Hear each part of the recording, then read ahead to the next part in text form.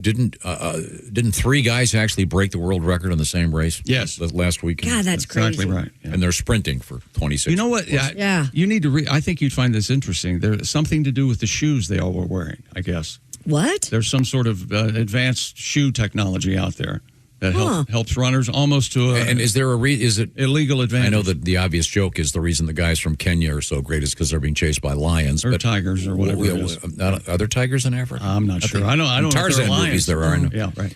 No tigers in Africa. Is there some kind of, what's going on there? What about the African tiger?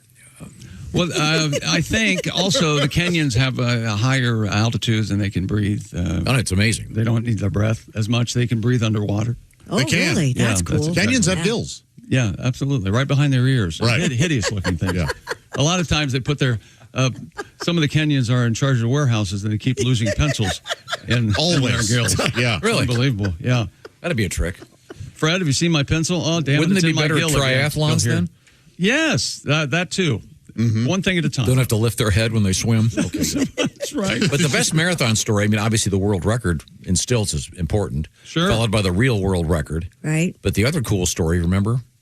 I don't know. What? No, what? We had a great marathon story. The blind guy Oh, yeah, that ran with the special Ray-Bans. The special Ray-Bans with an enhanced virtual reality. People talking to him. Yeah. And the problem with it was there were several places where the Bluetooth failed because there were so many people on cell phones. Mm-hmm. Talk about hitting the wall. You know, let me know when the first we get that in the Indy 500. You really hit the first blind driver. Yeah. And you know that the AI programming has gone wrong when it tells them to take a right.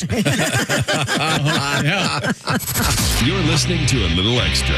Bob and Tom Extra. Bob and Tom 24/7. It's time for Rock Minute with your host, Ian St. Ian. Right, this is Ian St. Ian. Welcome to Rock Minute. As usual, Rock Minute is brought to you by Gibson and Marshall. If you don't play Gibson and Marshall, you're a wanker. Right. I'm very excited today. A very special guest, a legend in rock and roll. Here he is, the legendary Who guitar player, singer, songwriter, Pete Townshend. All right. Pete Townshend. Pete, come here. Pete. What? Pete, come here. I'm going to interview you.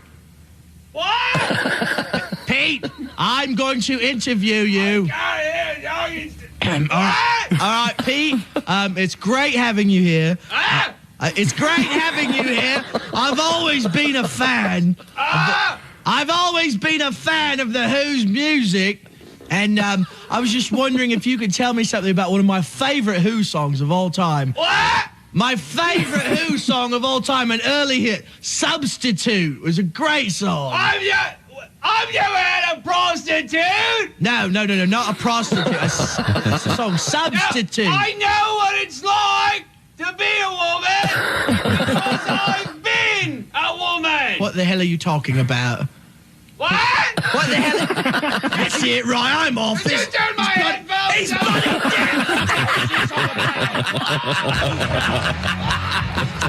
This has been Rock Minute with your host, Ian St.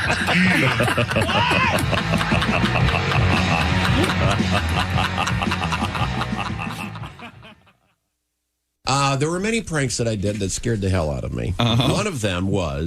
I got these neighbors behind me. Really? My neighbor Gail, Gail? Gail is a woman who just moved. Her bedroom wall is right behind mine, and she has a new boyfriend. Mm-hmm. And I found this out.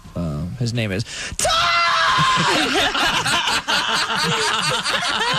Bob and Tom 24/7. Hey, got a question. What's that? How can I listen to Bob and Tom radio on my smart speaker? I'm not really sure. Well, why don't we just ask her? Her? Hey, Alexa, how can someone listen to Bob and Tom radio on a smart speaker? Just say, Alexa, play Bob and Tom radio on TuneIn. TuneIn? Correct. Alexa, play Bob and Tom radio on TuneIn. 24/7? 365? All day, every day. Alexa, play Bob and Tom radio on TuneIn.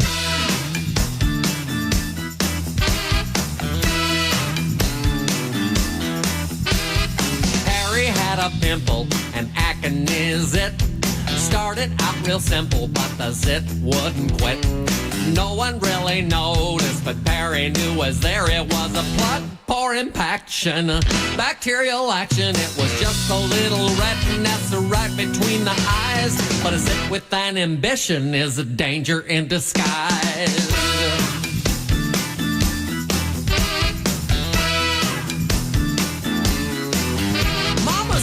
Don't you touch it and the zit will go away. But he locked the latch on the bathroom door and done it anyway.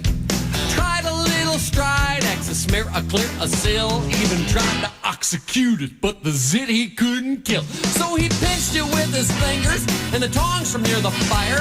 Then he really got serious with some channel lock pliers. It was a zit, it was a zit that wouldn't quit.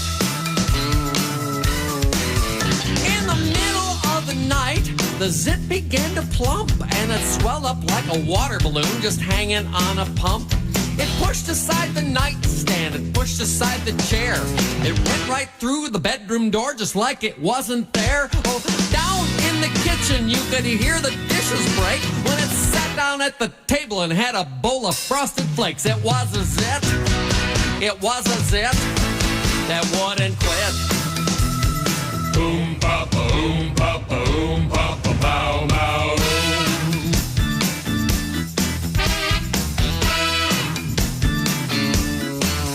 Well, the action TV weatherman at his Doppler radar screen felt his pancake makeup crack at a sight he'd never seen. So the weatherman called the governor on the governor's secret line. He said, "There's a matter of municipal security that you should be aware of at this time. It's a high-pressure center, half the city wide, with what appears to be a teenage boy hanging off one side." It was a zit, it was a zit that wouldn't quit. Well, the governor...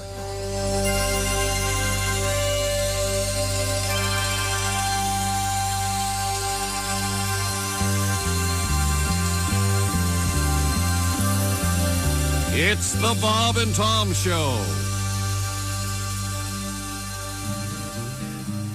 There is a day I celebrate. It's called Cinco de Mayo. C-I-N-T. Oh, we got to be faster, don't we? This is working really well so far. We have to try that again. Okay. Let's try it again. I think the guy that started with the first C hung on a little. Yeah, too you long. hung on too long. That's a quarter note, Thelonious. That's out of habit. He egomaniac.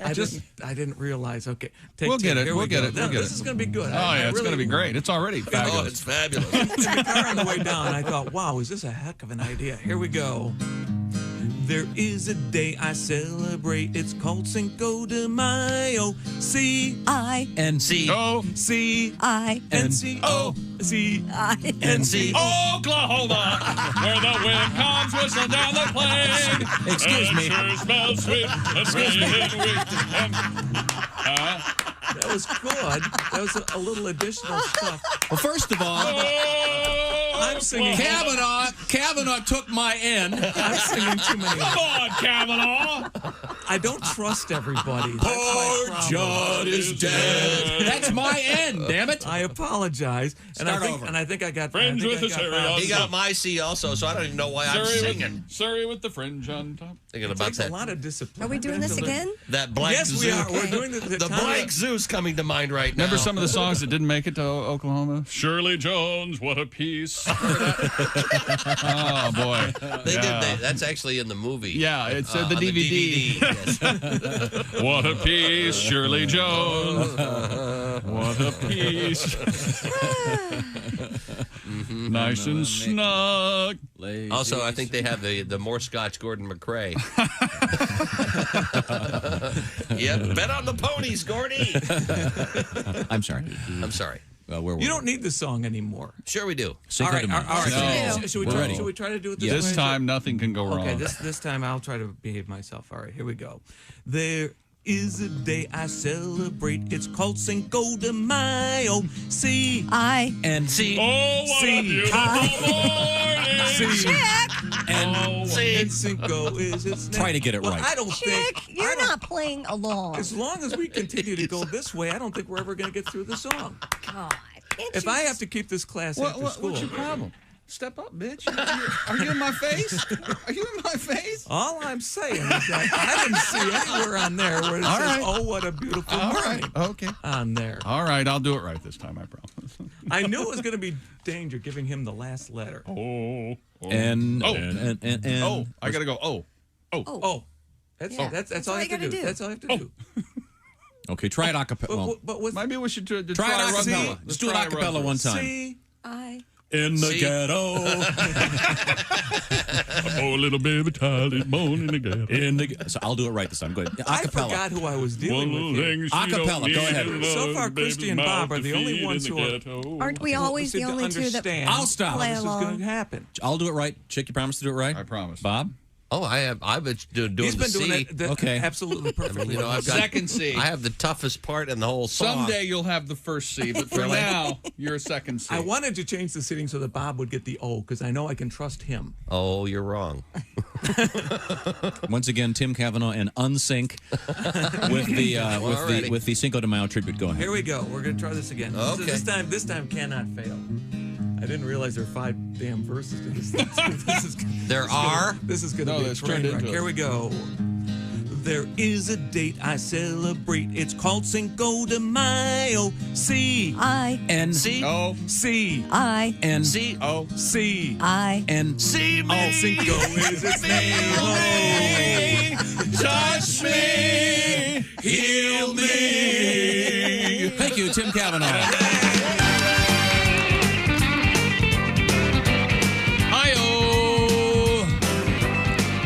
Welcome back, my friends, to the show that never ends. It's the Bob and Tom Show. That's exactly right. In the O'Reilly Auto Parts Studios. Christy Lee rocking and a-rolling. Yeah, baby. In the Tom heads up, Janis Joplin tee. Yeah. The long sleeve. Very nice. Thank you.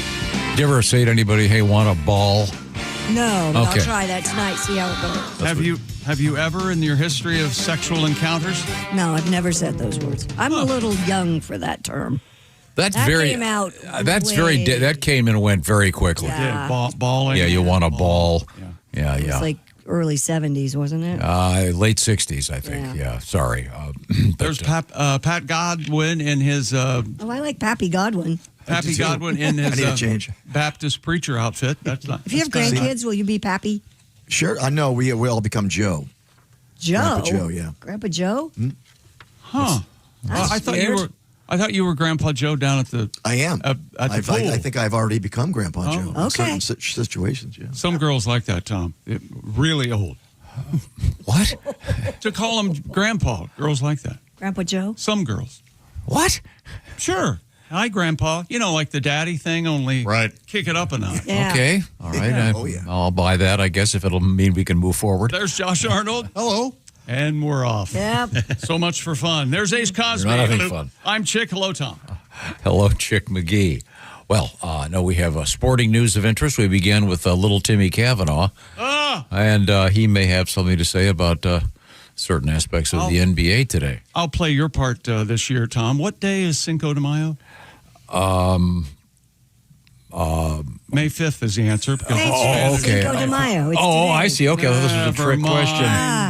Taco, did you not hear the intro to this? I was out in the parking lot. Tim Cavanaugh singing. I was in the parking lot doing something. Speaking of the parking lot, arranging the cars. Speaking of the parking lot, we have an issue. What the hell? With the patio. Have you guys noticed the patio? What's wrong with the patio? Yeah. It's everywhere. The geese apparently settled in the patio. Yeah, they had a party. That, yeah. And they got loose. They did. Mm-hmm. What the hell? Yeah, we need a snow shovel. We need something. I saw the person who I think is on the payroll to take care of such issues. Right. Wandering around the building a lot yesterday. Some may say lurking, but the goose poop remains. I'll go look for a shovel during the break. Are you going to clean it up? Well, it's disgusting. Well, someone's going to start tracking that through the building. It's disgusting. The geese never typically come up here. I don't know what's going on. Well, they want to get out of the rain. They're more scared of us than we are. Is that how that works? You know, with geese, I don't think it is. Yeah. Even if they say it is, I don't think so. They are a confrontational bunch. Yeah, they man. are. They'll let you know they don't care for you being there. Those geese. Would you have a pet bird, Tom? No, I know people that do. They enjoy them very much. Not my thing. Okay. So anyway, Taco Tuesday has a new meaning today because it is Cinco de Mayo. Okay. He's not listening to I'm sorry. So what? I mean, it's Okay, well, So what? I'm just getting organized. I just was handed a bunch of papers at the last second. I'm sorry. Things are askew over here. NBA action last night. Minnesota Timberwolves take game one from Vicky Wem and the San Antonio Spurs. 104-102. Wembanyama had 7 blocks in the first half, ended up with 12 for the game. He's the third player to get a triple-double in the playoffs, including blocks since the league started tracking block shots at 73-74. And Jalen Brunson, 27 of his 35. Recognize this, Christy? Now he'll cooperate. no, This is the theme to the TV show. Then came Brunson. never saw that. It's a great Who show. starred in that show? Michael Parks. It's about it was a knockoff on Easy Rider. That's kind a of. rambling music, isn't it? Oh, it's great stuff. Was he a rambling guy? He was. He was driving across country. Got in a Harley, and the actor actually was a big. Quentin Tarantino was a big fan of the show. Then came Bronson. And that's how Michael Parks ends up in all of his movies, kind of, sort of. Yes, which is a nice touch. But Michael has since left, sadly. Knicks win 137-98. Cleveland at Detroit and the Lakers at Oklahoma City tonight. Game ones of those series, and it's already been announced Luka Doncic will not play for the Lakers. Stanley Cup last night, Carolina and Vegas win, and we've got a man putting his penis to work. Really? In world records. Yeah, and it's two things that are bizarre at the same time. Is he pulling anything? Yes. Mm-hmm. Yes. And it's not a train. And Guinness said okay. Yes. Is this a Guinness record? Did they do I merely glanced at it. Is this? If it's not a Guinness World Record, I don't think it counts then. Aren't they the only world record people? I apologize. It's simply billed as an astounding feat. Oh, okay. Stupid, astounding feat. But it was in a strongman competition, so that we have sports. Yeah, but there's an unusual aspect. We have an astounding feat, and we also have a world record. Good. I mean, not that pulling any object with some tied to one's male member isn't unusual. I would not do that. Yes, but he added another ridiculous aspect challenge to it. You'll be disappointed in humanity. Yes, I mean it's amazing and incredibly stupid. We have a version of Constant Stew in the news. Oh no! I hope nobody's doing that. Yep. I would hope. Well, you'd be wrong. Is that the one where you start out with rocks and then? No, Constant Stew was, remember from history class? Ptomaine poisoning? Well, yeah, the problem would be you have to keep it above a certain temperature. I think it's 140 degrees Fahrenheit. In other words, they would have a pot on the fire, right, and they would come in and throw meat in it over the course of time. But if it ever the meat could rot. And I was like, oh, hey, look, we found 2 carrots outside. Well, throw those in the Constant Stew, and then you'd have carrots for a couple days. Wow. And then It's creepy. Yeah, but you're just asking for it at that point. Yeah, well, it's back, and Thanks you can to TikTok. and you can. Yes, I was going to say, you can blame the internet, like you can on almost everything else. Also, coming up, changes at McDonald's. They're not getting rid of the fish sandwich, I hope. I saw these changes, and Big changes. I'm pro. You like the change? I am pro as well. Yeah, and it's been going on for a while, but I did not suddenly like the old way. there's a huge backlash. Also, a bizarre story about. I mean, one of these. Sometimes these stories you go, well, who wanted this? It involves beer and sunscreen. Together, finally? Yeah, at last. Hey, do you spill your beer on your face? Well, Well, there's a little more to it than that, but we'll this is a get all the pale gory, ale and a sunscreen. Get all it's both. gory details. And we have a joke that was sent in by a listener that I find to be astoundingly funny, and we will get to that when we get to letters. Can we come right back with it? Yes, and it has to do with you. Okay, and we have a request for Patty G. And more. We'll get to our mailbag in just a second. Right now, everybody's talking about what are the GLP-1s, the dietary program in which you stab yourself with a needle and shoot up. That may not be for you. That's where Brickhouse Nutrition is stepping in. If you're not interested in giving yourself shots, I guess some of them you just stab yourself with like an EpiPen. Yeah, kind of. That's what it looks like. This is different. This is created by Brickhouse Nutrition. It's a weight loss supplement called Lean, L-E-A-N. And the results for some are remarkable. Check this out. Physicians put this together. It's designed to lower your blood sugar and burn fat by converting it into energy and curb your appetite and curb your cravings so you're not as hungry. And Lean is not designed for the casual dieter with a pound or two to lose. It's designed for those that want to lose more than 10 pounds. And you can get started right now with 20% off and free rush shipping. So check this out from Brickhouse Nutrition. It's called Lean, L-E-A-N. Just visit takelean.com, enter the code TOM to get that discount. The promo code is TOM at takelean.com. You can do this right now, by the way. Once again, it's T-A-K-E, Take Lean, L-E-A-N. Takelean.com, enter the code TOM. Weight loss results are going to vary, of course. These products and statements have not been evaluated by the FDA, and these products are not intended to diagnose, treat, or cure, or prevent any disease or any other condition. TakeLean.com. The code word is TOM. Coming up, this is really interesting. You go online now and you have to prove how old you are. Mm-hmm. There's an unusual hack that has been created for this. When you hear this, you're going to go, are we that stupid? Has our culture become dumber than ever? Well, yep is the answer. We are in the O'Reilly Auto Parts Studios. This is the Bob and Tom Show.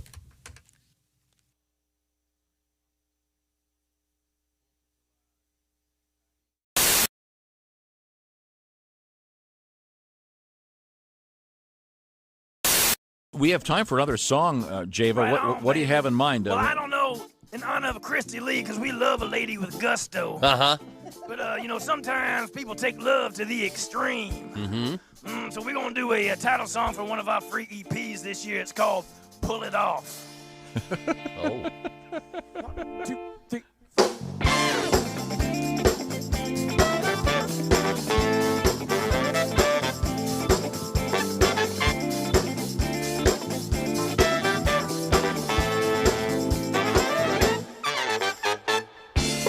What's right is right. She was shining in the spotlight, achieving a height that no one would dare. She breaks with convention, the mother of invention. This is the night she's taking you there. If anybody can, she can pull it off without even trying. She will turn you on. Using the magic, she's twisting the fabric inside out. If anybody can, she can pull it off. What's wrong is right. She gives it its own light. Paris, New York, London, LA. She brings it all back. A sensual attack. Whatever it is, that girl's got it made. If anybody can, she can pull it off without even trying.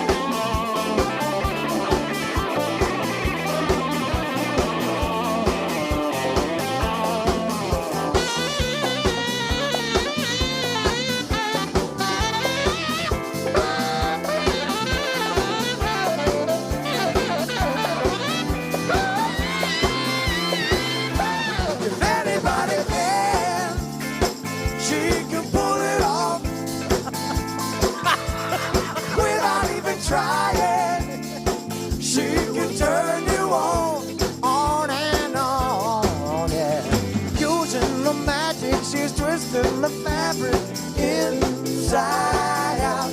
If anybody can, she can pull it off. If anybody can, she can pull it off. Pull it off. If anybody can, she can pull it off. If anybody can, she can pull it off. Oh, yeah.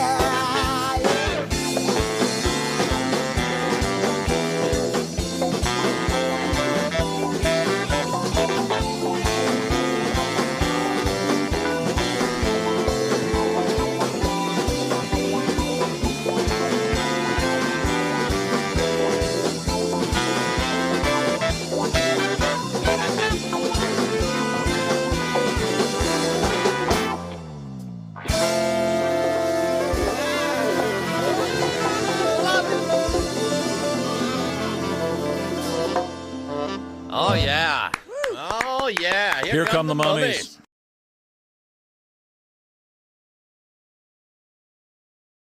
Hi, man, it's Donnie Baker. Guess what? I saved up some money and bought this new badass spy camera. I swear to God I did. Check out this bad boy. See, I've got some Velcro here that I can put it right on my tap-out cap. Keep it right here on the side. Nobody would ever notice. They'll just think it's like a pacemaker or inhaler. Plus, I've got full coverage connected right here to my pager. So between these two things, I'm basically like a Navy SEAL or a coal miner. Except now my head's above water. Check this out. Hey, Chloe, I'm Donnie Baker with the Bob and Tom Show. I'm one of the sound guys. I need to put one of these lavender microphones on you just to make sure we can... You should run this anywhere you want to. I'm a big fan of 24. Hey, is Martin Sheen's son really full-blooded Cherokee, or is that just a rumor or bourbon legend? Is that... Here, maybe we should go this end first. Yeah, it's a lavender microphone. It's just a... What the hell are you doing? I'm putting a lavender... You've got a restraining order. You're not even supposed to be... That's a different... Auto Parts for all your car care needs. Get the parts and service you need fast from the professional parts people at O'Reilly Auto Parts. There's Christy Lee. Hi. She's at the news desk. Happy to be here. There's Pat Godwin. Hello, chick. He's at the music desk. Hello. There's Josh Arnold. Chickster. Hey, man. He's at the I Hate Steven Singer sidekick chair. There's Ace Cosby. Hello. I'm Chick McGee. Hello, Tom. It's time for letters from our listeners. Emails, as you were. I got an unusual starter here. Right. We are in the wrong business. Oh, yeah?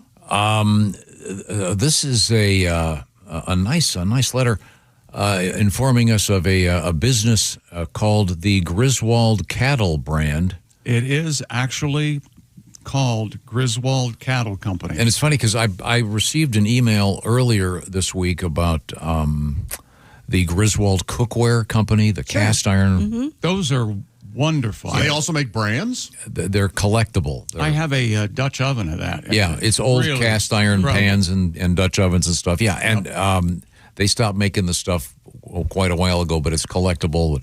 This Griswold Cattle Company, it specializes in semen. And I'm not kidding. Here's the motto. Oh, shoot. When you said brand, I thought... You thought, yeah, right. Oh, yeah. Sorry. No, that's okay. Though you should have. I misspoke. It says, give the gift of love - semen. Huh. And it has photographs of various beautiful black cattle. I'm not sure what breed this is. There's also, just look at this chick. There's also some that are the color of golden retrievers. Yes, like Golden Harvest or something. Yeah, one's called Golden Rule, Greater Good. Golden Rule. Can anybody buy semen? Like, well, it depends how much money you've got. For example, it wouldn't be a whim. If you'd like some semen of the bowl known as Off the Record, it's going to cost you between $40,000 and $300,000. What? Huh? Yeah, Belmont is $40,000 to $250,000. Okay. And it gets if you want good times, it goes up from there. The high end of good times is $500,000. Wow. It's got to be good stock and. Now I wonder, getting it for $500,000, do you get to get it yourself? Ooh, I think that's why you pay the $500,000. Oh, I see. Yeah. The gentleman who sent that in said the most difficult part of collecting the semen is making the back of a pickup truck look desirable to a bull. Yeah. And the bull goes up and does his business, and they collect it in a container. They have like a great big plastic bull butt? I guess. Amazing. And haven't you tried that, Josh? You tell this is a symbol of my love. Yes. Have her collect my semen, right? Yes. Right. You clearly don't care about me. Absolutely. If you loved me, you would. And sometimes they're scoffing, sometimes there are tears. They're mixed results. I think it would be a cow butt, not a bull butt. That's a whole different thing.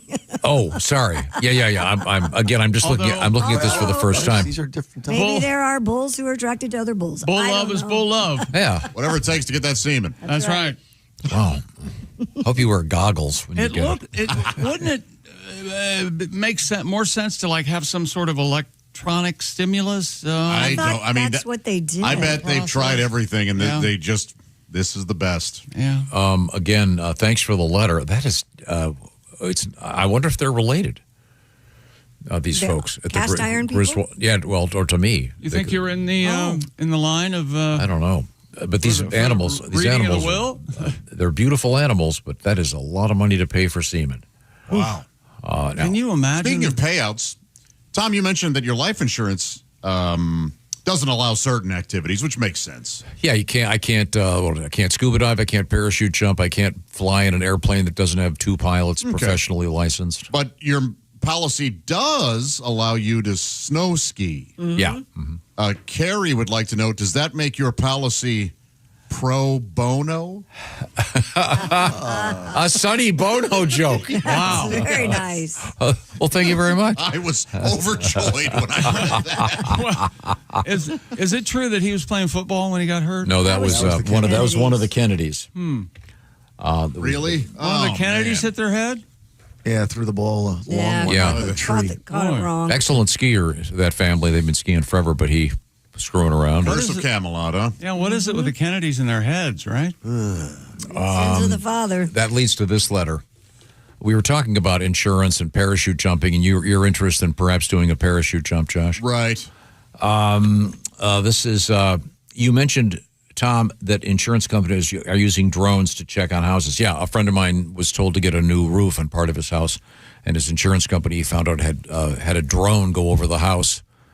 And rats. I was talking to a guy that does this, and he said they're looking for things like trampolines, hot tubs that aren't registered, pools, et cetera, et cetera. But this guy lives in Colorado.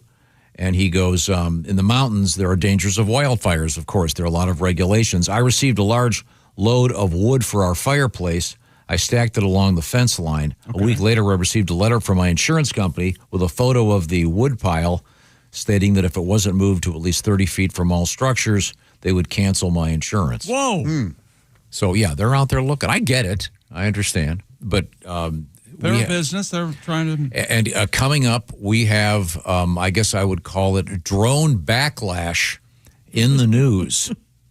Not everyone wants to look up and see a drone flying around their backyard. Get used to it. Yeah.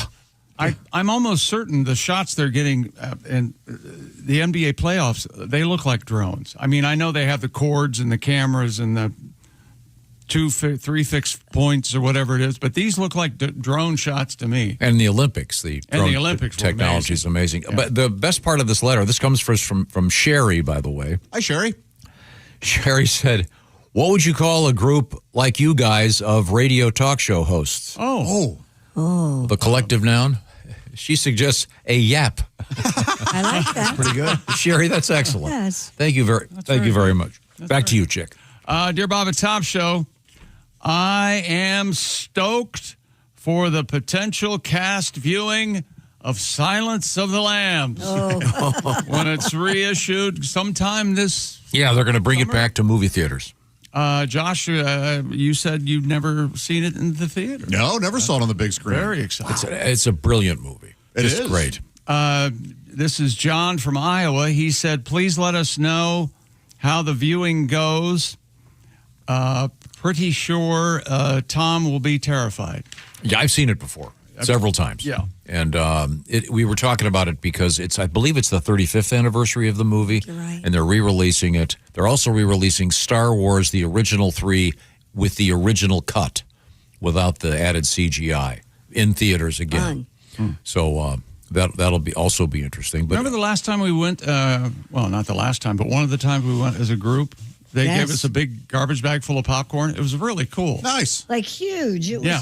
And then we sat it between us. We were just munching along. It was great. But the movie Silence of the Lambs does feature a scene with the so-called move known as the vag, where a man does some tucking and poses. I didn't know it had a name. Yeah. I thought it was the tuck maybe, but I've never heard the vag. That's what I was told. Oh. All right. I'm could be regional.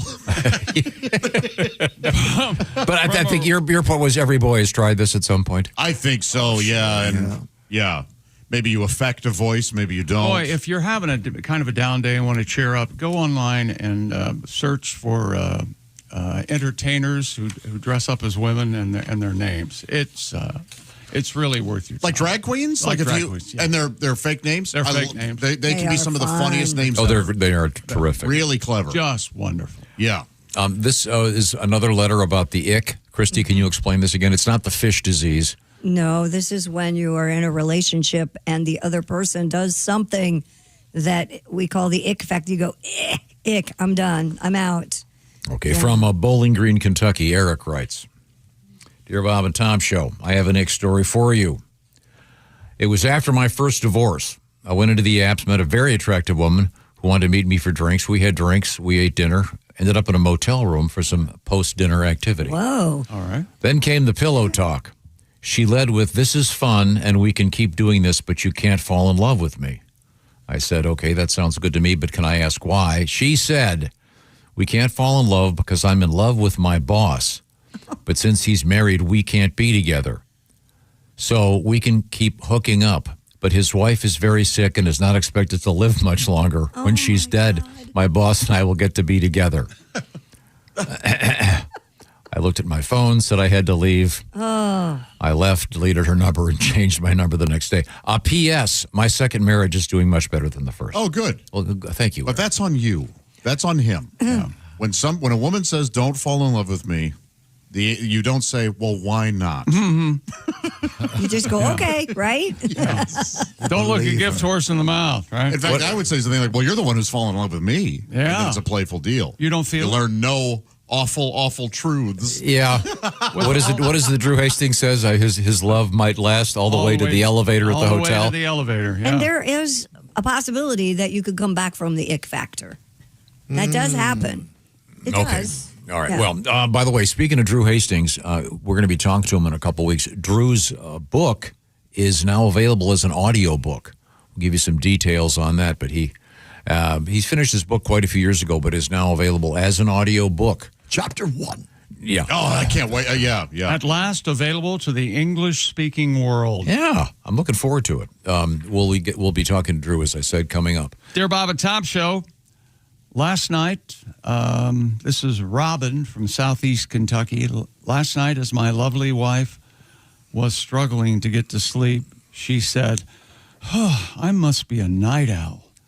I replied, who? Yes, well done. He laughed. I replied, who, ... Get it? No reply from the dark.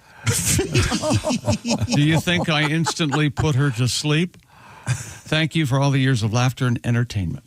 You guys are wonderful. Well, thank you, Rob. You did the right thing. Yeah. Yep, you did the exact right thing. Time for a mini request, if not a micro request, I think. Mini. This comes to us from Justin. He goes, I don't know if this will reach you guys, but I wanted to say I love your show. I appreciate you coming on early in the morning. It helps me get through the first part of the day. Yeah, we're up anyway. We appreciate you. Mm-hmm. And he would like to hear this. Again, this is a micro request. It's less than 4 seconds. Oh. But your wish is our command. Ladies and gentlemen, as requested by Justin. Mr. Fister! Oh! Mr. Fister! That's the short version of the Mr. Sorry, can we play that again? My eyes only started to bleed Man. while you were playing that. Mr. Fister! Oh! Mr. The Tommy Award-winning Mike Mark on the if there's receiving anything end that of. called for the he, it was that. Yeah, absolutely. We love getting your requests. We'd love to hear from you. Dear Bob and Tom Show. Oh, you have a yeah. Well, this is a love letter for Josh. Oh, my goodness. She first says, "Hey everyone," she wanted to drop in and say she loves you, but she has a major update. Josh, officially you are my new celebrity crush. Oh, what happened? What I did was do? looking for someone new to obsess over, and I decided it might as well be you. Hey, why not? Well, if that doesn't sound like love, I'll kiss your ass. Why? Did she find out Jeffrey Epstein's dead? I don't know. Doesn't mention him. Hope you're all having I'm really a wonderful tired of hearing day. about him, by the way. You brought him up. Yeah, how does that keep happening? Damn. Boy, yeah, only. Oh, my God. She's sending love from Clearfield, Pennsylvania. Yeah. You know where that is? Sure. Thank you, Jen. And Jen? Jen. All right. Well, I'm honored, Jen. Thank you. Well, you should tell her start out right from the start. She can't fall in love with Right, you. Jen. Don't fall in love with me. That's right. Just don't. Okay. You can hook up. I'm in love with my sister-in-law. It's a lot of drama. That is a lot of drama. I would have picked something more jokey, but Dear Bob and Tom Show, this is also about Josh. I am a flight attendant for a well-known United States airline. I was listening last week on the way to the airport. I couldn't stop laughing when Josh called us flight attendants flight bitches. Well, I said they don't like to be called stewardesses. They prefer flight bitches. I couldn't stop laughing and made my captain, who I was on the way to the airport with, give me a very weird look because I was doubling over laughing so hard. Thank you for always making my morning van rides amazing. Tom, congrats on getting hitched. Well, thank you. Josh, you are my favorite. Oh, well, that is Brett from Kalamazoo, Michigan. Well, you're welcome, Brett. And, I got a girl. That's somebody who gets it. In Kalamazoo. Yeah, I'm sure there were an equal number that didn't, that were offended. But Well, luckily, we no longer have a producer that sends me those emails. Okay, thank you, Brett. We certainly appreciate it. Now, let's get a song out of Mr. Godwin in just a few minutes. Coming up in the news, we have what, Christy Lee? Oh, well, we have a guy trying to baptize an alligator. I don't know if it worked, but we'll find out. McDonald's getting rid of something that's kind of special. And beer and sunscreen. How do those go together? Well, we'll talk about that. Yeah, and a guy that seriously whips it out. Mm-hmm. Oh, yeah? Yeah, serious. I mean, it's very serious. We'll find out what he She'll does. take this serious. Yes, we'll find out what he does and why. But right now, speaking of things serious, Isn't it time to take your security system seriously? That's right. That's where Simply Safe comes right through the door. Simply Safe, comprehensive protection with sensors, cameras, 24/7 monitoring, but on your terms. Easily customize a system that's right for your home at simplysafe.com with app-guided setup. No drilling required. You don't have to wait for that technician appointment between the hours of 4 and 6. It's not just a camera. It's a comprehensive ecosystem of sensors, cameras for inside and out, and 24/7 professional monitoring. And in the event of a break-in, fire, or flood, Simply Safe's agents ready to take action. And you won't find long-term contracts with Simply Safe, no lock-ins or hidden cancellation fees. Simply Safe, here's something, earns your business by keeping you safe, not by trapping you in a contract. 24/7 monitoring for a fraction of what the traditional brands charge. And Newsweek has called Simply Safe America's best customer service. You can experience the same peace of mind we all do here at the Bob and Tom Studios, and I do at my compound. We partnered with Simply Safe, an exclusive discount for Bob and Tom Show listeners. Right now, get 50% off your new Simply Safe system. All you have to do is visit simplysafetom.com. That's half off at simplysafetom.com. There is no safe like Simply Safe. Thank you very much. If you want to send us a letter, we would love to hear from you. It's very simple. Just go to Bob and Tom at bobandtom.com. And speaking of our website, it's really looking great. We did a whole remodel on it. And same for the app. And we've got a bunch of cool stuff on the VIP service. I urge you to check out all those by visiting bobandtom.com. These are the O'Reilly Auto Parts Studios, and this is the Bob and Tom Show. Thanks for listening to the Bob and Tom Show this morning. Catch any part of the show you...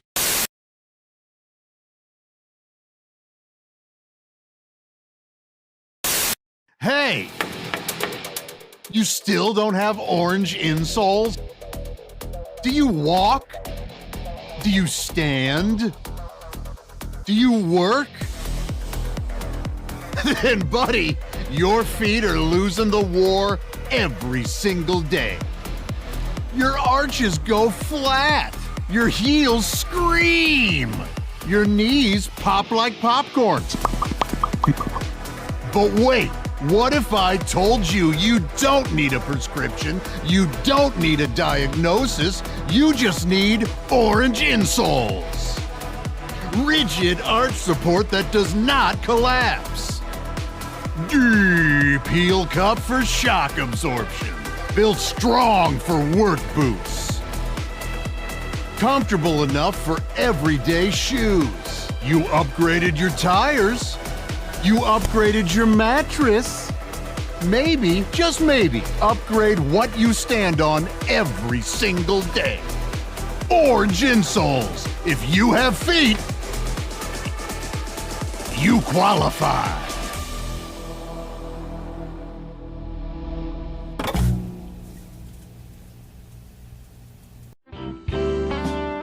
Well, I watch, I'm home during the day a lot, and I have a little ritual called watching 8 hours of Law and Order in a row on cable. Because you can. Yeah. Law and Order, yes. Law and Order, yes. Law and Order, yes. Charmed, crap, it's over. But I love Law and Order because it's ripped from today's headlines. You know? It takes a news story that's going on, then they change the names up a little bit, then they make that the plot for the episode. The thing about Law and Order is, though, every episode has to involve a murder. And even if there's not a murder in the news story they're talking about, they just go ahead and add a murder into what happened. Okay. And, which has got to piss off the people in the news story, because they're watching. Fred Thompson and Sam Waterston are hashing out the case. Now, Jack, I'm afraid you're going to have a political firestorm on your hands if you insist on prosecuting this as a first-degree murder trial. Politics is your area, not mine, Arthur. It's my job to convince a jury that the governor of New York was caught with a high-priced call girl and then murdered her. Elliot Spitzer is sitting home saying, whoa, I didn't murder her, all right? Everyone knows you're talking about me here. You're not fooling anyone with this Elliot Bitzer character. Yeah. He should sue Law and Order, which would be an episode of CSI New York. I don't know how the jurisdiction works.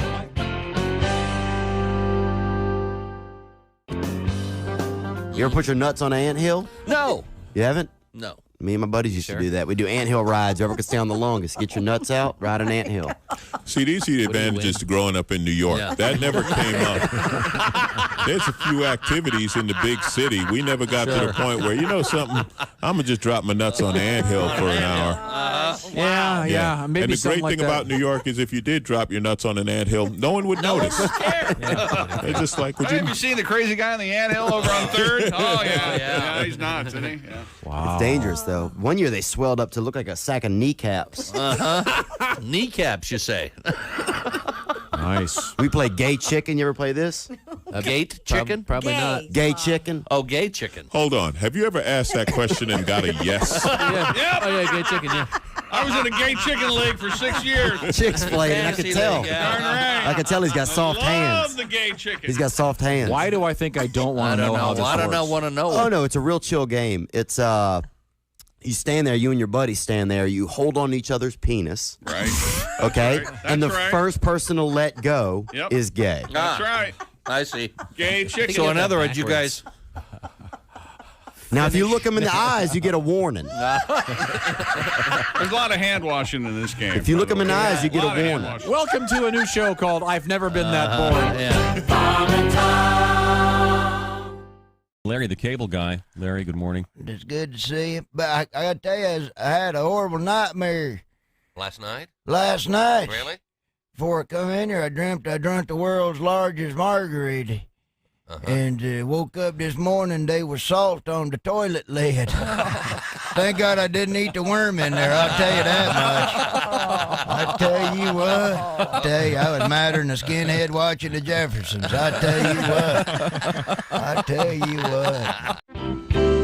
Occasionally, I will sing in my stand-up act if I'm talking about a particular band thing. Like right now, I have, I kind of talk about the fact that, Grunt STP is getting back together. Scott Weiland. Yeah, sure. So I kind of do a mild dancing impersonation of him to prove that you have to be on heroin to dance like that. And the fact that he's actually our generation's Keith Richards. If you've noticed, nothing will kill him. He's been kicked out of 2 bands because they thought he was going to die, and then he didn't die. He's still alive. I hear him. And they're like, whatever. Let's record another album. Who cares?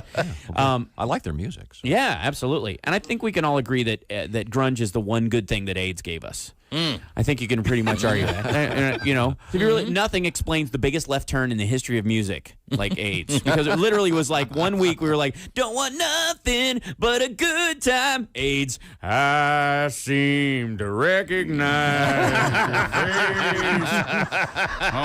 your face. Right. Pour some sugar on me. AIDS. Me. You tell a generation of 13-year-olds that sex equals death, you're going to have them going, I deny.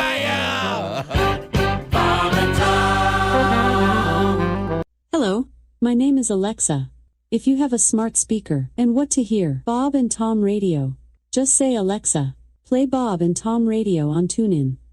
Now, you try it. Alexa, play Bob and Tom Radio on TuneIn.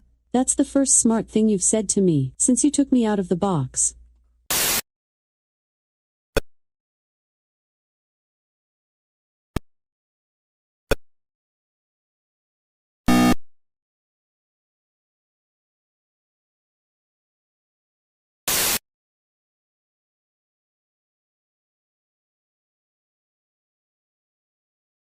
Counting Crows and Switchfoot at the track.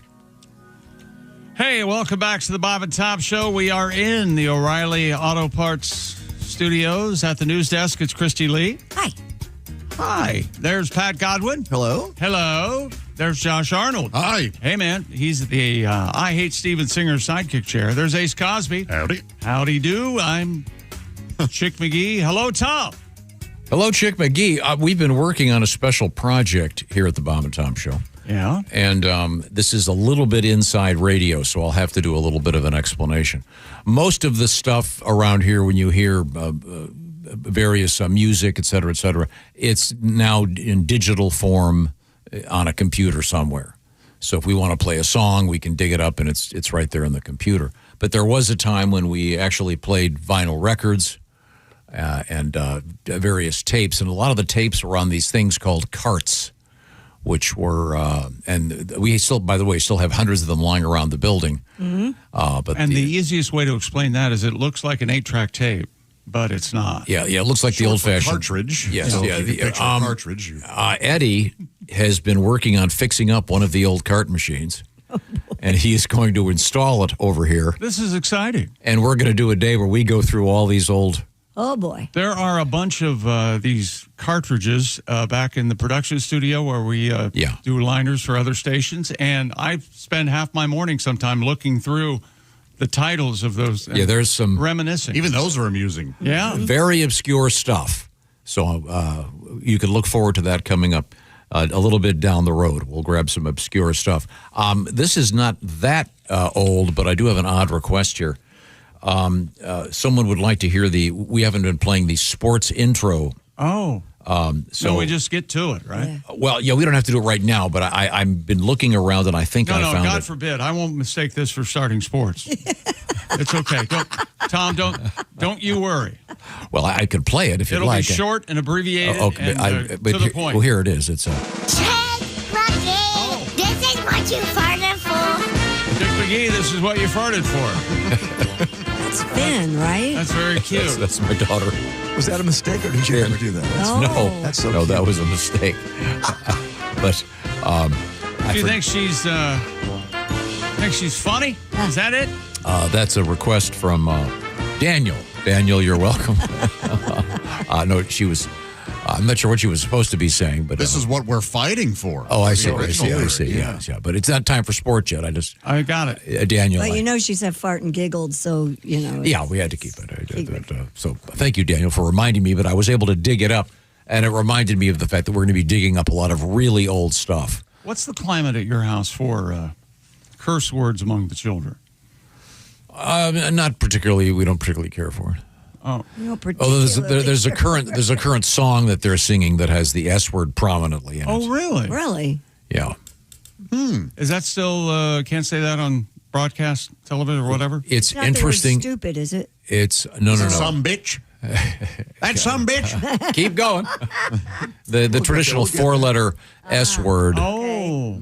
And it's funny you'd ask because it's a hit song, and I heard it yesterday on the radio, and there is an alternate. There's an alternate version of it. Yeah.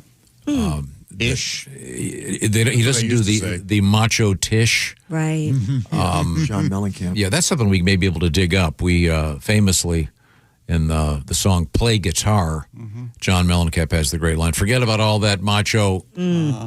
And that was, again, back in the days of tape. Learn how to play guitar. So what we did was we took the tape, and where that word comes up, you take a wax pencil and you mark it, and we took the tape and reversed it. So it said, it sounded like he was saying, forget about all that macho tish and learn how to play guitar. Those were the days. Yeah, weren't they? Yeah. But yeah, there's a couple. Block. There are a couple that squeeze by. I won't say necessarily. The Who, right? Yeah, the Who. Who are you? That may or may not make it across the airwaves. There are a handful that are. Also they're politically correct. There's a politically correct, if you will, version of a famous Dire Straits song. Yeah, "Money for Nothing." They've changed that one over the course of time. But we'll dig up a little bit of the macho tish for you. But right now we get back to the mailbag. What have you got over there? Dear Bob and Tom Show, please, Tom, tell me you at least let your kids paint the doghouse. No, the kids don't want to. They don't want to paint it. They don't want to paint it. No. Right. Oh, well, this is from Myq in Detroit. Yeah, they want to paint it. My 10-year-old built a doghouse, and it's currently still inside. Excellent. There's a nice photograph of it. You can see. Now you can tell that's a doghouse because And they insisted on getting the lettering, right? So it says doghouse on it, so the dogs know. And that will fit your all your current dogs, or just the little guy? Yeah, you can't really tell how big it is. It's 2 feet by 4 feet. Okay. By 2 feet. They've lost interest, haven't they? They can fit in. No, it goes outside when they want to go outside. Then they put it back in. Oh, do the dogs go in it when they go outside? They'll go in it if you throw a nice chunk of dried Put a liver nice in dog there. bed in there? And, Yeah.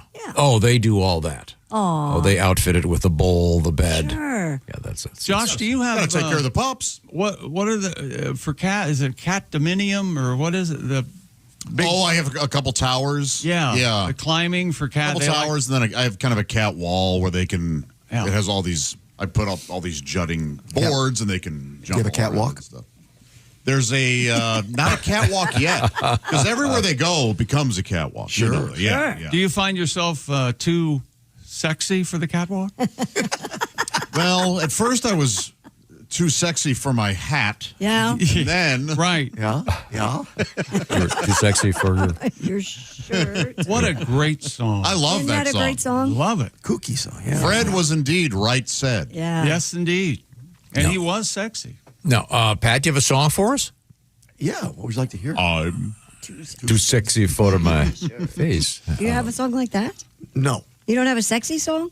I have a song about what I do at night when I want to be sexy. Okay. You put here me on you the go. spot though. What do you do when you want to be sexy? I'd like to hear this. Well, I mean, okay. You take off I'm the. a guy who goes. I like to date around. Do you? Yeah. Okay. You know that about me. Variety As he is grabs the guitar. spice of life.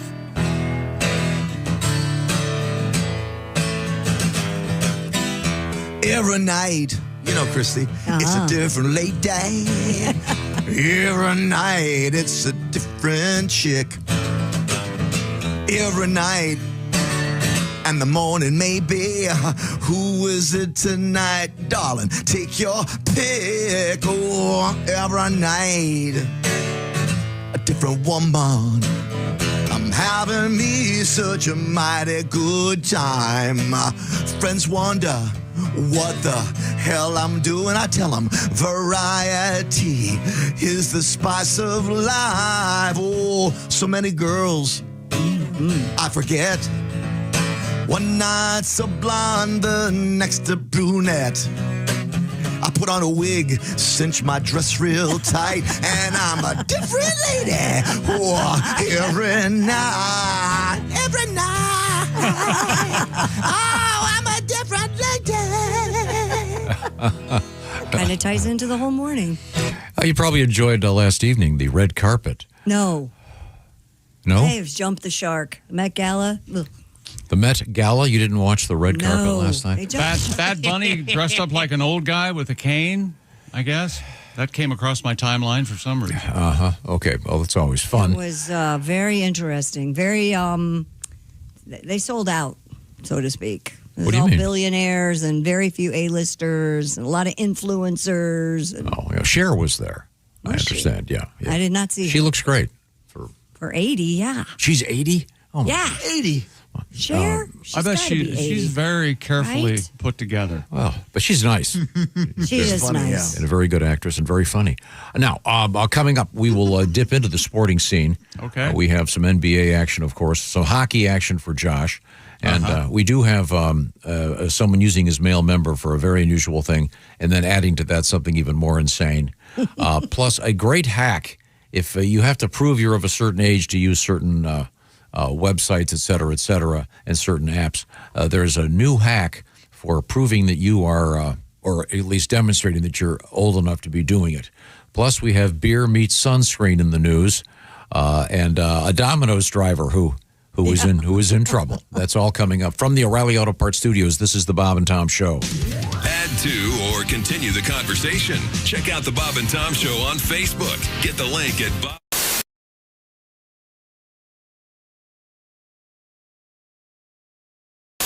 I like driving. I'm not a big fan of flying. I got upset. I don't know. You know how you hear all these bad things about Spirit Airlines? I finally had to fly Spirit Airlines because I needed a direct from LA to New York. And there's the only flight they had left. And I go, how much is it, direct to fly in an hour? And the lady goes, $150. And I go, that's like a very reasonable price for a ticket, but where they get you on the extras. And I go, $150, I'll take it. And the guy goes, now, are you going to want to sit down? I think so. He charged me $30 to uncross my arms. And, at one point, I'm just dead asleep on the flight. They wake me up. They go, "Hey, it's your turn to fly the plane." You live in New York now. I live in New York now. You like the city? Are you in Manhattan, Brooklyn? Where are you? I was in Harlem for a very long time, and I've been on the Lower East Side for like 4 years now. So I'm a New Yorker. Yeah. Yeah. And people talk crap about New York around the country. Sometimes we're kind of like I was in Chattanooga, Tennessee, and I was in this taxi, and he asked me where I was from. I said New York, and I mean he gasped so loud it almost startled the horse. And he was like, I hear New York is filled with crime, and I was like, I've heard about Chattanooga. Nothing. When my agent said I had a gig in Chattanooga, I Googled what country is Chattanooga in, and then I fired my agent. And you're also an actor. We didn't really talk much about that, but I know no one's talking about it these days. You said you just did something. I didn't. What was it again? Well, I had an audition many years ago for Game of Thrones, and I remember I walked in the room. I was ready to go. And the director said to me, "First, we need to see you in your underwear." Which is not what I was expecting, so I put my underwear back on. I've been an actor, I mean, longer than I've been a comedian. I've shared the stage with some people who have gone on to become huge real estate agents. I had one small part in Law and Order. I played Ice-T's waiter. Oh. And to prepare for the role, I actually became a waiter for 12 years. You're a method. Yeah, very method. I'm the Daniel Day-Lewis of Applebee's. I think it'd be hard to learn the banjo by yourself. Yeah, I think that would be the only way to learn the banjo. I am legitimately now the owner of a banjo. Is that right? Yeah, I need to get it in here and see if. How did that happen? My dad died. Oh. Thanks. Ladies and gentlemen. So I took his banjo. The amazing, we need some sound, Nino. The amazing Pat Godwin.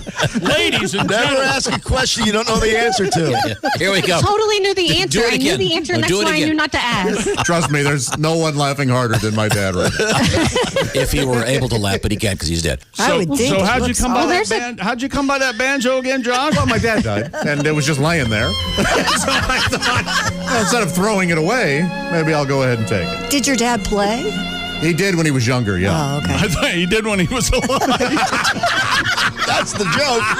There you go, Joshy. Yeah, I should have said that. Okay, well.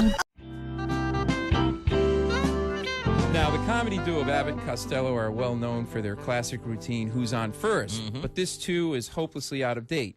Here's my version with the help of Mr. Dean Metcalf. Okay. Hey, Abbott!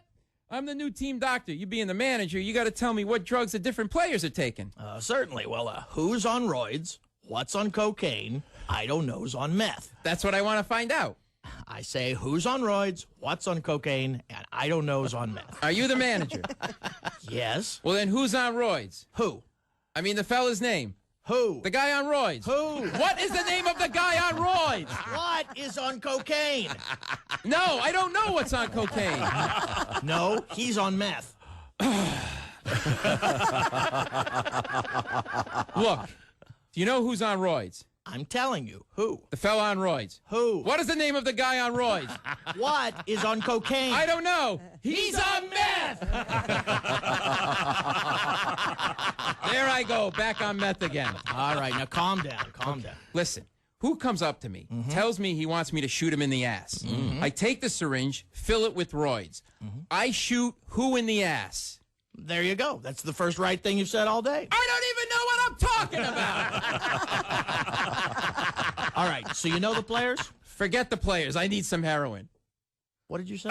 I need some heroin. That's our shortstop. Why I order? End scene. End scene. Paul Mercurio.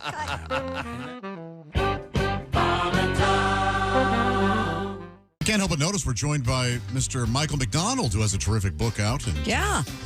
he's on Mr. Michael McDonald. Is it true you have a clip on Pornhub? You can do me, I'm your stepbrother. Oh, Michael, I can't believe you're That's just awful. really doing that. Hello. A great book called If That's What It Takes. And now we'll never talk to him. Now, Michael, you're also, from what I understand, using a teleprompter at your concerts? Keep forgetting words to all my songs. I keep forgetting the words to taking it to the street. You caught me off guard. Yes, I am aware. Sorry. Keep forgetting.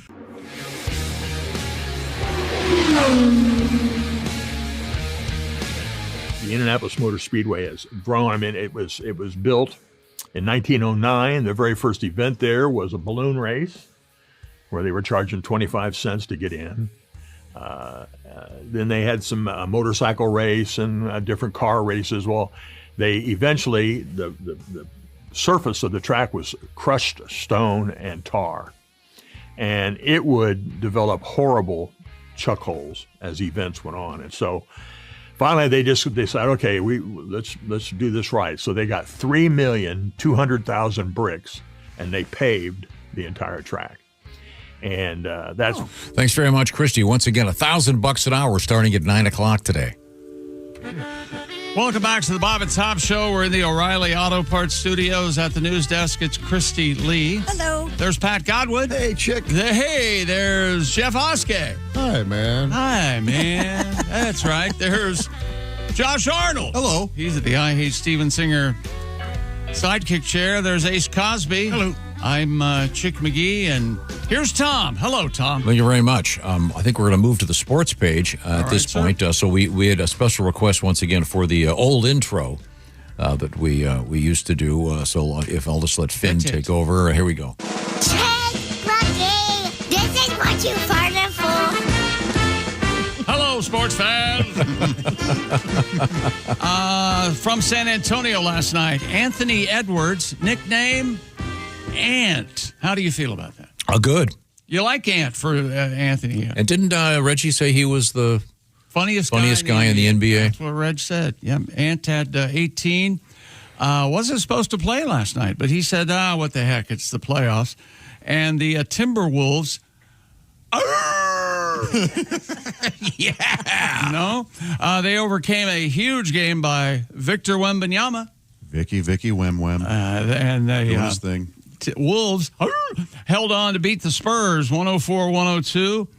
First game in the Western Conference semis. Wembanyama had 11 points and 15 rebounds and set an NBA postseason record with 12 blocks. He had 7 in the first half. It was like he was playing Nerf ball with his little brother, and everybody else was trying to play in the NBA. It was really something. Jalen Brunson had 27 of his 35 in the first half. And the Knicks add to their historic postseason. Chrissy, you want to help everybody here? Roll. This is the theme to Then Came Bronson. Then Came Bronson, ladies and gentlemen, theme music. Knicks overwhelmed 76ers 137-98 in their game one. The Knicks became the first team in NBA history to win 3 straight postseason games by at least 25 points. Whoa. Continuing a wave that began midway through the first round against Atlanta. Shot 63% from the field and leading by 40 points. I don't know if the Knicks are that good or Sixers have some trouble. I know Joel Embiid got a little hurt last night. But, of course, you really can't have an NBA game without Joel Embiid getting hurt. It's kind of like the first pitch in Major League Baseball. It's NBA playoffs tonight. These are game ones. Cleveland at Detroit and the Lakers at Oklahoma City. And, oh, by the way, Lakers have announced that Luka will not be playing tonight. He's still injured. My name is Luka.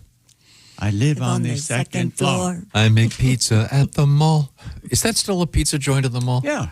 Luca's is? Absolutely. Is it still I think out there? so. You can get a slice? Get a slice? Or is it Sbarro's or something now? Did they change the It name? might be Sbarro's. Sbarro's or something? It's not Sbarro's. It's Sbarro? S''B. You're right. Yeah, I did enjoy the Dino's version of My Name is Luka, which was a great song, but their version highly disrespectful and yet humorous. Oh. Yeah. You said the Pistons are playing tonight? They are, Tom. The Detroit Pistons, former champs of basketball. Everybody.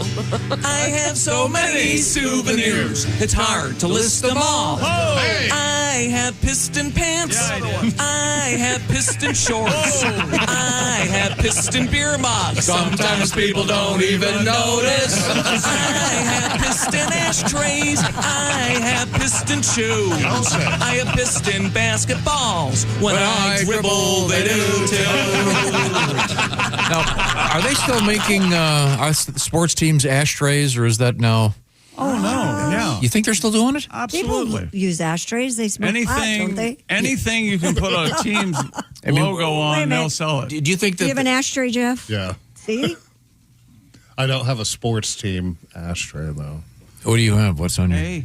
Whatever restaurant I stole it from. Yeah, I was going to say, that's those dinery ashtrays are the best. Yeah. Plenty of room on the Washington football team bandwagon. Come on aboard, brother. Oh, really? I'll get you a jersey, the whole thing. Let's do it. Let's do it. And we used to make ashtrays in school. Like on kiln day or kiln week. Really? I'm going to make my dad an ashtray. Yeah, me too. That's what we did. Ashtray. Yeah. I wonder when that was phased out. Because I remember, because the kiln was a real big deal. Yeah. And for good reason. You couldn't get near it. Mm-hmm. And Oh, yeah, well, only the teacher could. Because, I mean, obviously, I'm sure there's a 9,000 degrees. Didn't in Animal House, isn't that how the young lady passed away? Wasn't it a kiln accident? Fawn died in a kiln. Yeah, but God, you're so right. I remember that. Yeah. Did you do the handprint? We did. We had that, and for a while there, my dad thought it was funny to use that as the ashtray. It was just my hand in clay or whatever. I thought you meant your actual hand. And it was funny. You know, I have a very special dream, and I hesitate to share it with you, jackals, but I've always wanted to blow glass. It's quite an art. I think there's a course you can take 3 miles from here. This just intrigues me. It's really cool, and you just got to be careful. It's hot. Hot. Yeah. I could make you guys your Christmas gifts. Think of that. Little ornaments. That'd be cute. Well, now, don't pigeonhole me. My glass is my Wavre. What is it? Oh, sure. Yeah. Your milieu. That's exactly right. Really? My muse. No, that's a person. Anyway. Yeah. Who's that artist that does all that glass stuff? Jaluli? Is that it? Glows in the dark in museums? You could be the next Jaluli. Yeah. Jaluli, not Jeff Galooly. No. Wait a minute. Hang on. Mr. Oskay, do you know who Jeff Galooly is? Really? No, I bet it'll come back to you. He was the guy that was involved in the Tanya Harding.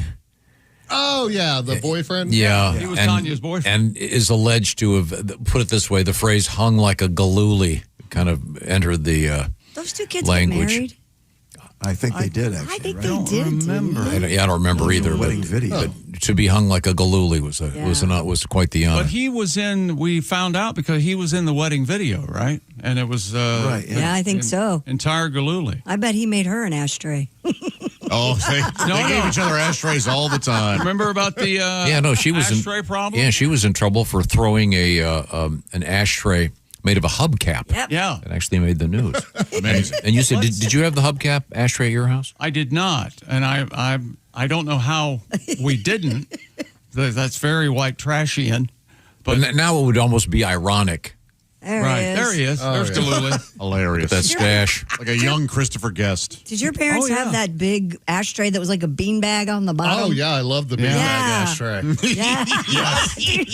Yeah, it was like a beanbag on the bottom and brass on the top. Yeah. My mom had one that was like 3 feet tall. Oh, the one on the stand. Yeah. On the stand. Those are great. I remember that. And chubby chick would, I don't know, from the year 7 to like 11, I'd kick that bastard over every day. And she'd get real mad. We were showing the kids some old videos from when we were kids, like silent films we got put onto DVD. Sure. And for my first birthday party, I'm at the end of the table.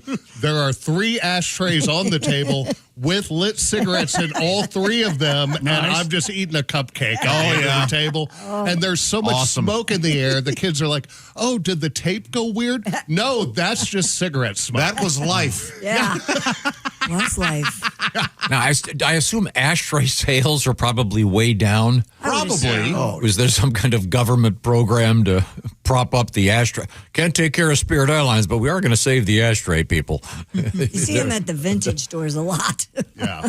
I bet there's some worth money out there. I have some cool ones from hotels. Collectible ashtrays? Absolutely. I used to collect ashtrays. I had like 4 or 5 of those on the stands. Oh, really? And I had one that you set and you pressed a button and it fell into it. Like, like cool. the the barber butts. shop. Yeah, I was going to say my dad's barbershop had that.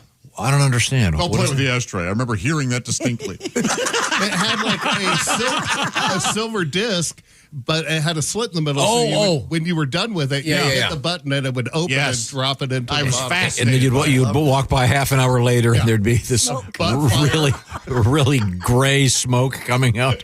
Yeah. Wow. In the wintertime, my mom and dad both smoked like chimneys, and they would roll the windows up because it was winter and have the heater on. And really smoke incredible for almost a solid hour as we drove to grandmother's house. It's a little sad that some kids they don't have these memories. It is. Seeing the teacher's lounge door open and a plume. Yeah. Oh, yeah. That was always amazing. The gym teacher. Yeah. It didn't really phase out. The big phase out began in the early 70s. I know this because at my high school, there was a smoking lounge for the students until I was a junior. Yeah, man. Yeah, There was a smoking area outside in our high school for students. Yeah, there was. We had a. That was late There was an 70s. area you were allowed to. I mean. Yeah. But then that was the first one. That was the first of the first phase of ending the days of smoking at high school. Now, what is the go-to thing to make now for the kiln if you can't make an ashtray for your dad. They're probably still doing the hands. Don't your kids make stuff at school? I know Hart made a beautiful medallion that was painted that was kind of sweet. Oh, that's nice. But nothing. But it was nothing like a 3-dimensional. I mean, it was 3-dimensional, but it wasn't really all. It wasn't like a bowl or. Yeah, my daughter made like a change bowl that we have by the front door. My daughter's in a pottery class right now, and I get these bowls. Oh, cool! They're cool. But yeah. Jeff, did you make when you took shop? Were guys making dugouts? Oh no, I never took shop. Oh, I'm surprised. What's a dugout? It was a thing that you could hold your weed and your lighter and a one hitter. Yeah. Okay. Yeah, and it was usually square or rectangle and made of wood, and you had your weed on one side. I think teacher was none the wiser. Yeah, I'm sure the teachers knew. They're not that. He didn't put a stop to it. There's a great scene in the book, Going All the Way by Dan Wakefield, where in shop class at Shortridge High School, he built a stand so that he could. What's the word? I want to be delicate here. Put his magazines on it while engaged in various activities. Yes, and the shop teacher was none the wiser. You know, I'm glad to know that I wasn't the only American boy dreaming of such invention. That might be fun to find out from various shop teachers what exotic things that their boys and girls are making in shop class. They called them. They convinced the shop teacher that they were pencil and eraser holders. The dugouts. Oh, that's a good call. And it was for your weed. That was for one. That was Mr. Yuka's shop class. Now the other shop class dugouts. It was an ex-cop who taught it, and he knew everything. What did you make in shop? Oh my gosh! I made a lovely sconce. Oh, well, we all had Did to make. you hear the room? Oh, yes, yeah, wall sconce that I like to think my mom still has hanging somewhere. It had a mirror even, and I made a birdhouse. Oh, nice. Okay. Yeah. Nice. Yeah, was the hole big enough for the birds, or it was. Oh boy, how do I describe the birdhouse? There wasn't one hole. It had sides with plexiglass, and the seed would go in the top. And many holes, no it was way. a hell of a birdhouse. That sounds very nice. It was made out of cedar, so it weighed about 55 pounds. It's hanging from a steel cable. Yeah. Today, that'd be worth like $500. Yeah. Yes. Well, well, tell us what you made in shop class. By all means, we'd love to hear from you. Bob and Tom at bobandtom.com. Let's see now. Monday, Tuesday, Wednesday. You know what's coming up today? Comedian Myq Kaplan will be joining us. Also, we are one day closer to Mother's Day. It's this Sunday. Yeah. Now, panic time. Don't want to get that letter on Monday. Oh, I'm in the doghouse. Look, morons, here's what you do. I like this guy that you're doing. That's the guy who's in the doghouse. I can't believe I forgot it was Mother's Day. We've told you 80 times. All right, idiots, line up. Here we go. What can you do? Well, you could go to my buddy Steven Singer. He's a great guy. Steven Singer, he should be in the Hall of Fame of people who have saved the asses of idiots. There's a video of Steven Singer dancing around on the internet. It's quite impressive. Yeah, Steven's a cool guy. He's a great dog guy. He's got a nice little rescue dog named Buddy. He's also got a website. It's IHateStevenSinger.com. He, of course, is a jeweler. He specializes in diamonds, real diamonds, not the fake stuff. Nice little gift for that mom of yours. Perhaps a nice bracelet, maybe the Atlas bracelet, maybe the earrings, maybe the necklace. Yeah. All kinds of stuff. Also, the Sunrise 24-karat gold dip rose. This is an exclusive to Steven Singer. Christy's holding one up right now. It will last a lifetime. It's a real rose, and it's dipped in real 24-karat gold. And then it's got beautiful colors, kind of a blue there, a purple, pink, and yellow. It's designed to look like a sunrise. Think about all those moms who get up early, making lunch and breakfast for the boys and the girls and for you. Okay, so do something nice for that mom. Steven's Gold Dip Roses, once again, real roses dipped in real gold. And the Sunrise Rose is just $89. Steven saw the price of gold going up and said, we're going to keep it right where it is. And the last time you can arrive, the last time your gift can arrive on time for Mother's Day would be, well, if you order it today or maybe tomorrow. I would say get this done today. IHateStevenSinger.com. Celebrate the moms in your life.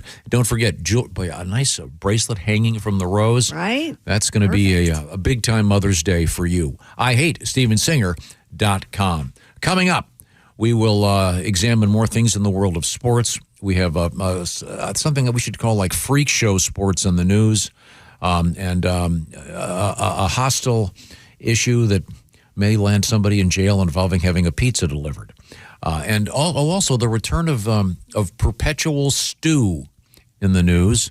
What was it? It was called a constant stew back in the day. And if you remember from your history books, it usually was followed by disease and death. Yeah. But it's back. Thank you, Internet. These are the O'Reilly Auto Parts Studios. This is the Bob and Tom Show.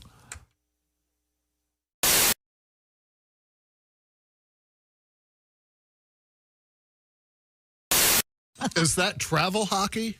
It is light travel, so not like... I've heard that hockey is the most expensive sport. Youth hockey's crazy. Your children can get It's kind of involved in. unfortunately expensive. Yeah.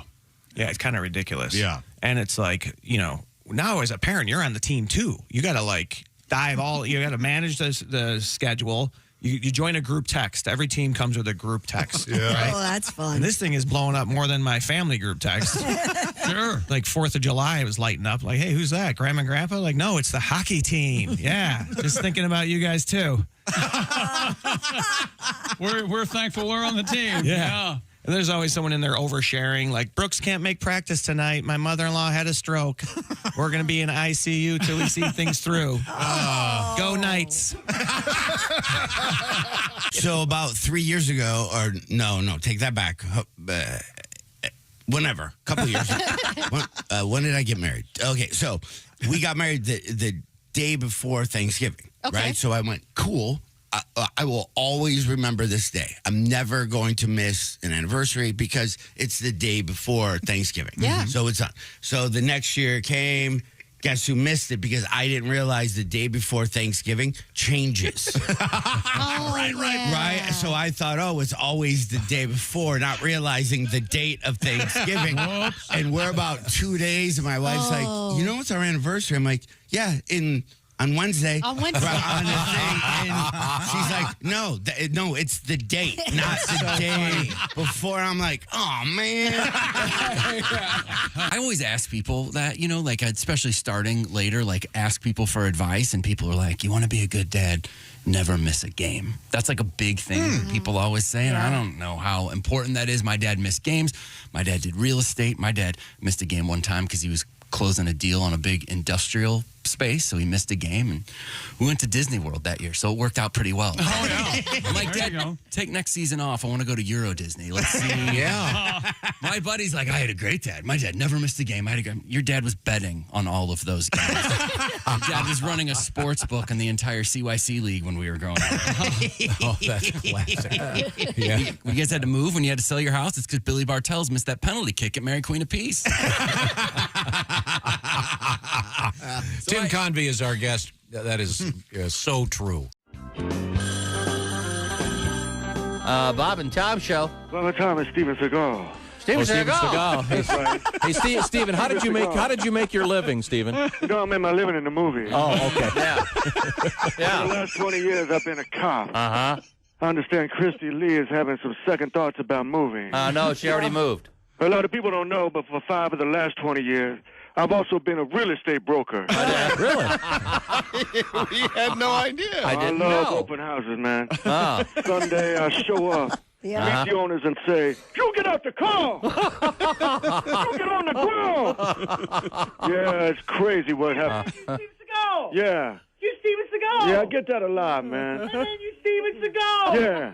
Hey, back up, man. That's it. You Steven Seagal! Oh! I made my living in the movies. Hey, I'm an ass whooping by Steven Seagal. For the last 2 seconds, I've been a bitch slapper. Steven Seagal. No, man. Wow, you have sound effects and everything, huh, Steven?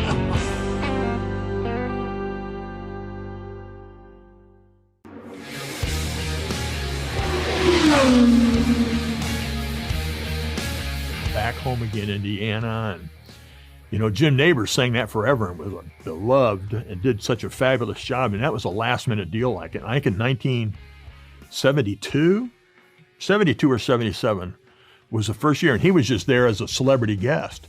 And Tony Homan, it had to have been probably 72. And Tony Homan goes, oh, my gosh, so-and-so was supposed to do this. Jim, will you do it? And so there's photos of neighbors standing up on a ladder with a microphone in one hand and a 3x5 card in the other with the words, singing Back Home Again, Indy, because he didn't know till race morning. And it went over so well, obviously, that for years, you know, and what a gracious man. He was always a treat to talk with, and what a great tradition he was. It really just added to that place.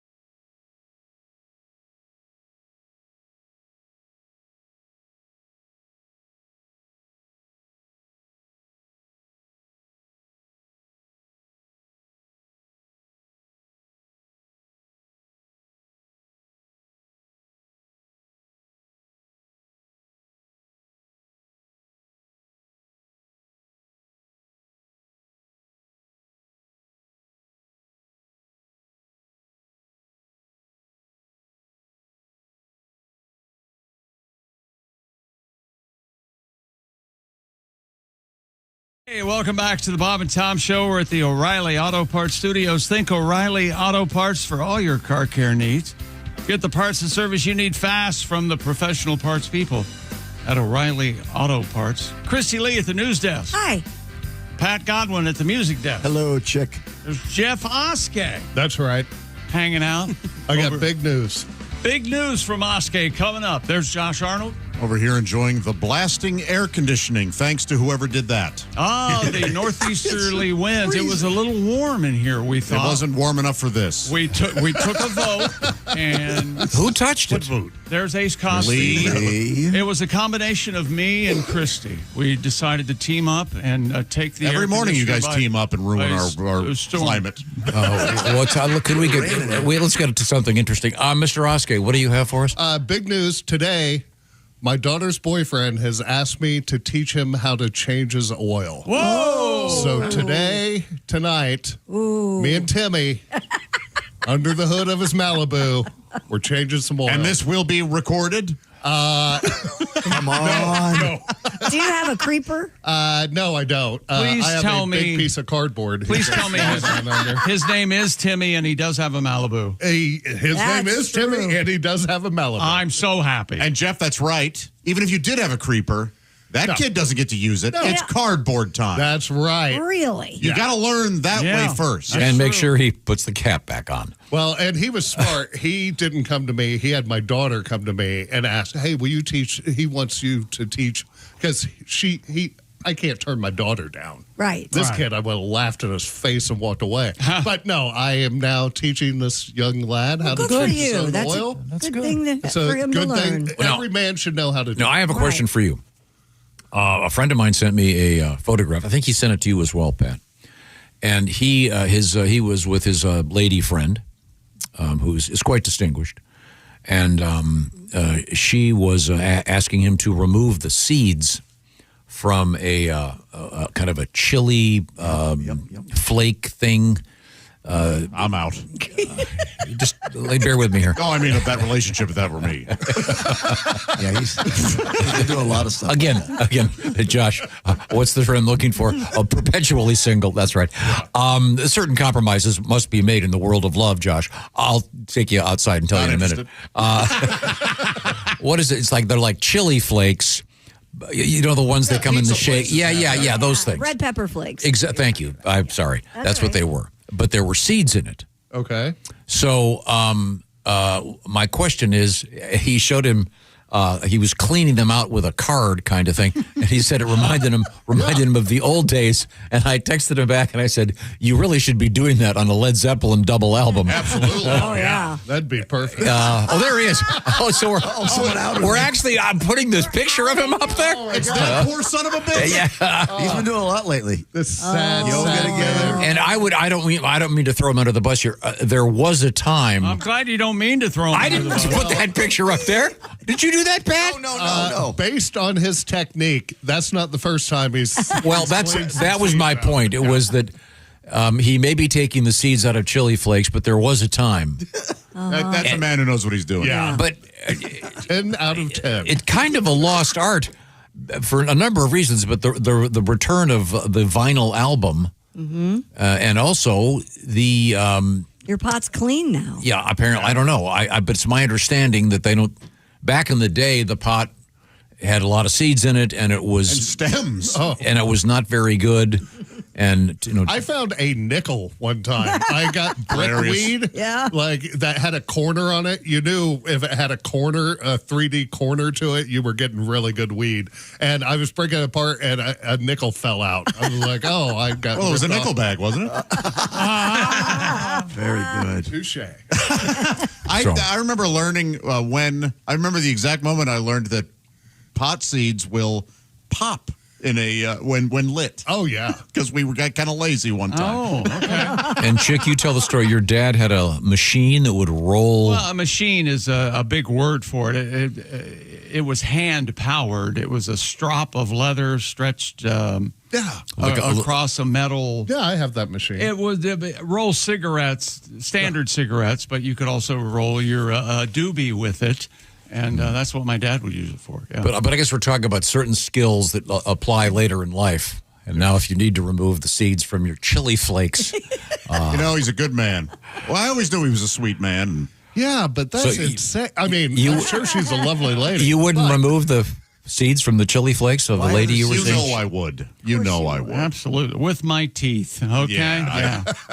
Happy to. Now, do the seeds not taste good in the chili flakes? She may have dietary reasons. Okay. These fancy chili flakes? I've never heard of I didn't know. You should stay away. The seeds are kind of flat and, in those things and stuff. You need to stay away from seeds, right? All seeds, right? That's been debunked by most medical professionals. No kidding. Regarding diverticulitis. Okay. Yes. All right. Yeah. But to each their own. Whatever your doctor has told you, do it. Sure. Okay. Okay. Now, we're going to get back to the sports page. Is that correct? Well, not just any sports, Tom. A British strongman accomplished an astounding feat of strength while on fire. Oh, gosh. There he is. Well, he's barely on fire. Well, no, it's like the Wish You Were Here album. Yeah, his back and head are on. You can see the flames, and then there's a green cable going to the hood of an automobile, and he's backing up. What you can't see is what? According to a newspaper, the Yorkshire Post, Mr. John Stevenson pulled a 2-ton French police car 131 feet using just his penis. I bet it goes wee-oo, like a weird police car. Oh, there he is. Oh, look at that. What a... Whoa. Now... How much of that We can't even tell if that's really attached to his wiener. Yeah, that's... It could be attached around his waist, right, Josh? Fancy belt. The 50-year-old Stevenson said the stunt hurt, quote, quite a bit. A bet. What, the fire or the penis tugging?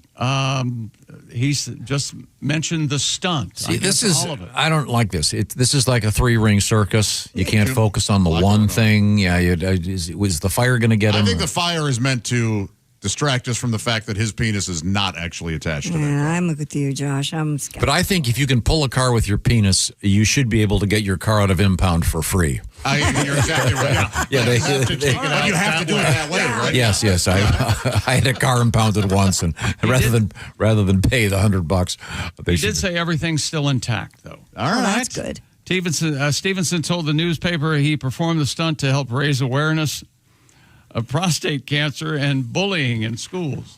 Okay. It's kind of an odd combination. Yeah. Okay. Hey, underpants. In England, don't they call the hood the bonnet? Yeah. Yes. Mm-hmm. The bonnet and the boot.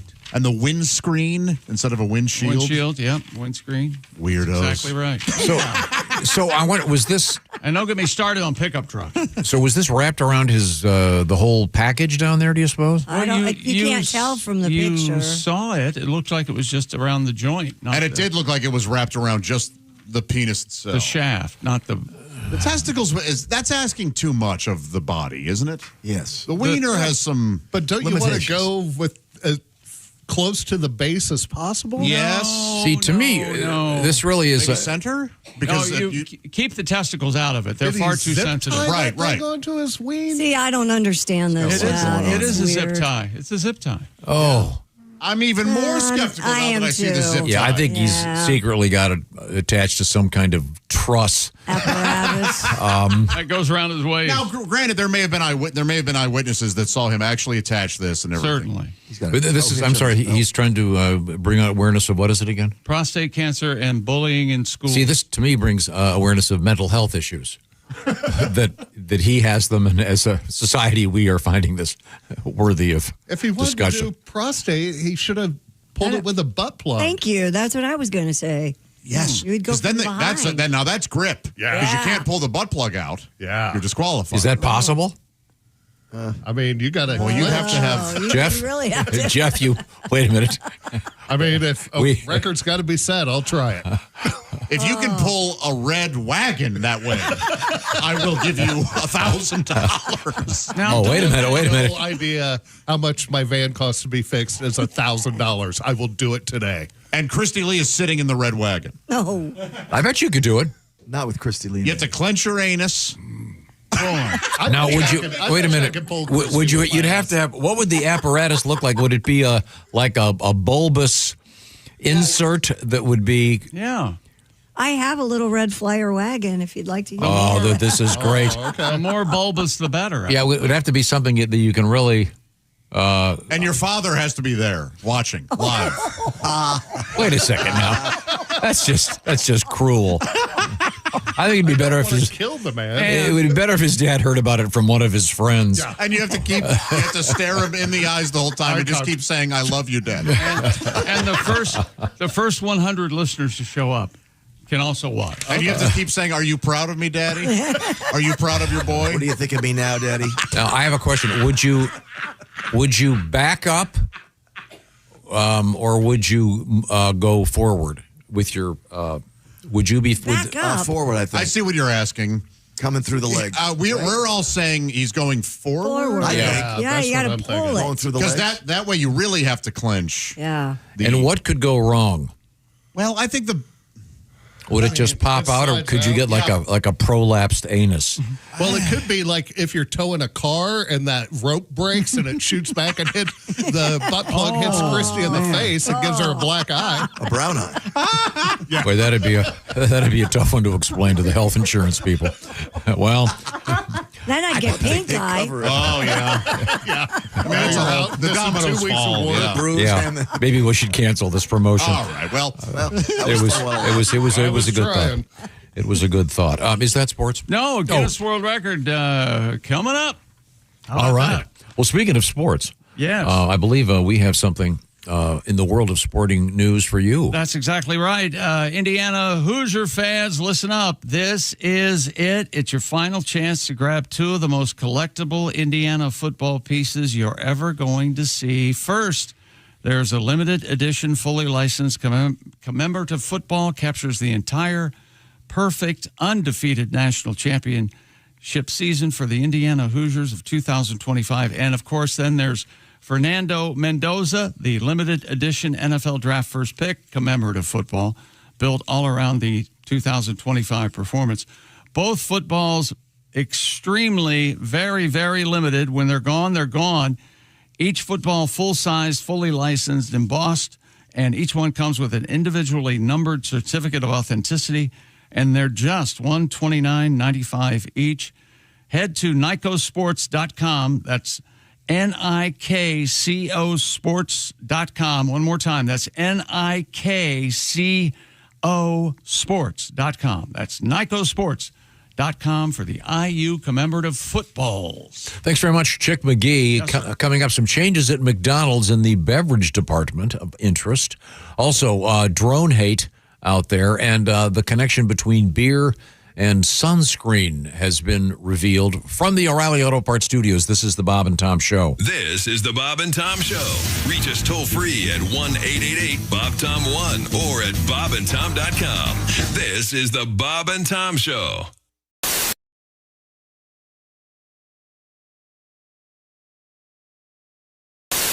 Hey, You still don't have orange insoles? Do you walk? Do you stand? Do you work? Then, buddy, your feet are losing the war every single day. Your arches go flat. Your heels scream. Your knees pop like popcorn. But wait, what if I told you you don't need a prescription, you don't need a diagnosis, you just need orange insoles? Rigid arch support that does not collapse. Deep heel cup for shock absorption. Built strong for work boots. Comfortable enough for everyday shoes. You upgraded your tires. You upgraded your mattress. Maybe, just maybe, upgrade what you stand on every single day. Orange insoles. If you have feet, you qualify.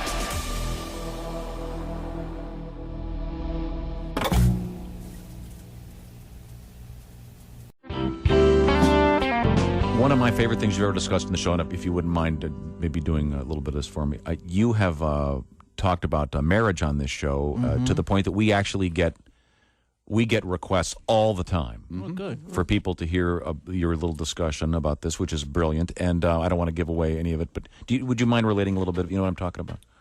Well, I mean, I was married for 3 years, and which is not a long time, you know. We were supposed to be together until one of us died. True. I never even had a fever. Yeah. My friends were shocked I got divorced. You're getting divorced? That's weird. You seem so happy at the wedding. The wedding? Yeah, that's not part of the marriage. No. It's like telling a shark attack victim, gee, you seemed okay on the beach.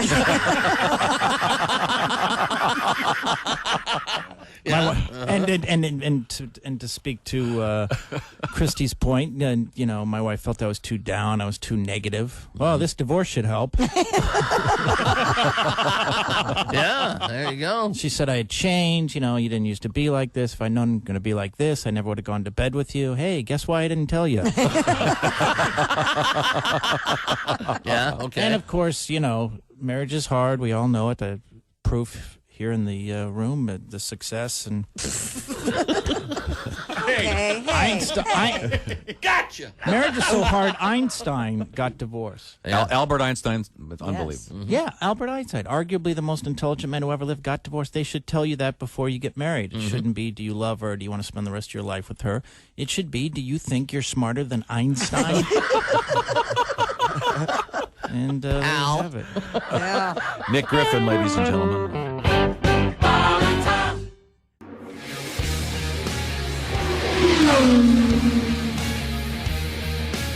So another thing that makes it so great is all the traditions and all the things that go on. 1963, Tony Holman's out at Indianapolis Raceway Park, another track on the west side of Indianapolis.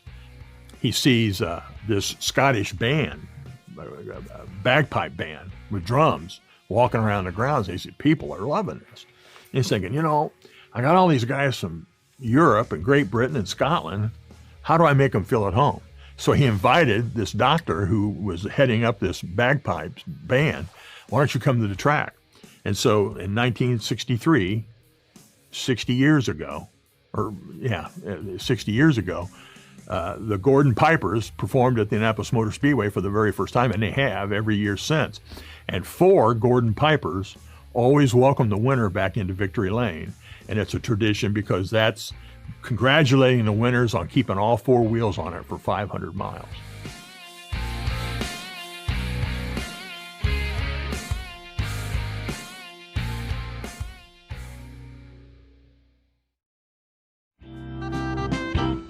I did go out with a girl a lot younger than me, which was an odd experience. Yeah. A lot younger, early 30s, very early 30s, 22. And yeah, it was a mistake because I thought I'd be the older. Well, for 2 reasons it was a mistake. One, I thought I'd be the older, experienced man, and I would teach her about love. You know, so I'm very confident. You know, I'm giving her hot talk in her ear. I don't know if you've ever done that, where you're right next to someone's ear and you're kind of like. I'm paraphrasing. I understand. This is in the transcript. Hey, baby, you like that? You like what I'm doing, baby? Yeah, I like it. Oh, well, I bet you do. Yeah, well, I think you're hot. I think you're hot, too. I'm getting turned on by the own girl in my own routine. I'm actually thinking, were you doing both voices then? Yeah, Bob and I are on the same page. I'm not sitting there. Yeah, you doing both voices while you're whispering in her ear? Yeah, it's like a ventriloquist. Yeah. You all right? It's just my sock puppet, honey. Just play along. Lonely time. I think you're hot, too.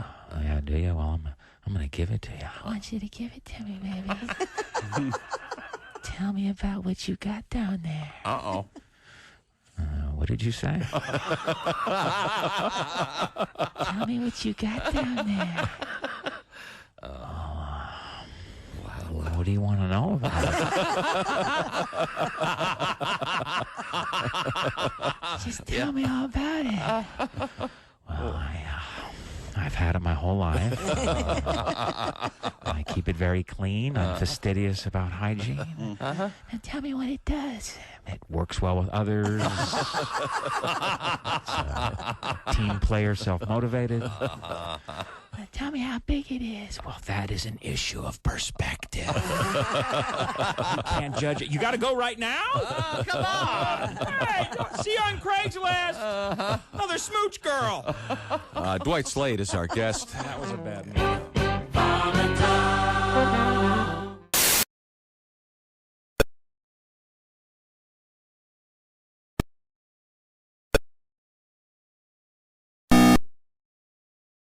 Coming up.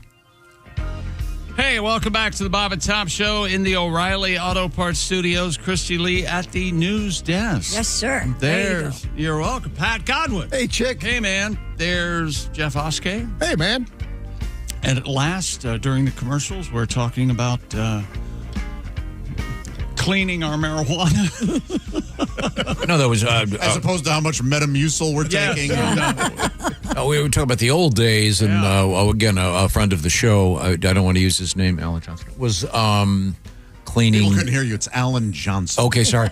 He was cleaning chili flakes, and his lovely girlfriend had asked him to remove the seeds, and so he was able to call on an old skill that he had. There's the photograph, and I suggested you get a Red Hot Chili Peppers album vinyl and do it on an album cover. That's pretty funny. Yeah, that's the way it was done. And then in the crotch of the album, if you will, the seeds would roll down there, and then you would, yeah. Oh no, we have a lot to get to here. I believe we have one more story in the world of sports. We do. Stupid world record. A Virginia man has broken the Guinness World Record for the most pull-ups in 24 hours. Oh, boy. According to reports, 22-year-old Xavier Dillard performed a total of 12,412 pull-ups to beat the current record of... Now, Josh, these aren't the... Yeah, I know, the orange ice cream treat. Yep. No, that's a push-up. Push-ups. No. I know what you were going to do. No. That's not what I was going to do. What were you going to do? I was going to say, my son Willie had the record for the most pull-ups I had to change in a 24-hour period when he was 2.5 years old one time. I'm a big boy now. Boy, I was way off. Yeah. Sorry. But you can understand why I might. But those are push-ups you're referring to. Yeah, you hold that record, right? Now, do you like those? I do. I like that orange sherbet flavor. Yeah. Do you? Yeah. I like dreamsicles and stuff. And the cream filling? I will only eat filling? my ice cream out of a toilet paper roll. Mm-hmm. That's why I only go with every once in a while. Those prefab cones that come wrapped in paper. Yeah. Like a drumstick? Yeah, those aren't bad. Oh, they're great. Yeah. They're great. Every once in a while. Oh, yeah. Bad. You know, the best thing ice cream's bringing to the table. Oh, yeah. They are good. You can get them with vanilla ice cream or chocolate ice cream. Nice. Or butter pecan ice What was your go-to? Who was your, when you were growing up, the truck that came through town? And in my city, it was Uncle Marty. That was the name of the truck. I bet it was. I bet. Was it called Good Touch Ice Cream? Yeah. Listen, don't tell your parents, kids, ice cream cones. Ours was Mr. Softy. Now, was that a truck or was that It was a truck, and my best friend, who might be listening right now, his brother drove the Mr. Softy truck. Oh, you're so lucky. Needless to say, David and I were chubby. What was soft serve an option? Oh yeah, absolutely. And not with Uncle Marty. Yeah. They had never was with me either. Yeah, they had just like at the Dairy Queen. They had one of those on board. Awesome. Man. Yeah, I've seen those. I never saw it in real life. Yep, something else. And did it have the standard music? Yeah. Kind of a calliope. Turkey in the straw. Yeah, whatever it was. I think it was often turkey in the straw. And it had the logo of Mr. Softy. Ours was like a bell. Swirl head. Yeah, the ice cream. Oh, you guys cone had that? Yeah. Those are classic. Yep, it's great. Ours was just a van with the menu on the side. And the windows blacked out. And what did you get? Guy with a cast. What was your go-to? Drumstick was always I never cared for bomb pops. I never cared for the things that you wanted to be good weren't, like the Pac-Man with the gumball eyes. Oh. And those lasted for Teenage Mutant Ninja Turtles. I like the strawberry shortcake things. Oh, Remember those? Those are good. Yeah, you can get those at Aldi. Yes. I stick to this memory. They had Captain Crunch ice cream bars. Yes. And they did. Chocolate coating on the outside and ice cream and nuts on the outside. It was so freaking good. Do these trucks still exist? They do. Yeah. Every now and again, one will make its way through my neighborhood. I think so. But I swear, sometimes it's like 12:15 p.m. I'm like, what do you? No kids are. Well, I guess in the summertime they are. Oh, okay. All right. Well, and you're coming down. You want some ice cream, right? Well, I'm usually reading on my porch. Oh, these whippersnappers. Sons of this. Get your. Did you knock the kids out of the way as you rushed to the truck? Get your treats, fatties. You don't. So if do you knock the kids? The ice cream out of truck the way? sucks. I'm not. You wouldn't go. Oh, if an ice cream truck came down my street, I'd immediately be out It's there. all garbage. If they had the drumstick, then maybe. Other than that, you can keep it. Huh. Yeah. Well, this is like from a Lynch movie. I'm surprised you had an ice cream truck in your neighborhood. Oh yeah, Uncle Marty. Did you guys give him the code to the gate so he could get in? I'm Uncle Marty. The one-man party.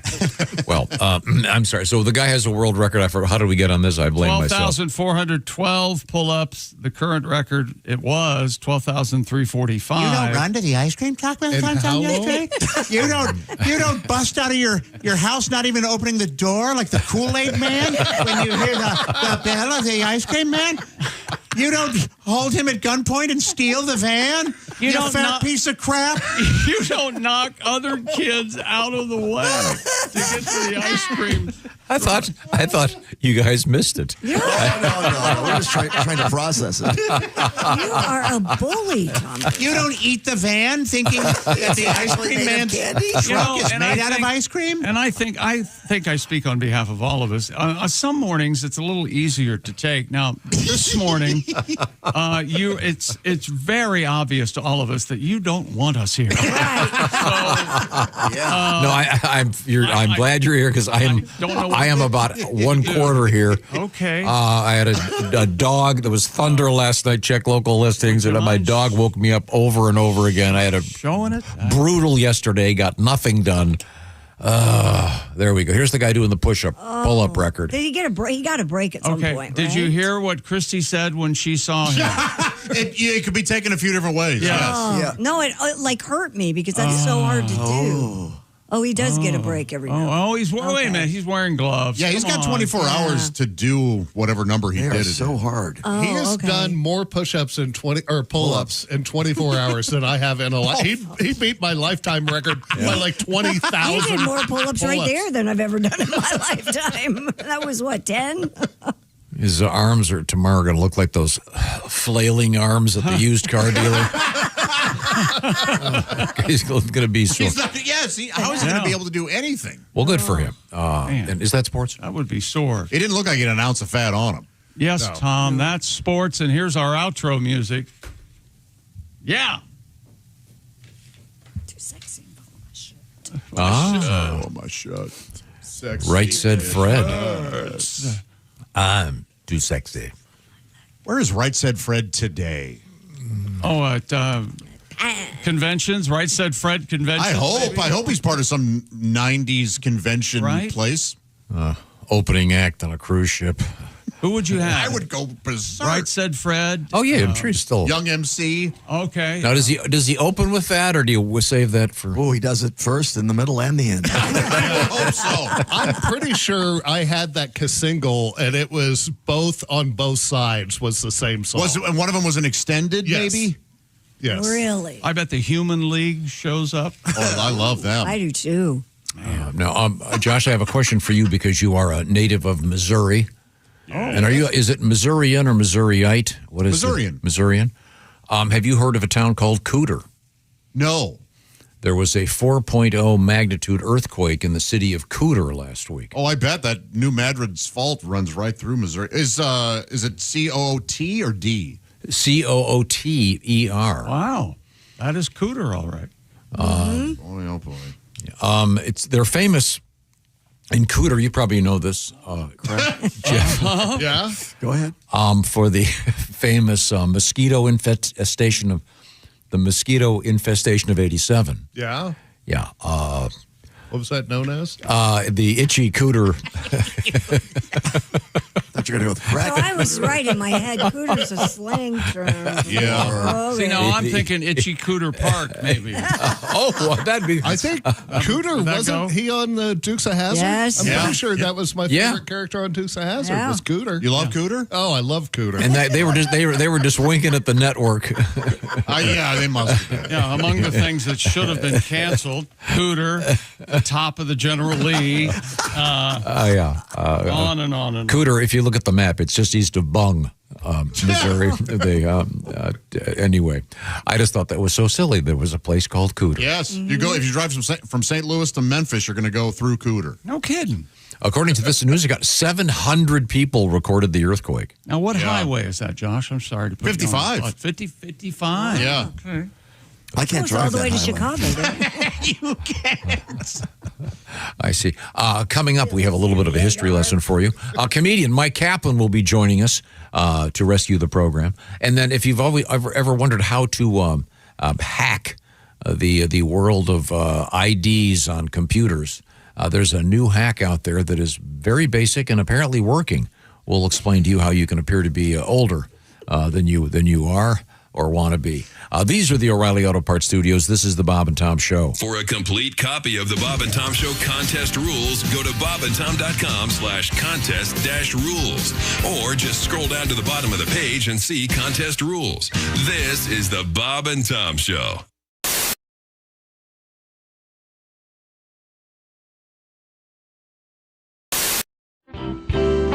Now, what kind of vacations do you get? And since you travel so much, Jim, I would imagine that a vacation would be staying home.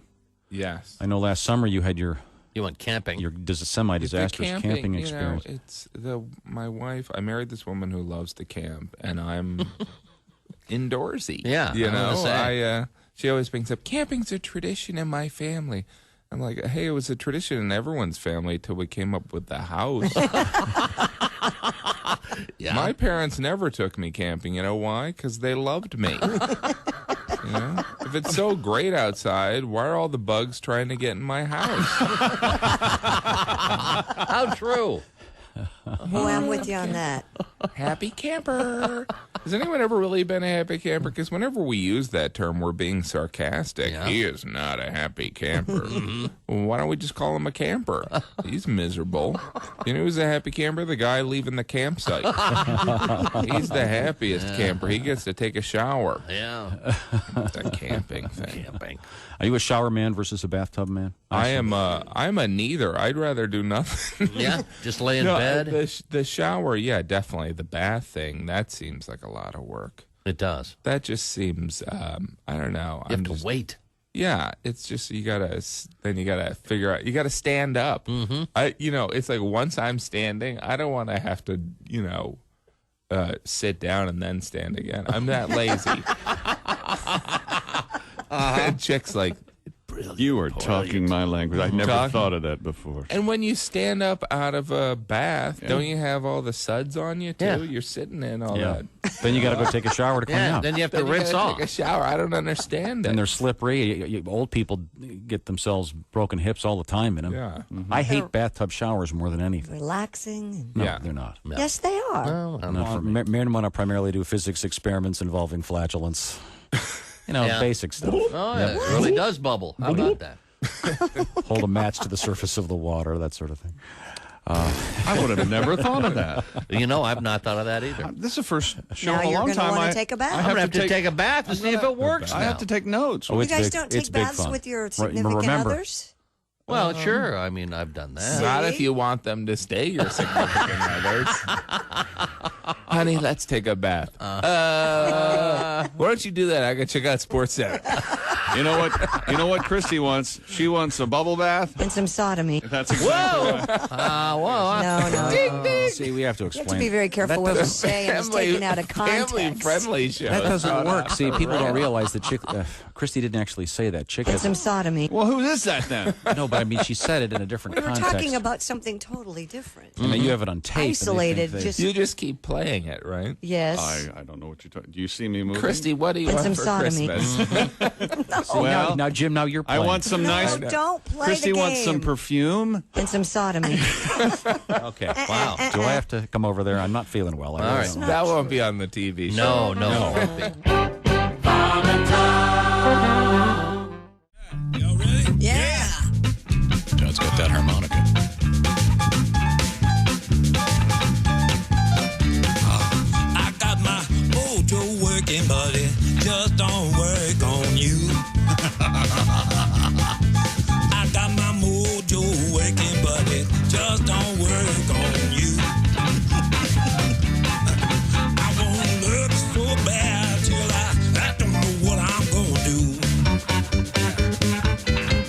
I'm going down to Louisiana, I'm gonna buy me a mojo hand. Yeah, I'm going down to Louisiana, buy me a mojo hand. I'm gonna fix my woman so she don't ever love no other man. Hey, I got my mojo working. I got my mojo working. I got my mojo working. I got my mojo working. I got my mojo working, but it just don't work on you. I got a gypsy woman, she giving me advice. I got a gypsy woman, she giving me advice. I got a whole lot of tricks, I rest them here on ice. Look out, I got my mojo working. I got my mojo working. I got my mojo working. I got my mojo working. I got my mojo working, but it just don't work on you. Cover me, fellas. I'm going in.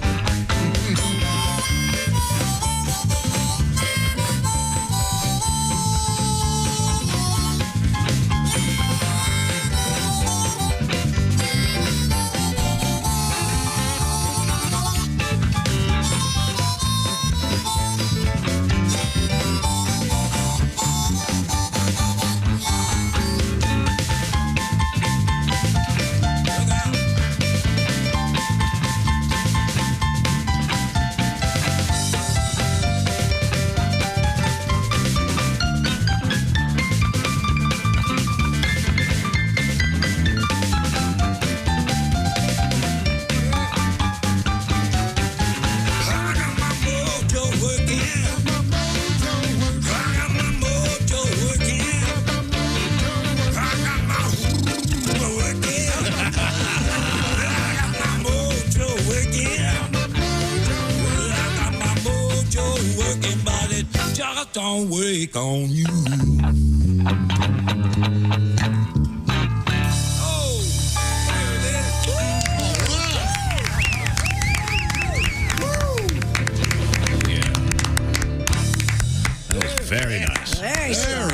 Is your mojo working, Christy? Oh, yeah, now it is. Oh, that's good to It know. worked on me, Todd. Welcome back to the Bob and Tom Show in the O'Reilly Auto Parts Studios at the news desk. It's Christy Lee. Howdy. Howdy do. There's Pat Godwin. Hey. Hey. Hey. Man, that was fun. Hey. Maybe that was everyone. There's Jeff Oskay. Yes. There's Josh Arnold at the I Hate Steven Singer sidekick chair. Listen to me now. Yes, sir. Listen to me now and hear me later. I am Hans. Hi, Hans. And we are here to pump you up for Mother's Day. Capture the colors of the sunrise. This really is the most beautiful gold-dipped rose Steven Singer has put out thus far, and you can get it at IHateStevenSinger.com. Mom's going to love it. Hey, speaking of putting out, how's your mom? She's also going to... You are on fire. Well, I appreciate you asking. Because your mom had surgery yesterday, She right? did, yeah. She's doing well. How soon can she put out? I haven't Guys. asked. God, that's I'm sorry. awful. I interrupted Steven Singer. No mom's man. StevenSinger.com. IHateStevenSinger.com is the place to go. Bring it in. She texted. She was groggy, but she said, I'll call you tomorrow with further details. So she survived the surgery. Yeah, absolutely. All is well. Doing well. Yeah, back home and everything. Okay, so if your mother's extant, if you will, feel free to get her something nice from Steven Singer Jewelers. Yes. Or maybe your wife's a mom, your girlfriend's a mom, whatever. Hey, there's Ace Cosby on Chick. Oh, sorry. Hello, Tom. Oh, I'm here. Thank you very much. Yes. Well, let's switch gears Yes, here. and we have finished sports. Let's And go it's over. time now for Christian News. That's right. Coming up, we're going to be joined by comedian Myq Kaplan. All right. Brought to you by Lee's Famous Recipe Chicken. Famous for a reason, Tom. You know that. Guest comedian appearances like Myq Kaplan on the Bob and Tom Show, sponsored by Lee's Famous Recipe Chicken. Famous for a reason. I'll have 6 drumsticks, please. Man. Thank you very much. And don't sleep on the chicken pot pies, at least. Oh, gosh, they're good. How old were you before you realized there were other parts of a chicken besides the drumstick? You know, I always... Chris Rock has a bit, and for our house, it was absolutely true. That Dad got the big piece of chicken. Yeah. So I was always aware of other pieces, but never interested. Yeah, we always had drumsticks. There was like no That's it? other option. Oh. Well, I mean, I think my parents would eat different pieces, but I don't recall ever being offered a I was just at the thigh cafe or a breast. I was at the cafeteria the other night with the girls because they Yeah. like going there, and it's like an extra $1.50 for the dark meat.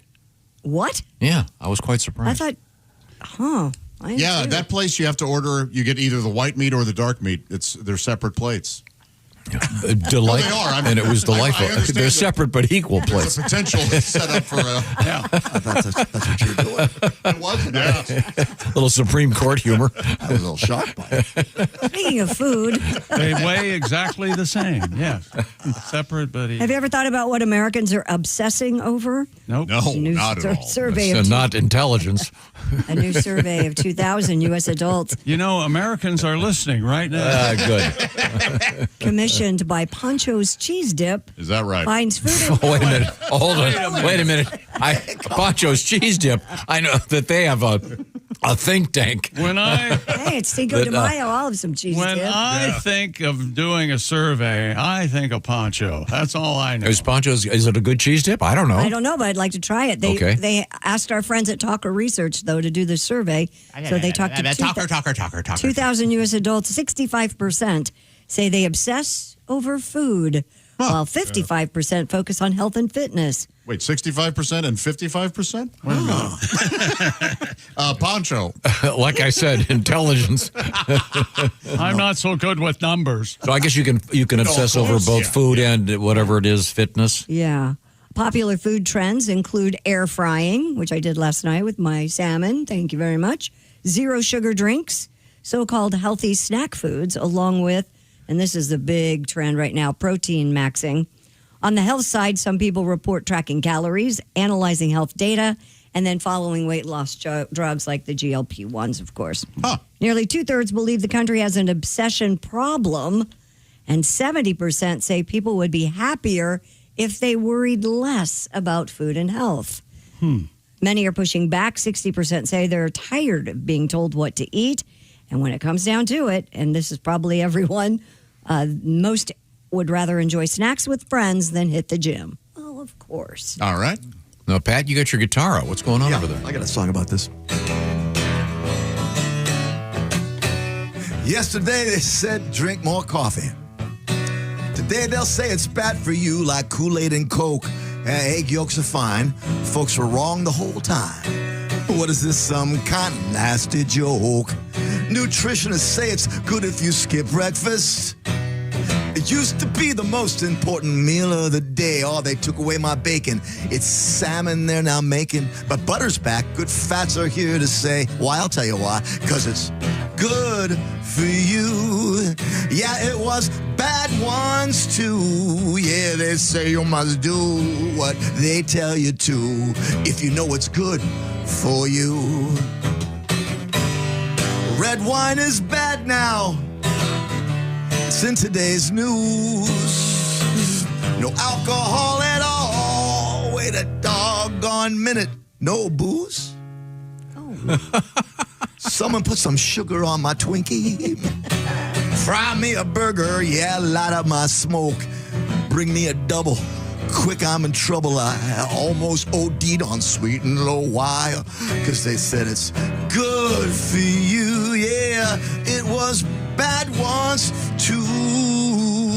If you watch what you eat and everything that you do, you might just live to be 102, or maybe it'll just seem that long. Nice. Have yolks, egg yolks, gotten their due? Are they? They're good for you now. Good for you now. Yeah, they've fine. that after all that don't eat egg yolk thing. So people know that now because they still have the. You go to the Well, some people don't. I don't. care for restaurants have egg the yolks much. what? I don't like hard-boiled egg yolks, but I'll eat them like in a greasy egg. It's nature's natural gravy.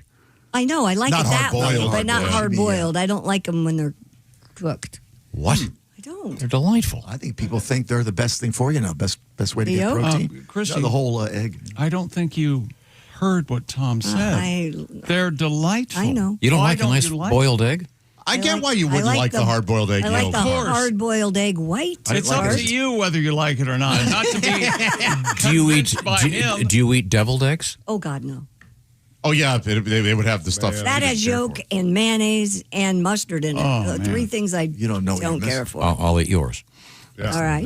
They are. You know what we should start doing? Me and you, Tom. We get a jar of mayonnaise and a squeeze thing of mustard and get a dozen boiled eggs and just sit in our underwear and make deviled eggs and just put them in our. But don't make them as you go. You know, dunk it in the mayonnaise, then dunk it in the Oh, my mustard. God. Right down. No to mustard on mine, but thank you. Don't Here's a sleep re- on. Well, no, What? you are having mustard You're having in your deviled mustard in egg. your deviled egg. You just don't know it. And don't sleep on putting a little sweet relish in there too. Yeah. Oh. There's a restaurant I have gone to that has a deviled egg flight. Yeah, that's kind of a popular deal. Yeah, they have like 5 or 6 different kinds of little deviled eggs on it. But you don't eat them.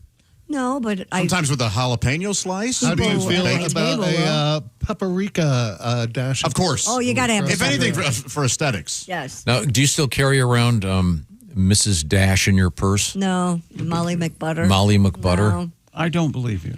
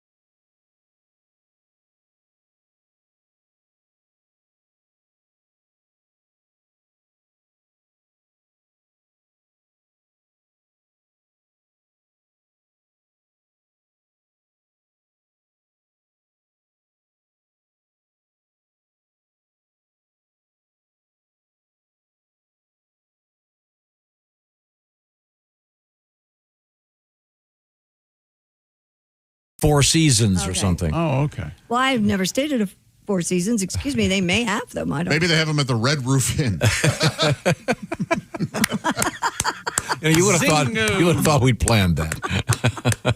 But you're right. I do carry sometimes for the girls. If they're around. I'll go online and see if we can get some. Monogram tampons. Yeah. Well, we have Bob and Tom Bob and Tom condoms. Oh, you got to Condoms, for yeah. Christmas. You got to make tampons with your face on. Oh God! Only. I had an And idea. then when they get wet and expand, Yeah, they'd be like Rorschach tampons. Maybe pads would be the better way to go there. On the wrapper, squint your face up like you're going inside somewhere and you're scared. Yeah. I'm holding a flashlight. Yeah. Oh, yes. All right, here we go. Stay behind me. I don't know what's going to happen in here. You got the BAR Kirby? Okay.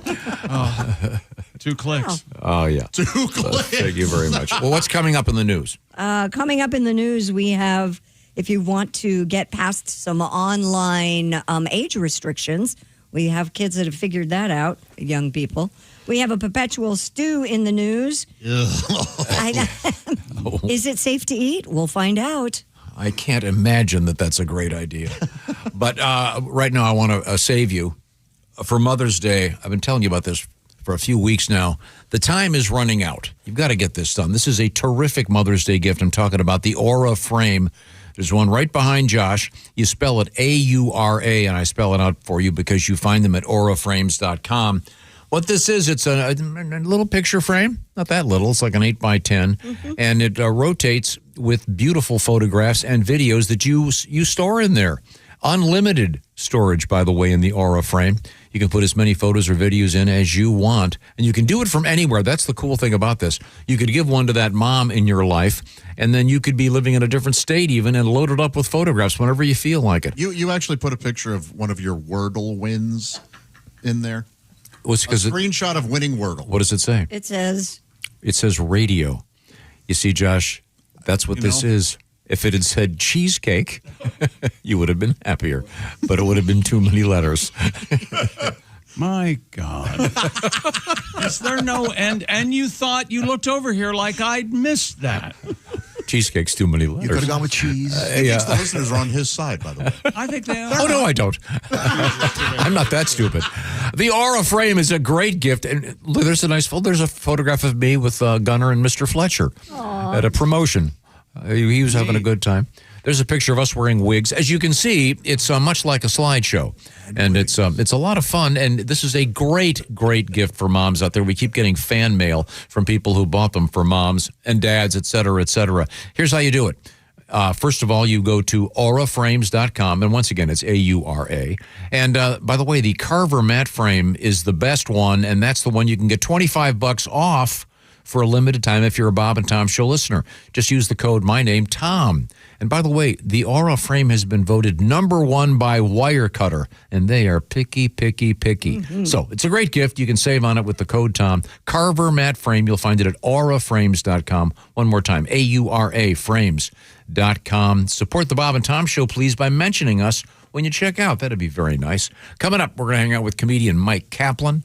We have how to get by some of those restricted things on the internet, a new hack, if you will. These are the O'Reilly Auto Parts Studios. This is the Bob and Tom Show.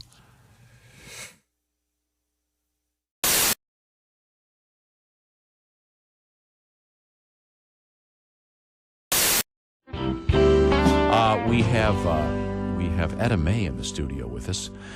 Etta May is the mother of several. What is the official count now? 4. Okay, great. Not counting my husband. Yeah. You're done, right? Thank you. My oldest boy, Bud, is 17, and then Corona, she is 16, and Miller is 13, and then Jack is 8. There's a theme there.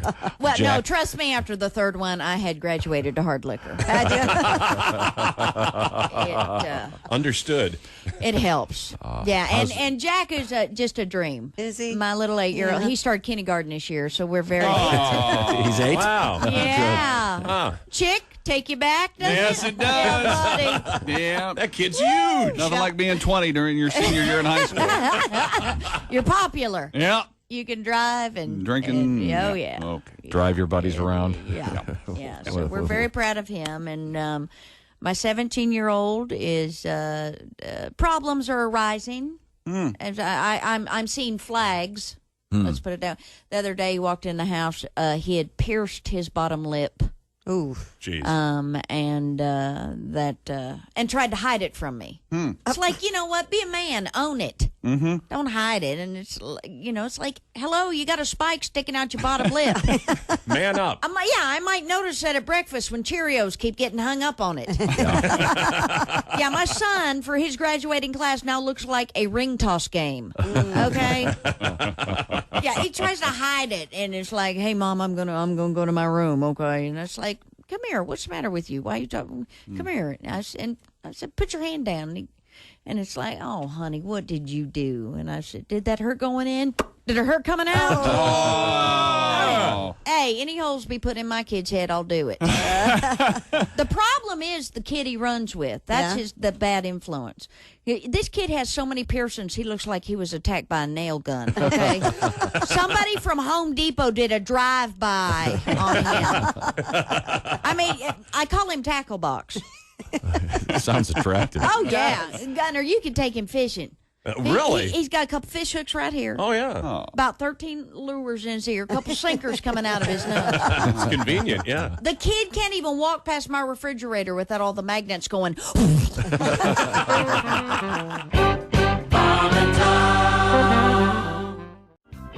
Maria, were you a temp? Did you ever? I was a temp for a long time, about 7 years, and I was like how they make every job sound like, so crazy, We do things a little differently around here. We're a bit of a nut house. Hold on your hat. It's going to be a wild ride.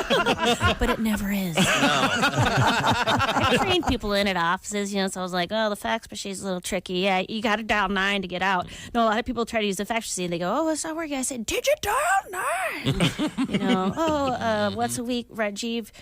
No, every day we get bagels in the kitchen. There was week. Rajiv made some mini muffins. That's on a Mondays. Guess what that's called? Mini Muffin Monday. I wish offices would be as crazy as they always promise. You get trained in, be like, take me out of your pocket. Hi, I'm Zakynthos, the talking rabbit. I'm in charge of the volcano. Don't worry. You'll be working for Thor. He's always scrabbling through the recycling looking for quartz. He's a dwarf. Nude. Anywho, lunch is from 12 to 1, but there is a wrinkle in time, so just try to get back any time for the quickening. Here are your flippers, your barbecue tongs. If you have any questions, go back to the 5th dimension. I'll be sitting there on my lily pad. My only question is, when do I start? Yeah. That is a good job. Wow. Man. I love that. Dial 9 for the fax machine. Remember that. Everybody's crazy. No, they're not. Okay, thank you. Maria Bamford is with us. Wow, that's brilliant. That's very, very funny. Did you ever work in an office, Tom? I don't think you have you? Worked in a restaurant, no. right? No. It's an interesting experience. Bob, did you ever work in an office? Oh, yeah. I've done a little I have issues with authority, you might have I noticed. know. That's why I was asking. You know what struck me is it's so quiet. What, in an office? Yes. Well, yeah. Well, you're still, that's if people are actually doing work, yeah. And I had to work at a bank once when I was at temp, and I was stunned at how quiet it was.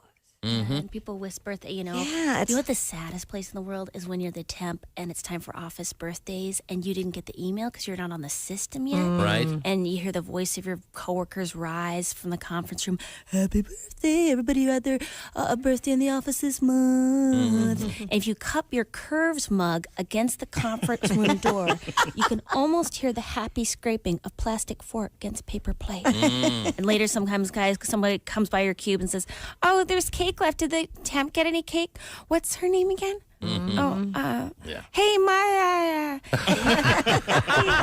If you want any cake, there's cake left. Nice. Cake. Temp want cake. Yeah. They all want cake. Maria Bamford is our guest.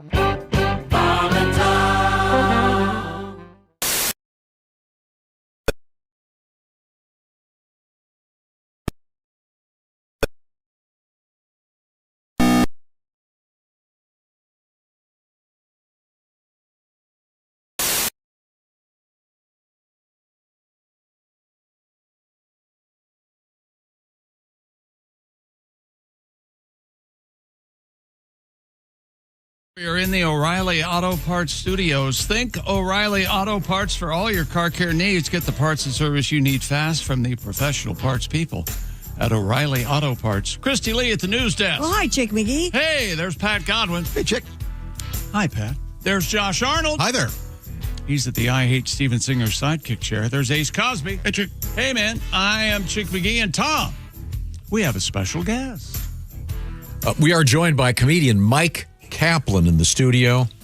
Mike is a distinguished stand-up comedian. He's been in The Tonight Show. He's got a couple of specials floating around in the ether, including Reenie on YouTube as we speak, and more. We'll get to that in just a second. Mike, hello. How are you, sir? Always happy to be here. I appreciate you calling me a distinguished comedian, I believe, in part because I was just called distinguished for having white hair. Yeah, well, I have it too, and I actually don't mind having it at all. Yes. Are you cool with it? Oh, I would. I mean, I'm happy no matter what happens. My grandmother would always say, until she died at 91, I woke up this morning and nothing new hurt, and that being alive and getting older isn't her favorite, but it beats the alternative. Yes, so yes. I'm happy to be here, and I'm happy for my hair to be wherever it is and whatever color it wants to be. It's only really kind of white there on the sides. Yes. Yeah, and the beard as well. And the beard, you don't dye the beard? I don't. This is au naturel. Mm-hmm. It's very nice. You look very nice. Yeah. And you're lucky you're not losing your hair. I now. You identify? I do, and that's weird for people to hear because when they see me, they go, "Oh yeah, you're bald." But You're balding. It took me a while to get used to it. For me, it was very gradual. Right. For somebody who hasn't, who just sees me, they go, "Oh no." Have you seen the new caricature of you? It's good, man. I like it. Yeah. I like caricatures. Hang on a second. They're funny. I saw him last night. Very subtle differences, but I like the latest the most. Yeah, it really kind of accentuates the baldness, I think. I think it looks pretty real for a caricature, Like I don't know why.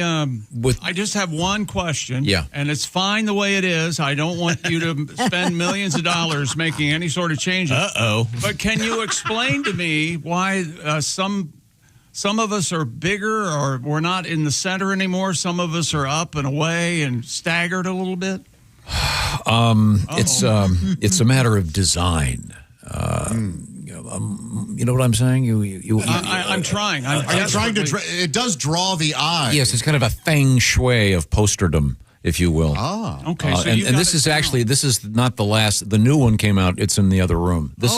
I had to redo this. Someone wasn't happy. This is the third one because Mr. Godwin wasn't happy with his caricature. No, I'm fine with it. So we've redone it, but you look kind of like the guy who used to publish Mad Magazine, William Gaines. Oh, that's good company. I was a big fan of the EC, the glasses, et cetera, et cetera. He was responsible for Tales from the Crypt and all that. Now we will move forward here. Do you appreciate? Do you like your caricature?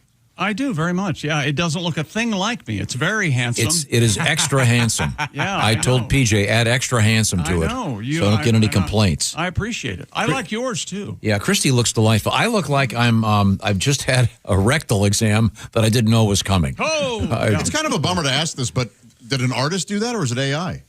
Oh, it was done by an artist. Yeah. Okay, cool. Of course. Now, was it the artist idea to stagger our images? No, that was the designer. Now, we'll move forward here. We have Christy Lee at the news desk. We'll let Mike weigh in on various aspects. Some children in Britain are finding creative ways around online age checks. A new report from the UK-based group Internet Matters says more than a third of kids have bypassed verification systems required under the Online Safety Act. Parents report catching their kids disguising themselves with like fake beards, drawn-on mustaches and facial hair. Isn't this great? To fool technology. This is going to be Groucho glasses are going to be standard issue. Now, some of you will doubt this. I have not done any age verification. State by state to look at porn on the internet. You have to. It varies. Right. I've not done any of it. Is that how it works here too? Where you take a picture of yourself? I thought or do you had you to show your submit ID? your driver's license or show your I don't know ID either. or something. The only one I've been up against is you mark a box that you're over 18. And that was kind of the old school. Yeah. Which was hilarious. Right. Yeah, so that requires nothing. Right. What happened? I think there were 17-year-olds out there, though, going, dang it, and hitting the no. Right. I got to be truthful. Society has rules for a reason. My brain isn't developed yet, so who knows what I'm going to find out there. Right. The mature 17-year-old, that should be, if they say that, be like, you have passed our test. Yeah. You may now witness the bounty of sadness. So I don't understand. So in the United States, do you have to, if you want to go to, Pornhub, right? Do you have to somehow give them You the have to prove driver's your age. license? You have to prove your age. I don't know how you verify, but You have to go down to the DMV of porn, just stand in line for an awfully long time, but then you finally get your real passport, Be like, you can welcome to this world. It's not the DMV, it's the DTF. I don't know. But apparently in England, you just got to look old enough. That's so funny. So it says they're drawing on mustaches and facial hair to fool the technology. They're so far ahead of us. That's the thing. Apparently, you have to, here in the States, to get on a porn site, as you suggested, you have to upload government IDs, a passport, driver's license. But they do have AI-driven facial age estimation or using credit card verification. So I don't know. Oh, so you could do it then. Mm-hmm. Okay. Yeah. Do you really want to have your ID on a porn site? No. Well, you get some passive income that way if they start using you in the porn, That's true. Pay you royalties. I doubt if they... Talk about a cottage industry, huh? No, I want to go back about an hour. Okay. I do too. Mike, did you take shop class when you were in high school? I did. What did you build? Do you remember? I remember very specifically in high school. I remember in elementary school, I built a bunch of animals with moving arms and things, like a bunny, and a pig with a watermelon attached. And they had points of articulation? Yeah, with points. Yeah, it was like, they were all it wasn't like 3-dimensional really. They were just flat. Each one was flat, but from the front you wouldn't be able to see what it was, but from the side you're like, I get what animal that is. But in high school, and even more, I think my mom uses it to this day. It's a clam digger basket. Is what it was called. It had sort of like a diagonal handle, and it's like slats to make just a basket. And she uses it for magazines. Okay. Oh, great! Yeah. We were talking about what you made an ashtray in art class. Oh yeah, in elementary school during kiln season. Yeah, the kiln day. Yeah. Got this letter from Jim in Grand Ledge, Michigan. My parents are bourbon drinkers, so I took an empty half-gallon of Jack Daniels in shop class and turned it into a beautiful lamp. My parents use it to this day. How about that? Oh, remember that when you would take the Chianti bottle and put the candle and melt it? Oh, right. Yeah. But I remember learning basic electricity and wiring a plug. Oh, for the we made a lamp. We made a lamp that looked like a Scotty dog, out of mahogany. Oh, and the teacher, Mr. Woodell, really his name, he would cut it, and then you would spend the semester filing and sanding. Okay, it was not very rewarding. Oh, yeah, that isn't rewarding. They didn't. And then, let you around really. The saws. And I don't know if my sister still has one of these things, because both my brothers and I, we all did it. But it was the little Scotty dog, and the tail was the switch, but you had to wire it. Wow! And you took a screen, like a screen door screen, and made the body wrap around the two pieces of wood that you'd made. Remember the Breakfast Club? He talks about making the elephant lamp. I can't believe you're telling me.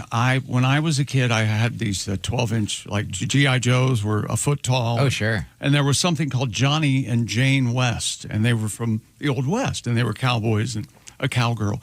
But they had a Conestoga wagon that came with it, and I wanted to make a lamp out of one. So I started the whole thing over, and if you pulled the tongue on the front of the wagon, the light would come on. Nice. And it was... Yeah, this looked kind of like a Conestoga wagon. I couldn't believe it. But the days of making ashtrays We're so similar. are probably gone. Godwin made something in shop that my older brother also made. Yeah, my mom just gave it back to me. It's a pig cutting board. A pig-shaped cutting board. My yay brother big. absolutely made one of those. Yeah. So shop teachers also had their greatest hits. It's like a diet cutting board because every time you look at it, you're like, oh, I'm a pig. I shouldn't eat. You know? Yeah. Oh. Can I also tell you, you mentioned your shop teacher, Mr. Woodell. That's correct, Which is yes. pretty fun because of wood being yeah, of what course. you use in He was a shop. craftsman. In my high school, do you know what one of my gym teachers was named? I'm sorry to let you. This is 100%. His name is Jim Sock. Oh no! It's a Jim Sock. It was he went by James for good reason, Right. but we saw through it. We were like, why would your parents do that? Why? Sock. I mean, if you were reading a novel and the gym teacher's name Jim Sock, I'd put it down. I'm not going to read it. On the nose. Yes. No. Wow. That's awful. Little mystery. Come on. Thank you very much. Christy Lee, He was destined. what else have you got over there? Maybe. A Florida couple facing felony charges after destroying a neighbor's drone that landed in their yard. Investigators say a man was flying a DJ-1 Mini 3 Pro. Hey, how you doing? It's DJ Wood. Yeah. When it lost signal over a Port St. Lucie neighborhood and came down in the couple's backyard. Now, when the owner tried to go get it, he was unable to resolve the situation and contacted police. They wouldn't allow him. So officers say the couple admitted to burning the drone, citing ongoing frustration with devices flying over their property. We're looking at their mugshots. The woman, this gets better, told investigators one drone incident happened while she was outside undressed, claiming the device would hover while she was naked.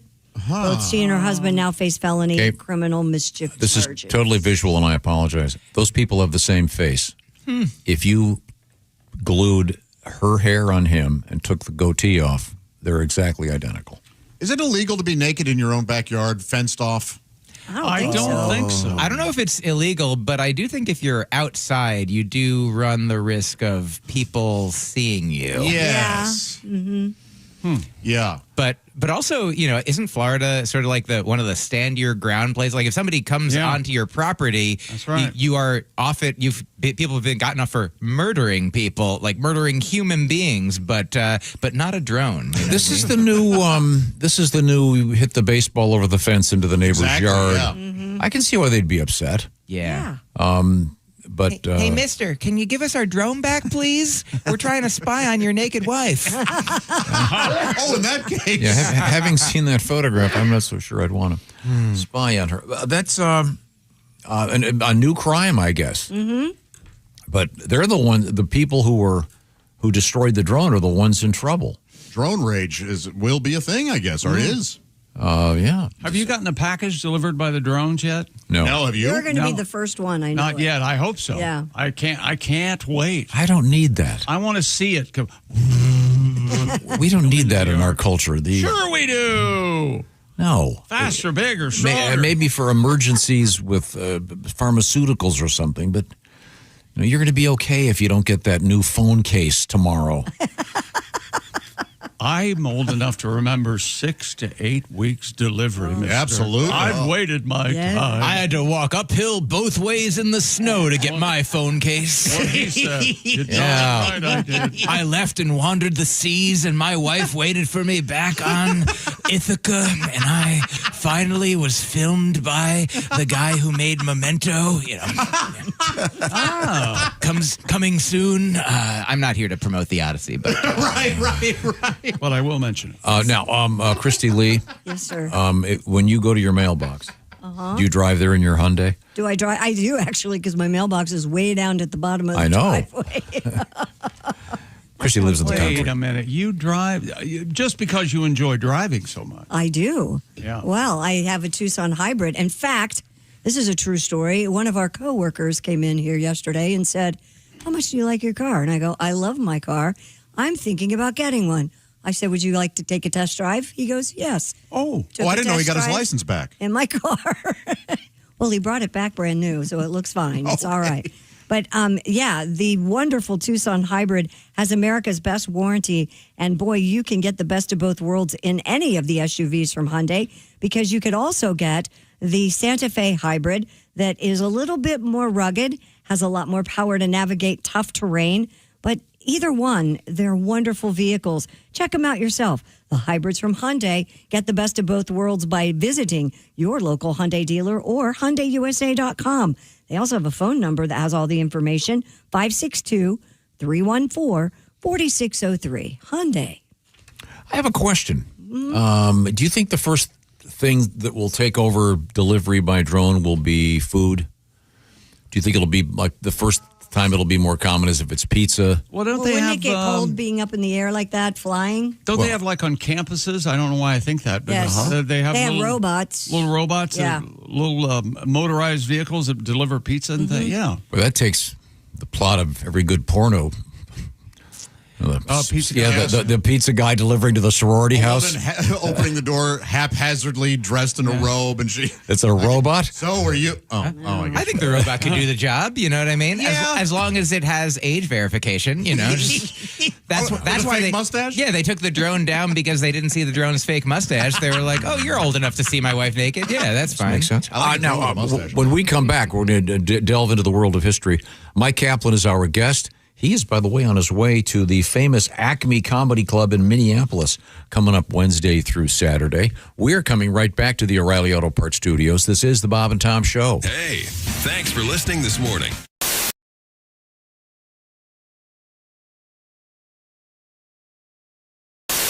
Hey! You still don't have orange insoles? Do you walk? Do you stand? Do you work? Then, buddy, your feet are losing the war every single day. Your arches go flat. Your heels scream. Your knees pop like popcorn. But wait, what if I told you you don't need a prescription, you don't need a diagnosis, you just need orange insoles? Rigid arch support that does not collapse. Deep heel cup for shock absorption. Built strong for work boots. Comfortable enough for everyday shoes. You upgraded your tires. You upgraded your mattress. Maybe, just maybe, upgrade what you stand on every single day. Orange insoles. If you have feet, you qualify.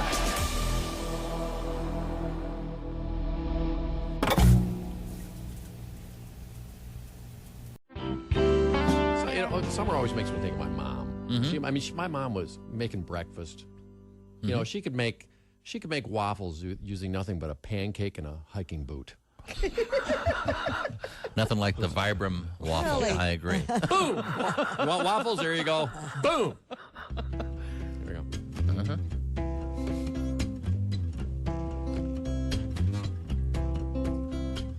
How's it start? Oh, yeah. Sneezing from the pollen. The chain caught my shoestring, hit the center bar on my bicycle, and almost lost my bearings. I love summer. Good old summertime.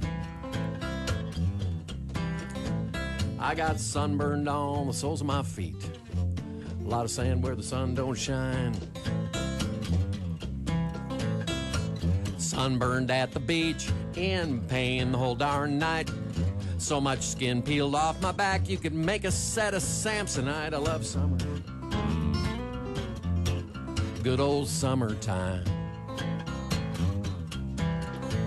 I got sand burned on the soles of my feet. A lot of sun where the sand don't shine. Putting on a cold, wet bathing suit. Mosquitoes and bees and tetanus shots in the derriere. Something's crawling in the foot of my sleeping bag, and flaming marshmallows in my hair. Drop and roll. Caught a baseball with my face. Potato salad in the sun. Salmonella steps up to the plate. Listeria gets the run. Oh, I love summer. Good old summertime. I got foot sand on the sole of my burn. A lot of feet where the sand don't shine. I got shine soot on the sole of my fence. Oh, Shine something soot. else. Yeah. Ah, thank you. Beautiful. Haywood Banks.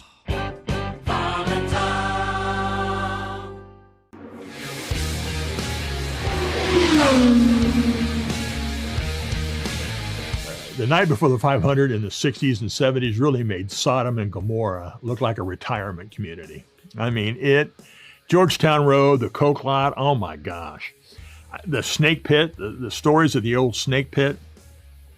I remember seeing packs of Indiana State Troopers in packs of 15 to 20 walking, trying to regain some sort of semblance of humanity in that first turn Snake Pit. I mean, throwing girls up on blankets and drinking and motorcycles and setting cars on fire and setting sofas on fire, and it was just unbelievable. How more people didn't get killed in there every year, I have no idea. But that was a lot of people's introduction to the Indianapolis 500 was, as you're a young kid going in there and you party, and who won what? There's a race, and then all of a sudden it's like, oh, look at that. And then, oh, next year, and then, wow, look, hey, who, what, Herdebees?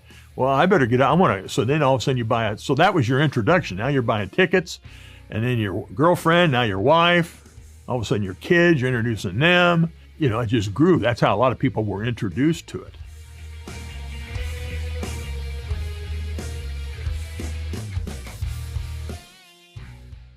This is my winter fat guy outfit, which, by the way, is strikingly similar to my summer fat guy. This is all, by the way, from my I Don't Care Anymore collection. You know how it is, you get older, you don't care. I mean, I've been wearing the same pair of shorts since Thanksgiving, and I went to put on a pair of pants. And I probably should have got out of the shorts once every 3 days to make sure I wasn't gaining weight. So they are now, I got a pair of pants. Here's the crazy thing. I got a pair of pants that I love. I found a pair of fat pants at Goodwill that I love. And I'm thinking to myself, if I had a pair of these, I would have worn these every day. And then I come home and my wife goes, hey, where'd you get those pants? I thought I took them to Goodwill. I'm like, why did you take these to Goodwill? I bought them again. She goes, because you never wore them. Hello, my name is Alexa.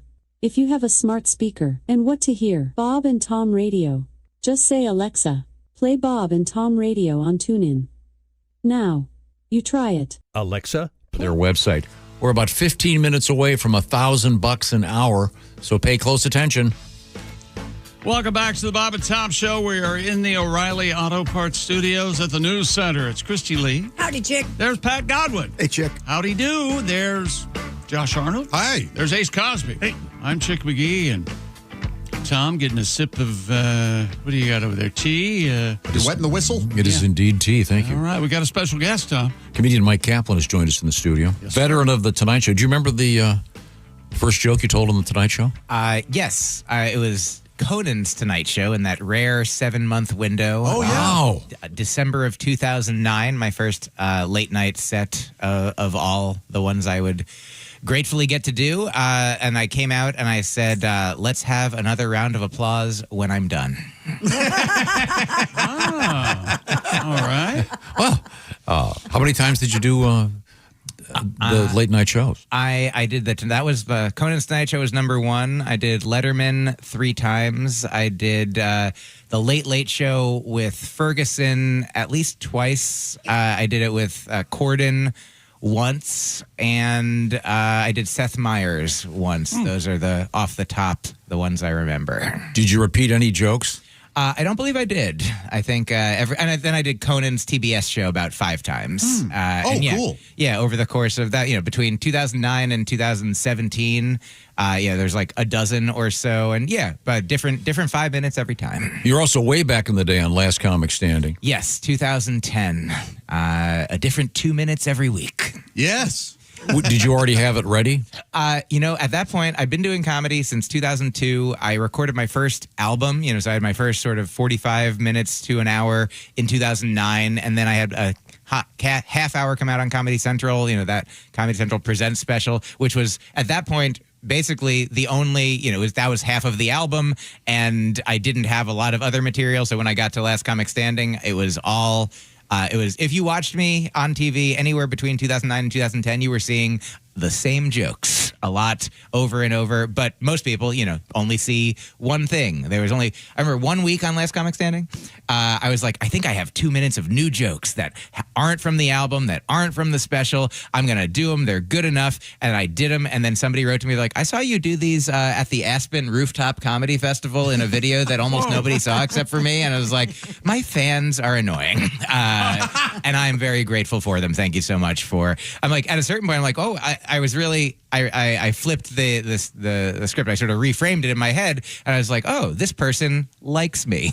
This person, they're mad because they want to see more. They want to see something new. And I'm like, I thought this was, but thank you. The stuff that would go on Rooftop Comedy was, because I was always thrilled when a video would get, but sometimes it was, you had just said it for the first time and you didn't necessarily want it.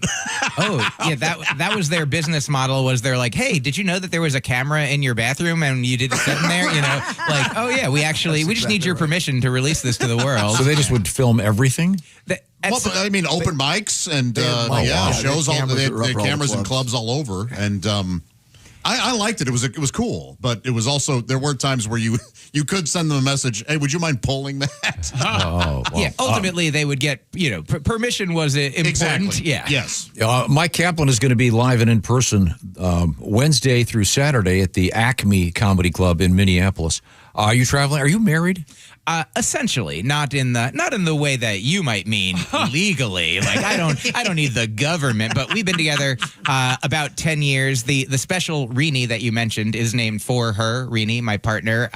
We created it together, sort of just the fact that she's not a comedian, but she's a funny, intelligent, like compassionate human being that has helped me and my comedy become better and sort of more various in its viewpoints and such. And so we are together forever. We plan to be together forever. We probably will get married. We don't plan to die. That'd be very sad if one of us died. And but yeah, we are traveling together, and I'm actually going to be recording a new album, a new hour at Acme called an alphabet album at Acme, structured around the alphabet. 1 hour, 26 jokes. Excellent. Huh. Does each joke begin with that particular letter? You have gleaned what if I was like, no, just 26 random jokes? Yeah, absolutely could be. Yeah, you could name a letter. I could tell you what joke it's going to be. X is, I got a couple options for that one, actually. X, tic-tac-toe, obviously. Did you know in France, they don't call it that? I was doing talking about it on stage, and these French guys were like, we do not know, I'm doing a perfect accent. We do not know these tic-tac-toe. We only know croissant, and those are the only things we know. We want to laugh, But, and I explained, I was like, it's with X's and O's. And like, we do have this game. We have it. It is, we call it XOXO. And I was like, that's a much better name for it, obviously. Why would we call it Tic Tac? Like you need a Tic Tac because your breath smells like toe? I don't know what's going on. So that's X. Wow. Well, I'm not gonna go through the whole alphabet. Do you do them in order? I do. Okay. That's cool. I used to, when I started doing this like a month or two ago, like because I had all the jokes and I was like, I think I just had to reorganize and be like, what ones do I have for X or Q or what have you? But I first started doing it asking audience members to say, what letter would you like this? And then it went way longer because I would have conversations with people and it would go different places. I did a version in Chicago a month ago. I did like 80 minutes on stage, didn't get to the whole alphabet. I was like, what am I going to do? I'm like, in order. That's the way. Stop bringing other people into it. Just do it myself. That's interesting. You want to have kind of an arc when you do a show. Mm-hmm. So does this put a lot of pressure on you to make sure that X, Y, and Z are the funniest? X is the one that really has given me the most difficulty, maybe because of how few words there are that start with it. So there's not a lot of options, but yeah, Y and Z. I'll just give you a brief foreshadowing. Y involves the word you, so I'm like, I gotta get my strongest joke that's about you, and so I feel like for that one, I sort of maneuvered a joke that I already knew was a successful joke into place. And Z, I think part of the idea started because I had a good idea for the way that it would end with Z. But so yes, I am under a lot of pressure, and I'm rising to it. Now, when you perform in, say, Toronto, do you go with Zed? That is a thing. When I was asking people like to name a letter, at one point somebody did say Zed, and I was like, that is unacceptable. We are, hey, this is America. Speak our alphabet. So a C is not going to be a Celsius joke. What are you going to do in Hawaii? Time now for Today in History. Let's we got to get this in quickly. It's June 2nd. May 5th. Cinco de Mayo. Oh, sorry. I don't even have that in here. You don't have Cinco de Mayo in there? Yeah, What kind of list is this? It's American. I guess. Well, it's an American holiday. Happy birthday, Karl Marx. Oh, there you The go. least funny of the Marx brothers. Yeah. He had some very definite ideas about comedy. But also, I think that we should celebrate Karl Marx's birthday every day. That's it's only fair. Why is he the only person that gets to celebrate his birthday today? But the least popular. Right? Yeah. Remember the one of the Marx brothers who ended up in jail for arson? Zippo. Sorry, A sad story. Yeah. Happy birthday! Oh, born in 1903, James Beard. Tell us about James Beard. He was the chef, famous chef award. Yeah, the James Beard Award, and much like Frank Beard of ZZ Top, didn't have a beard. One of life's great ironies. Yeah. Well, I never understand it. Do you find it odd when you go to a place and the chef has to have the beard net on? I do, and I don't care I for kind of it. like it. You do? Do you want his beard hair in your food? I don't know. I don't mind a little hair in my food every now and then. Neither do I. It means free dinner. The secret is love. Yeah. Happy birthday. On how much vomit I can drum up. Born in 1988, Adele. Did you hear that she married a farmer? Is that right? Yeah. Now, if you saw the two of them. Let me tell you. Right now, there's a farmer in Adele. You went X-rated? When you said Adele, a farmer. No, he's not. And Now God, hold you on did. a second. Did she act? She didn't marry. No. I don't know anything about her. No. She's a great singer. Hell of a singer. 1891, Carnegie Hall opens in New York City. How do you get to Carnegie Hall, John? Well, first you make a left on Pine. Do you guys? Can I tell you a quick funny story about that Carnegie Hall joke? So a friend of mine, Dimitri Martin, wonderful comedian, has a joke about how he used to have an apartment across the street from Carnegie Hall. So he's like, whenever people ask me how do I get to your apartment, I say practice, practice, practice, and then make a left. And then a friend of mine was telling that joke to his mom, and she didn't understand that it was going to be like a twist on the old faith. She's like, I know that one. And he's like, no, Mom, listen. She's like, no, your old mom knows a little thing or two. And he's like, Mom, listen, I'm trying to tell you what to do. 1891, and the first gig was Tchaikovsky. Huh. Can you spell his first name? Tschcho. P-C-H. Pyotr. Not Tchaikovsky's first name is Piotr. Piotr, yeah. It was I guess it was like the Studio 54 of the 1890s. Oh, really? Yeah, hard to get in. And you'll like this one, Christy Lee. 1941, Coco Chanel releases Chanel No. 5. still around. It's iconic. Much like the Mambo, it's the most famous of They had a big damn report on Chanel No. 5 and the growing of on 60 Minutes this past week. It was Chanel mind-numbing. Chanel No. 2, not successful. No. Will I understand Chanel No. 5 if I haven't seen the first four? Do you know some? Rini, my wonderful partner, is she loves fragrance. It's a special. She has hundreds of perfumes and colognes and things. I have started wearing some, not today, but because of her, I now it's like a whole new dimension. Did you guys know that smell, in addition to sight, sound, taste and touch. It's one of the 5 senses. And it's I'd heard about it, but it's she's a real frag head, is what they call themselves. Wow. A fragrance head. Oh. Yeah. I've never heard frag head. Oh, yeah.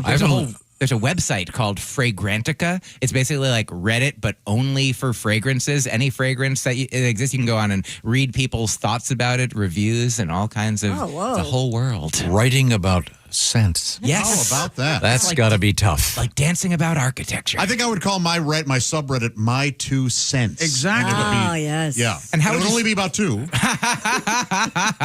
If you don't put in your 2 cents, how can you expect change? Let's see. That's pretty much it. Happy birthday, Alan Shepard, the first American in space, of course. Allegedly, Did not own any sheep. And Anna Wintour. Oh, yeah. Happy birthday. I'm sorry. In 2017, she was made a dame by Queen Elizabeth. Oh. She's the one that always wears the huge sunglasses. She was at the Met Gala. Did she have the shades on? Yes. That's her signature. Eh. It could She be might anybody. have a problem with, maybe she has eye sensitivity. The sun never sets on the cool, right? I heard that she's going to be in a new Game of Thrones spinoff. It's called Wintour is coming. Yes, I am very much looking forward to that. That should be good. We are coming right back to the O'Reilly Auto Parts Studios. This is the Bob and Tom Show. Hey, thanks for listening to the Bob and Tom Show this morning. Get a look at today's show on our YouTube channel. My son loves to fly kites, but my active psoriatic arthritis can sometimes hold me back. Now with Skyrizi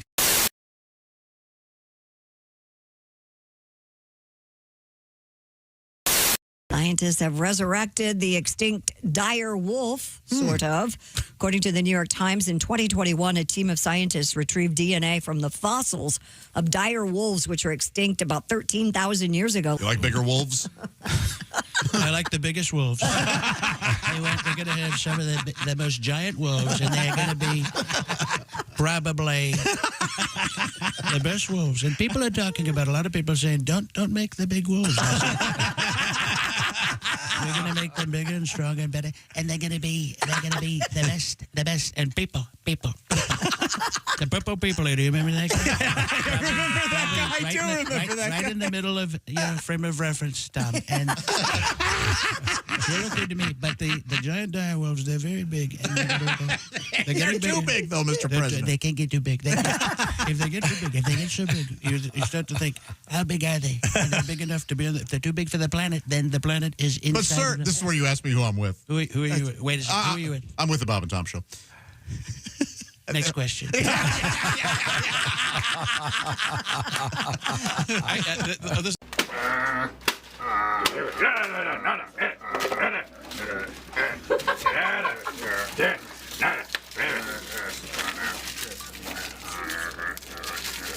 Oh, yeah. Yeah.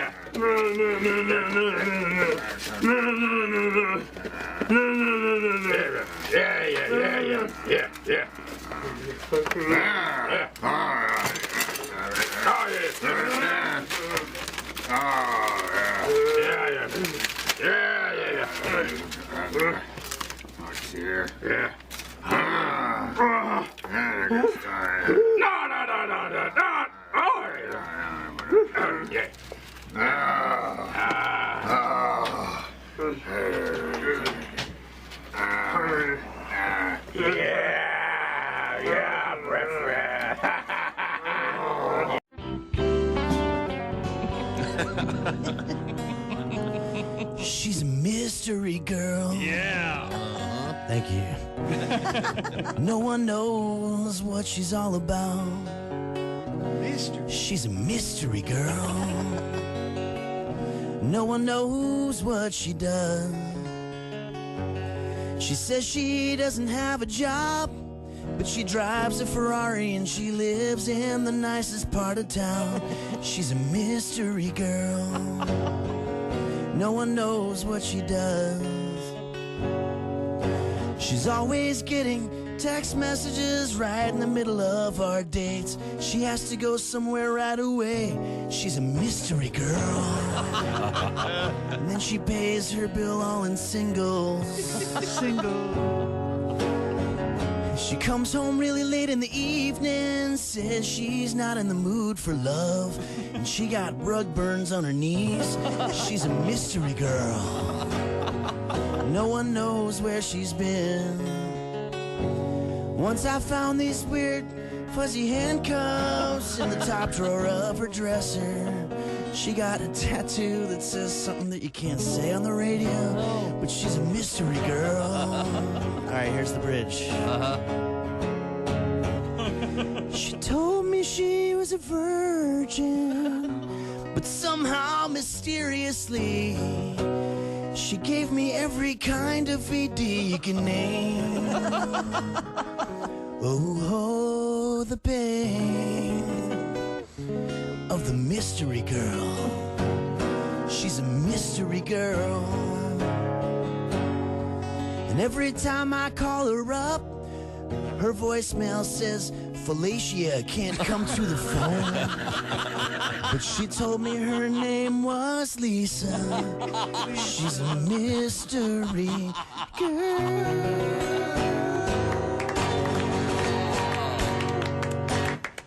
Was that Henry Phillips?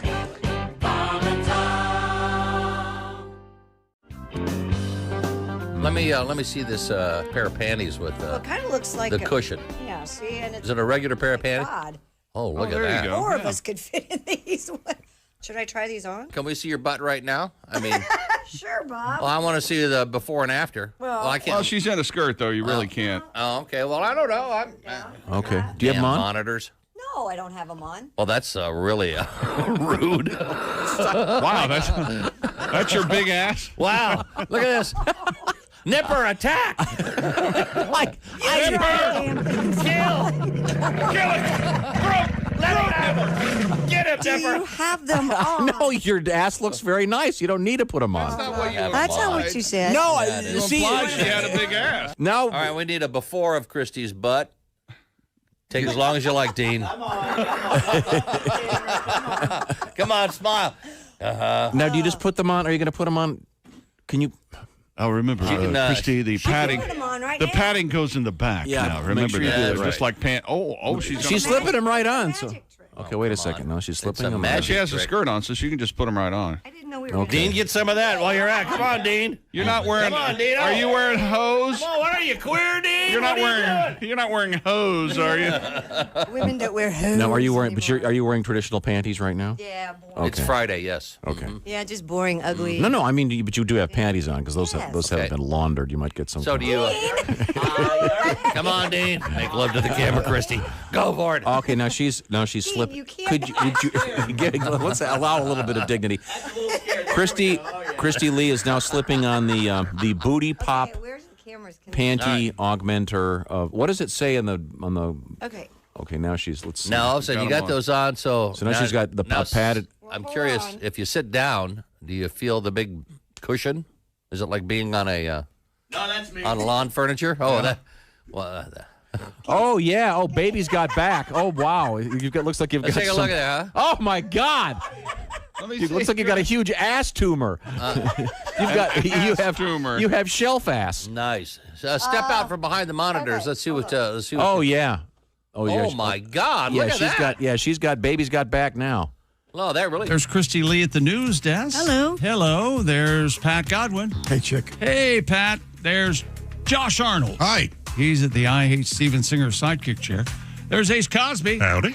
Howdy do. I'm Chick McGee. And hello, Tom. We've got a special guest in the house. Joining us in the studio, comedian Myq Kaplan is here with us. He's on his way to Minneapolis, the famed Acme Comedy Club, beginning Wednesday evening and running through Saturday. Pat Godwin, by the way, is also going to be up and running May 30th at Shakespeare's in Kalamazoo, Michigan. Yeah. Well, that'll be nice. Fun, yeah. And your father, of course, was a professor, director. a Shakespearean director. I wonder, do they do like a Shakespeare theme night? You know, I don't know. I think it's just a fun little. Oh, it'll just be your regular comedy show? Yeah. No Shakespeare bobbleheads. Thursday. We are joined by to be announced. To be announced. Shakespeare have any jokes? I'm not a Shakespearean. So many comedies. Summer Nights. I know, yeah, comedies, but I mean, were there actual ribald, is what jokes he in was. there? Okay, like Well, I mean, I don't know that you would necessarily consider a street joke, but yeah, okay. Not a lot of yucks. no, they can be quite funny. A couple of pies in the face. The Summer Night's Dream is very funny. Much, Yeah, much ado about Bottom's nothing. death scene alone is brings the house down. Yeah. I see. What does it? about We can go on. Well, that's okay. Now, Myq Kaplan is working on a new set, a new hour, if you will, that is composed of alphabet-related jokes, one related to each letter, I should say. That's right. Okay, I'm not going to torch you and go through the entire alphabet. Did you know I was well into my 20s when I had the epiphany that the alphabet song is Twinkle, Twinkle, Little Star. Huh. It's the same song. Welcome. Thank you. Is anyone else learning it right now? Didn't Barney also... That was the Soul Man. That's the Yeah. Soul Man. It's also Baba Black Sheep as well is the alphabet song. Oh, boy. Baba Black Sheep was not big in my house. We were a big Baba Black Sheep house, so I guess you and I cannot be friends anymore. Is that 2 bags full? I think it's 3. 3. 3. Yeah. See? You got to learn your bags. Baba Black Sheep, have you when you will... Yes, sir. Yes, sir. 3 bags full. The economy. Wow. The neighborhood. Even that. Tariffs. Wow. Do you remember the fabulous Robert Conrad vehicle, Baba Black Sheep? I don't. Oh, that's Television show or movie? Yeah, television show. Flyboys. Yes. Pappy Boyington, I think that was the name of based the on a character. real character. Right? Yeah. Then they did a remake with Chris Farley and David Spade. No, I did believe. see that. They dropped the Baba. They just did Black Sheep. It's It's one of his movies. Now, we're going to go back over to the news desk with Christy Lee. What have you got over there? McDonald's is getting rid of self-service soda fountains in its restaurants. I'm fine with this. Really? Yeah. Yeah. You had a privilege. We blew it. You blew it. Yes, Yeah. we absolutely blew The it. honor system. They announced back in 2023 that it would slowly transition away from self-serve soda fountains in dining rooms across the country, with a complete phase-out expected by 2032. Now, at the time, some owner-operators cited food safety, theft prevention, and a lack of dine-in customers as some of the reasons behind the decision. Now customers are noticing the changes that are rolling out across the U.S. I bet there are far fewer people eating indoors. I mean, that's a drive-through world. That's so funny that they're like, look, we're going to stop letting people get our soda because there aren't any people here. So you're not allowed to get soda if you're not in the building. I always think it's a treat to eat inside a McDonald's. Yeah. It's usually, all right. And they got rid of all the gyms. I really liked the... Oh, like the play places? The play No, I'm sorry, the Myq play place? Yeah. Mm-hmm. Are those... I mean, I haven't seen one of those in a while. No, I think... was it like there were some bacteria issues, weren't there? Didn't we? Yeah, I think you so. got With the balls and stuff, yeah. Thank God it's only the clean McDonald's food now. Yeah. I'm a fan. There's a website I know where you can look up which ice cream machines are functioning, because that's always been a difficult issue at McDonald's. Isn't that the worst? You pull up, ask for a cone. Oh, I'm sorry. Our ice cream machine's not working today, man. Yeah, and they're aware of that, and they've really gone out of the way to try to get that to stop happening. Yeah. That's why there was the Wasn't website. there an app they were going to get up and running to tell you? Which ones are... But and they also said there's plenty of waste with the sodas and messes and stuff. And I get it. Kaplan's onto something. We blew it. This brings back, I'll have a large Coke and a cup of, no ice, and a cup of ice. You remember that? No. We did So you that. get more Did you do soda? that? No. Yeah. Of course. They would do that? Yeah. That was a big thing for when I was in high school. You know what I do sometimes? I'll meet my dad at a Dunkin' Donuts, and I'll get hot tea and I'll get a large cup of ice, and then I'll make my own iced tea. And then you get so much. I mean, obviously, they'll keep giving you water. Like, water is free so far. But I like a separate cup of ice. Ah. Yeah. Now, is your mother still with us? Yes, my parents are divorced. Since I was a teenager, they sat me down and said, "We're getting divorced. It's not your fault." I was like, "I didn't think it was," but now I'm not so sure. Why are we having this conversation? But yeah, my mom and dad both live in New Jersey, about an hour apart from each other. Do you have a Mother's Day gift yet for your mom? I'll probably send her a card electronically with some Kindle books. She's a big online reader. She would usually give me here's the book that I want, and I would go get her the book. Yeah. But now she just gets whatever books that she wants. I hadn't heard of Kindle books. I mean, I have a Kindle, but is that not? You could probably get an Amazon gift card. Amazon. Oh, okay. Yeah, you can get them on Amazon. Yes. I like the name Kindle books. It's pretty good. They should have them. Well, coming up, we're going to have some suggestions for a great Mother's Day gift for your mom out there. But first, we go back to Christy Lee at the news desk. A TikTok creator is going viral for a dish that never really ends. A user known as Zach Makes has been documenting a so-called perpetual stew he's kept going for over a year. This doesn't seem like a great idea. It's over 370 days he's been cooking this. Perpetual stew? Yeah, he calls it stewithus. Huh? What? Yeah, Stewtheus. How's it spelled? Stewtheus. Stewtheus? Stewtheus. Stewtheus. Like Prometheus. Yeah. Stewtheus. How odd. He regularly adds new ingredients like salmon, blackberries, lamb shanks. Salmon, huh? It does sound like Prometheus was the one, who as punishment from the gods for stealing Here's the, fire for photograph. mortals. He was permanent in perpetuity. Like, he was strapped to a rock, and a vulture would come and eat out his liver every day, and that goes right in the stew. Yeah. Perpetual stew is a pot. And the vulture does too. Yeah. He keeps simmering continuously, and Look fresh at it. ingredients and liquid are added over time. It just looks awful. Despite how it may sound, Josh, experts say it can be safe to eat. And Tom, historically, constant stew was the constant source of- stew was in Ireland, yeah. that killed people because For those of you who don't think food is part of the preparation is seeing the food. That looks awful, man. Yeah, as long as it stays at a consistently high temperature, it'll prevent bacterial growth. Francisco Diaz Gonzalez, a PhD and director of the Center for Food Safety at the University of Georgia, recommends, quote, that the stew should always be at a temperature greater than 140 degrees Fahrenheit to ensure that it's safe to consume. Yeah, you know what's this guy's name again? The guy that's doing it, Zach Makes, Z-A-Q. Oh, he's going to get Zachariah. I think he's going to eventually from It this. looks like it's in a crock pot, so that would keep it a constant temperature, right? I mean, it's just so unnecessary. Perpetual Stew sounds like a bad 80s sitcom. Boy, that stew just won't. There's Stu. Hey, guys. He's always on. Perpetual stew. Hey. He's always on. That's right, I'm Stu. Now, if you don't get your mom Kindle bucks, you might want to talk to my buddy Steven Singer, because Steven Singer Jewelers has got just what moms need everywhere. Lots of stuff, like jewelry, like bracelets, necklaces, et cetera, et cetera. You visit Mr. Singer by going to IHateStevenSinger.com. The specialty, Christy's got one right over there.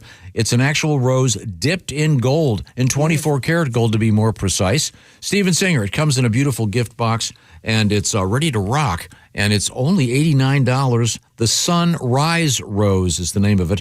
A rose dipped in 24 karat gold, as I indicated. It's stunning, and you can get that baby, like I said, for $89. Guaranteed, of course. All the jewelry at Steven Singer Jewelers is guaranteed. And, of course, he has free shipping. Find out what I'm talking about by visiting IHateStevenSinger.com. Those aren't models posing with the jewelry, et cetera, et cetera. Those are folks that work with them. Everyday people that are working hard to make sure that you have a great Mother's Day for all those moms in your life. Once again, it's IHateStevenSinger.com. The Sunrise Rose, in honor of all the moms who get up early at sunrise to help you make your day that much better. So do something nice for your mom out there. Visit IHateStevenSinger.com. I highly recommend the At Last bracelet, perhaps the At Last earrings, or the At Last necklaces. It's all there at IHateStevenSinger.com. We're going to return to the O'Reilly Auto Parts Studios. This is the Bob and Tom Show.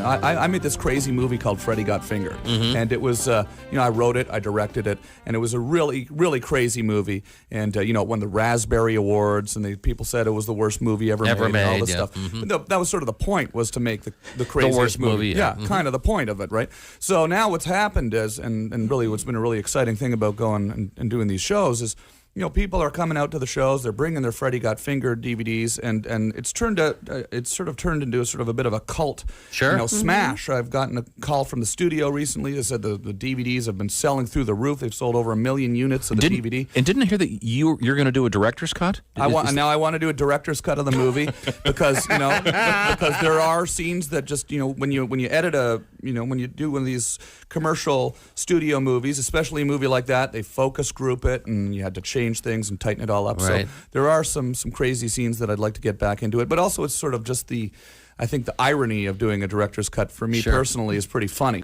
Whenever there's a movie, there's always a porno movie that someone makes based on the title. Yeah, it was called Freddy Got Fingered. Okay, back to you, Tom Green.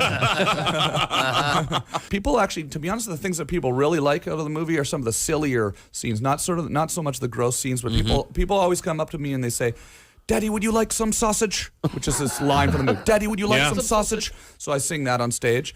Come see me on tour. We'll be singing some of the hits. Sing along. That's all right. That's your Stairway to Heaven? Yeah, that's my Stairway. The Bum Bum song would be my Stairway to Heaven. That went to #1 on MTV, the Bum Bum song. When you Google Freddy Got Fingered, the first thing that comes up, the first line is Freddy Got Fingered quotes. Yeah. That's the first thing. Yeah. And then you go to that page and the sausage. Yeah. The sausage organ comment is the very first line. There's all sorts of very silly lines in the movie. Yeah, there's a whole pile of quotes here. Yeah, so I was in a rap group when I was in Canada when I was a teenager. That was actually, what were they called?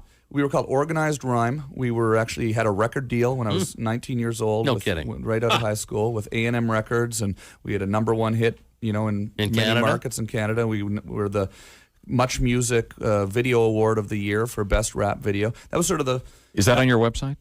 You can find it on there. Yeah, you can find it on there, and you can find it on YouTube. And the thing that was sort of my first sort of realization. Hey, I want to work in show business. I was sort of like, all of a sudden I had this record, and we were touring, and we were doing radio shows, and I went and started my radio show, and right after that, and it was initially a rap music show that I turned into a talk show, which then turned into my TV show. Yeah, I've had a lot of great rappers on my website too. Like if you go on TomGreen.com, you can see me rapping with Too Short and Exhibit. There's this funny video of me rapping with Exhibit where I surprise him with this rap that's ended up on YouTube. It's got 2.5 million views now, and it's sort of funny because you see these rappers who just aren't expecting me to start rapping, and then I start rapping in their face, which is fun. So. Canadian rap. Right back Canadian rap. Yeah, you can see why you haven't heard of it. Hey. Canadian rap. Tom Green is our guest.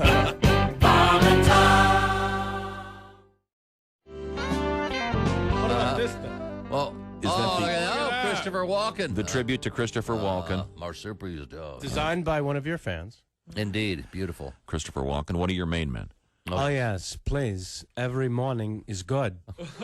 When you're him. Celebrated a birthday this past week. Feel younger. Not sure how. Must be booze. Could be. Because it ain't the vegetables. I can tell you that. And you met Christopher Walken long after you developed the impression, Didn't you do the right? whole star ceremony with him on Hollywood Boulevard? Bigger. He had his hands and feet and signature in the imprint of cement in front of the Chinese theater there. Oh, that is big. Yeah, and they asked me to be one of the 2 speakers at this thing, and I'd never met him. And You I was hadn't? honored, and yet I couldn't help think, how far down the list did they have to go? Before you pick the guy Down to the P's. who impersonates you, right? In fact, deep into the P's. That's way over half the alphabet, I think, isn't it? Yeah. I believe it is. We got to D, De Niro. Can't make it.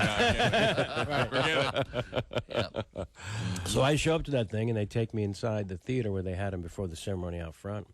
And I see him in the flesh for the first time, and he looks over and sees me, and he goes, "Hi!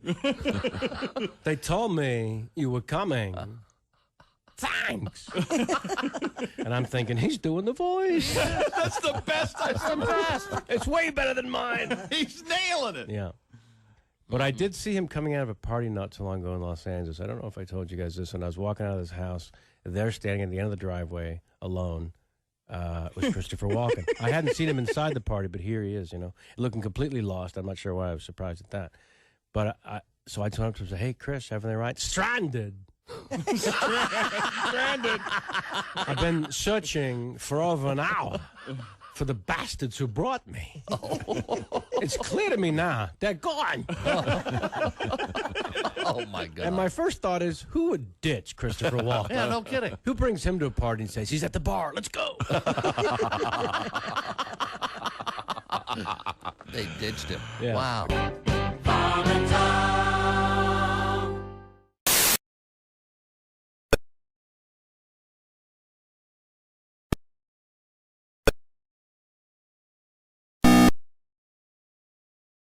O'Reilly Auto Parts for all your car care needs. Get the parts and service you need fast from the professional parts people at O'Reilly Auto Parts. Christy Lee at the news desk. Hi. Hi there. There's Pat Godwin. Hello. Hello. There's Josh Arnold. I got the blues so bad. Lord, I'm down. There's Ace Cosby. Hey. I'm Chick McGee. And Tom, we have a special guest in the studio.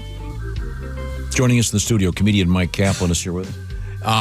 You spell your name Myq, M-Y-Q? Weirdo! Yeah, that's strange. Is that an actual on your birth certificate, or is that a rebellious? I'm glad you asked. So it is. My birth certificate says Michael. It's no secret. That's my legal name. I'm an outlaw. It also says Kenya. On the long form, it's "Can you believe it?" So when I was about 14, Prince changed his name to a symbol for reasons that we were not privy to because of the the contractual obligations that he was under to his record label. But at the time, to this impressionable youth, I just saw a cool artist doing a weird, fun thing, and I'm like, I'm not going to go that far. So compared to what Prince did, I'm a pretty normal guy. You can still use a regular keyboard. You don't even need to get a new hieroglyphic stamp, And so I was like, I was at an artsy summer camp with some friends. I originally was like, I'm just going to go MYK. I keep the K. And a friend was like, why not go full, bananas, go put a Q in there. I was like, I like that. I still got the M for my my monogrammed things, obviously. I always wonder if your name's Robert, but you go by Bob, like that's my father's name. I'm like, does he get an R? Does he get a B? I'm like, it's M all the way. But the rest of it, you can't see it coming. But yeah, then I found out a few years later, Prince had a reason for doing it for, record label dispute reasons. And he changed back to Prince. And I was like, well, I'm out here alone now. Can you imagine being his manager? You're gonna do what? You're gonna change your name to a symbol that isn't even on a keyboard? Unpronounceable. Yeah. The artist formerly known as Prince. What is his real name? His real name is Prince. Nelson. Prince Nelson? Yeah. Rogers Nelson or something like that. Gotcha. Yeah. Now, you mentioned initials. Yes. Why, Christy, I'll ask you this. No, do you have initials on your towels? I do not. My husband has them on his cuffs of his shirts. Does he have his... Is his last initial the one in the middle? Yes, and then it's A and an R on the other side of it. Yeah. What's that tradition all about? I don't know why you have the last name. So so JFK would be J. And a small F on the other side of the K. JKF. Yeah. I'm on your side 100%. You know it's like this as well? Do you ever look at a movie poster where it's like, let's say it's like, Keanu Reeves and Morgan Freeman, but their names are above the other person. So if you don't know who they are, you're like, look at that, distinguished elder black man, Keanu Reeves. It's the Crosby, Stills and Nash album cover. Yeah. That most They're famous. Not in order. They're not in order. Oh, okay. What order are they in? Is it Crosby, Nash, and Stills, or Nash, Stills, Crosby? Nash, Crosby, and Stills? There's only 6 possibilities. Which one is it? Well, the anal retentive hour is ending. And as your host, What if he stormed out? I must know. I must know. I take full responsibility. I have what you might call ODC. The D is big in the middle, you know. O and the C around it. Yeah. That's our guest, Myq Kaplan, and he's on his way to Minneapolis, the famous Acme Comedy Club. He's also got a couple of specials out there, including Reenie on YouTube right now. But we're going to go back to the news desk with Christy Lee. What have we missed? Do you have monogram towels? Do you have those? Tom just got married. Yeah, Tom just got married. You know something? I think so. You think? I have towels that just say Arnold. That's cool. Yeah. I love that you don't. I also have things in my home that if you ask me about them, I don't know. Like I have even the things that I own. My girlfriend's like, I know more about that than you do. So At least the towels we have are absorbent. There was a time going back many years, I can remember in one of the bathrooms there was a towel you weren't allowed to use if you washed your hands. What? Yeah, and What's then the point of that? it had all the absorbency of aluminum foil. Can I tell you, when I was a kid, I read a Mickey Mouse comic book, and there was a scene where Mickey goes to Minnie's house, and he goes to sit down in a chair, and she says, no, you mustn't sit in that chair. It's an antique. It's very old and delicate, and so you mustn't sit in it. And then she's like, and here's an antique mirror. He's like, I know it's very rare, and I mustn't look into it, you know? So I feel like that's what the towel's all about. There you go. A Domino's delivery driver in Missouri is behind bars. Really? After police say he turned a routine pizza delivery into a violent encounter. Oh, boy. The driver allegedly using his car to strike a customer during a heated dispute over not receiving a tip. Oh. Mr. Zachary Walton, 36, was arrested in Fulton. You ran a guy over. Facing multiple felony charges, including first-degree assault, armed criminal action, and leaving the scene of an accident. I wish I were the judge. I would do a Domino's themed sentence. Well, you'll be delivering pizzas in 30 years or less. Good luck to you, sir. I'm on that guy's side. Here's a tip. You run him over? Sure. I mean, people should tip. Yeah, I agree, but Yes. you don't run the guy over. Well, bump. You don't want to punch him. You can get in trouble for that. So, Pat, you're saying it's okay just to ram him slightly. A little dent, break the femur. Okay. No. Here you go, Tommy. Police in Altamont Springs, Florida, arrested a woman. She's accusing of vandalizing her neighbor's properties with her, that's right, feces. Residents of the Spring Oaks neighborhood told WKMG that they have discovered what appeared to be fecal matter on vehicles, mailboxes, and in yards.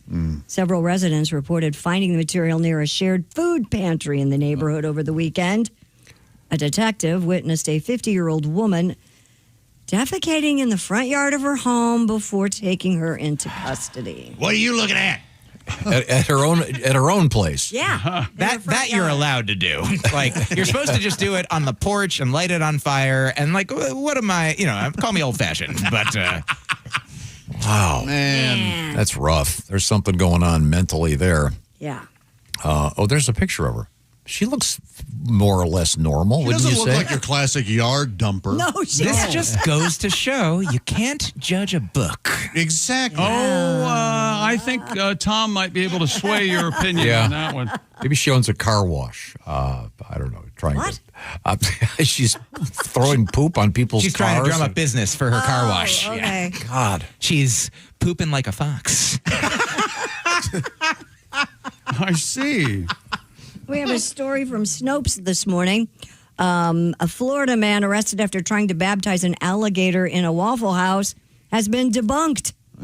Last month, you'll recall maybe, social media users began circulating a purported mugshot of a wild-eyed man, along with the claim that he tried using a pitcher of iced tea to perform the baptism on the reptile. Very odd. By gosh, he is wild-eyed. Yes. And is in desperate need of a shower.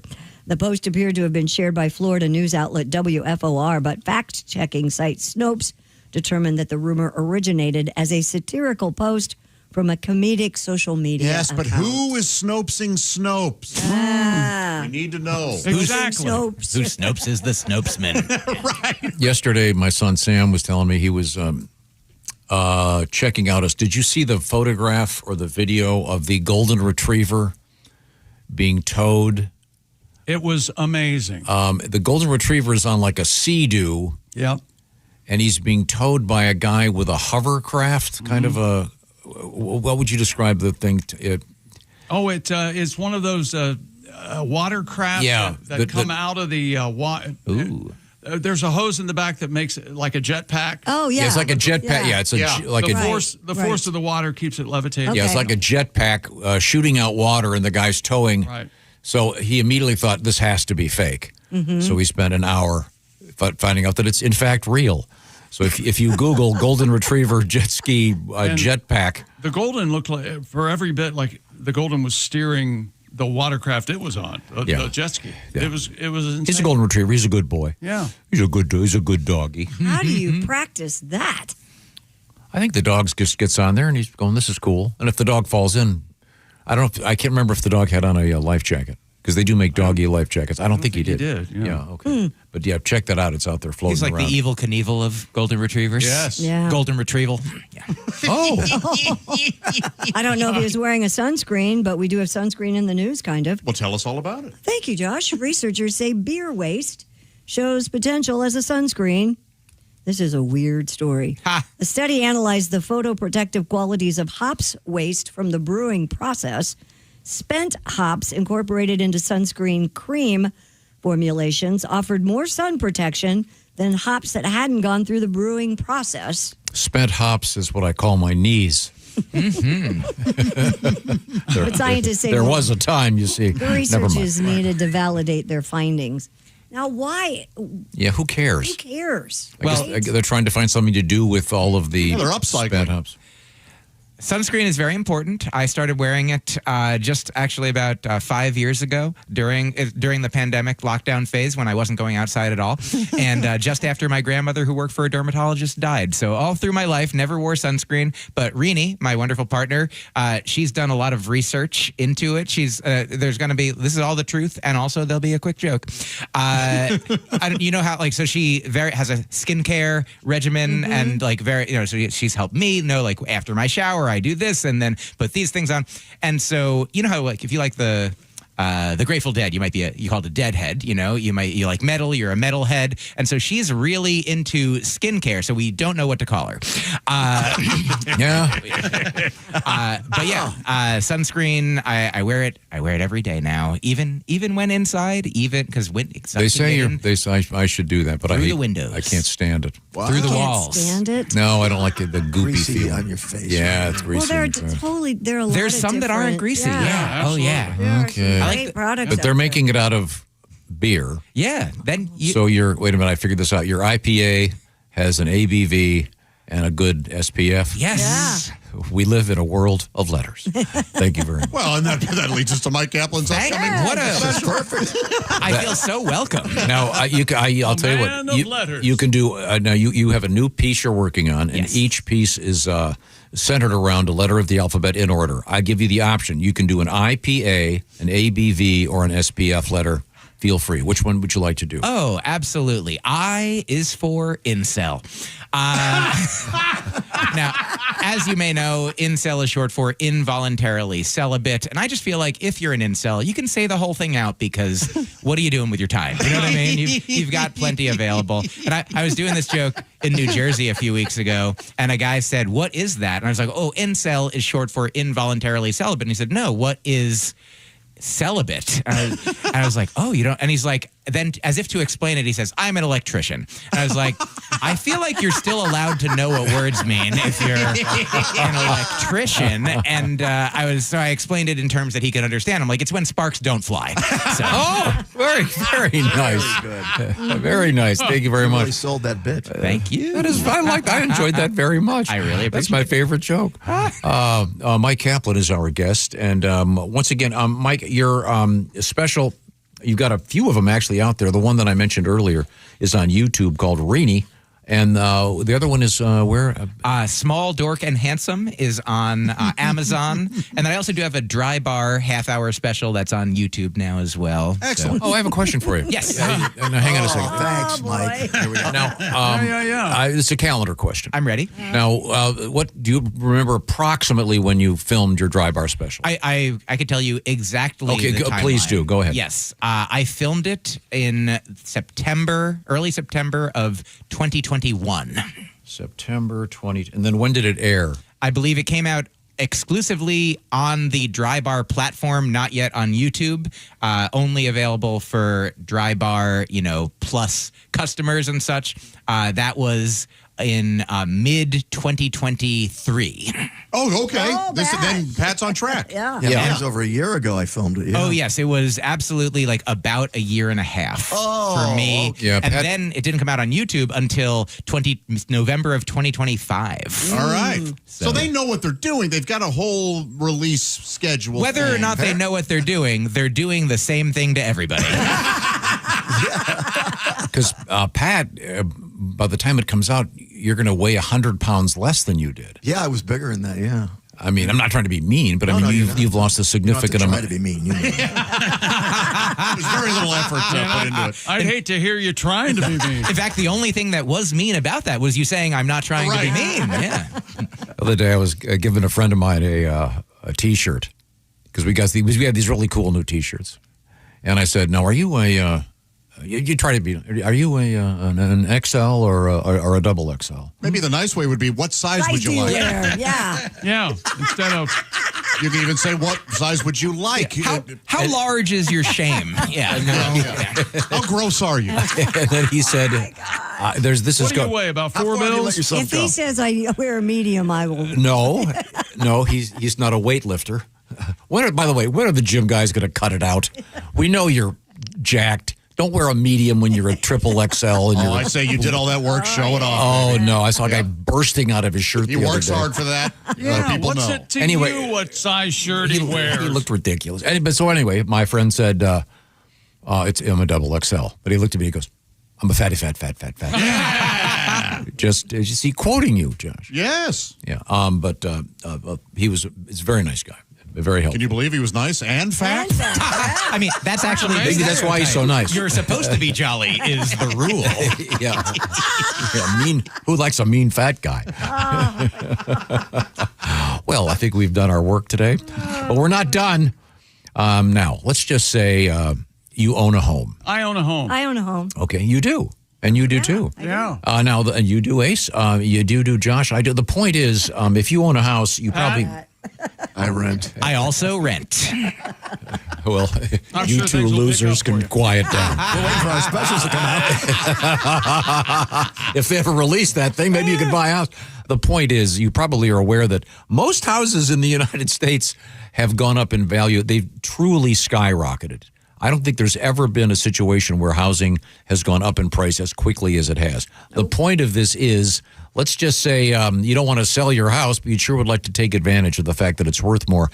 This is where you can tap into that equity. One of the ways to do that is to visit our friends at American Financing. And what they do is they can do a refi and hand you a nice check. And the idea of that would be, I don't know, pay off those high debt credit cards you've got that you're paying 20+% interest on, or perhaps maybe get some new kitchen appliances, whatever it is you want to do with the cash.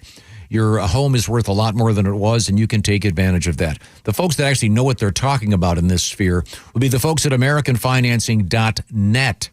And this is what they do. And in about 10 minutes, you can have a quick conversation with them, and they can tell you if this might work for you. It doesn't work for everybody, but it might be convenient for you. And they have a thing going on right now that they, in some cases, can delay 2 mortgage payments. So you may be able to get your head above water and breathe a little easier. Right now, the average customer and the average client at American Financing is saving about $800 a month after doing a refi. So get the details from the folks that are the experts, AmericanFinancing.net. You can call them at 866-889-2611. And I always like to say, it's pretty hard to remember a phone number on the radio, so just go to AmericanFinancing.net and check in with them. Please add a /Bob and Tom when you go there. That'll help us, and it'll help you. Once again, that's AmericanFinancing.net. NMLS 182334. NMLSconsumeraccess.org. APR for rates in the 5s start at 6.327% for well-qualified borrowers. Call 866-889-2611 for details about credit costs and terms. Visit AmericanFinancing.net/Bob and Tom. Average savings based on borrowers who save over $200. Just gotta get a hold of us? Call, text, or email.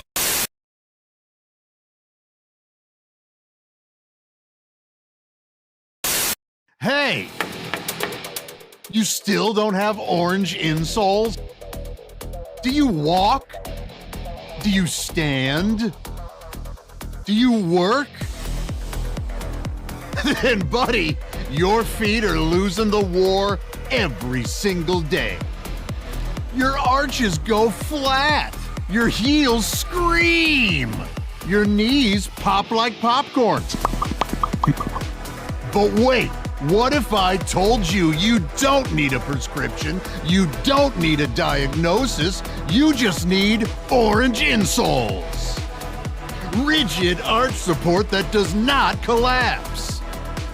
Deep heel cup for shock absorption. Built strong for work boots. Comfortable enough for everyday shoes. You upgraded your tires. You upgraded your mattress. Maybe, just maybe, upgrade what you stand on every single day. Orange insoles. If you have feet, you qualify.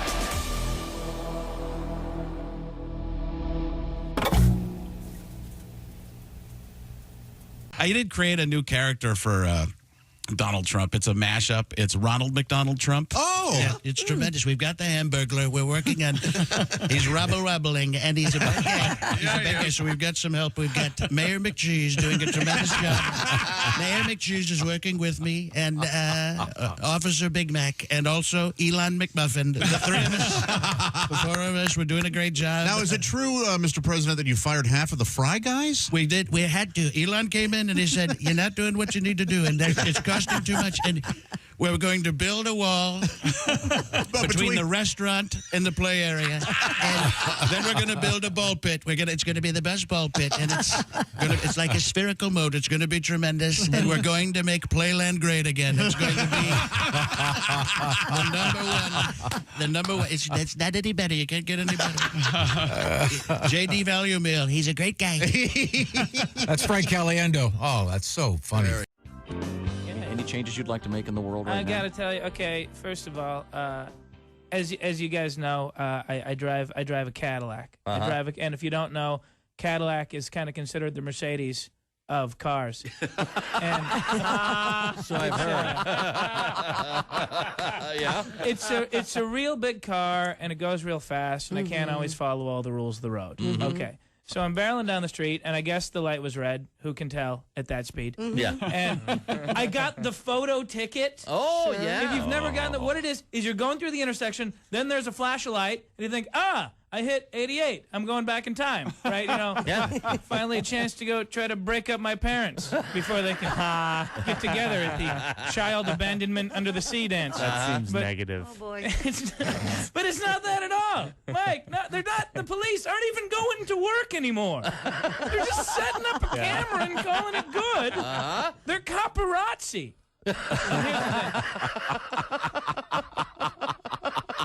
I don't blame them. I don't blame all the laws that they're supposed to. You get in your car, you got to wear a seatbelt. Why do you wear a seatbelt? Because it's the right thing to do? No, because the man tells you have to. That's right. Mm-hmm. Click it or ticket, jackass. Right? Because your government is very, very concerned about your health and safety, and they always have been. And if you got a kid, they're really concerned about your kid's health and safety. Because if you got a kid, you got to put the kid in the car seat, then put him in the back seat. Then there's a wreck, and the airbags come out, and the good ones, they jettison the car seat from the car. Then a parachute comes out, and the kid gently floats to the ground like the beginning of I Dream of Jeannie, because the government is very, very concerned about your children's health and safety, and seatbelts are a big part of that. Really? Ever seen a school bus? Yeah. Yeah, the only seatbelt there goes around the 50-year-old parolee driving the damn thing. Oh, yeah. That dude's strapped in like he's going to lethal injection. Meanwhile, the kids are in the back flying around like lottery balls. No.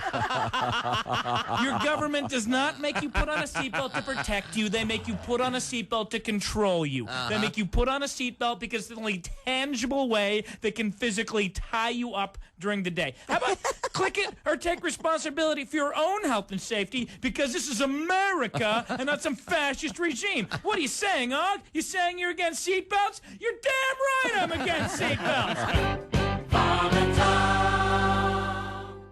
A tribute to the Chicago-born Robert Prevost, the new pope. I'm Leo the 14th, I am. Yeah. Leo the 14th, I am. I can't marry the widow next door, because I wouldn't be the pope no more. In all these years, I've been celibate. Celibate. Never slept with a Nelly or a Sam. No Sam. I'm the brand new pope from Chi-Town. Leo the 14th, I am. Second verse, same as the first. I'm Leo the 14th, I am. Leo the 14th, I am. I can't marry the widow next door, because I wouldn't be the pope no more. In all these years I've been celibate. Never slept with a Nelly or a Sam. No Sam. I'm the first pope that's American. Leo the 14th, I am. Leo the 14th, I am. Yeah. All right. A nice tribute. I'm sure they'll be playing that at White Sox games during the seventh inning stretch. Hello, my name is Alexa. If you have a smart speaker and what to hear, Bob and Tom Radio, just say Alexa, play Bob and Tom Radio on TuneIn. Now, you try it. Alexa, play Bob and Tom Radio on TuneIn. That's the first smart thing you've said to me since you took me out of the box.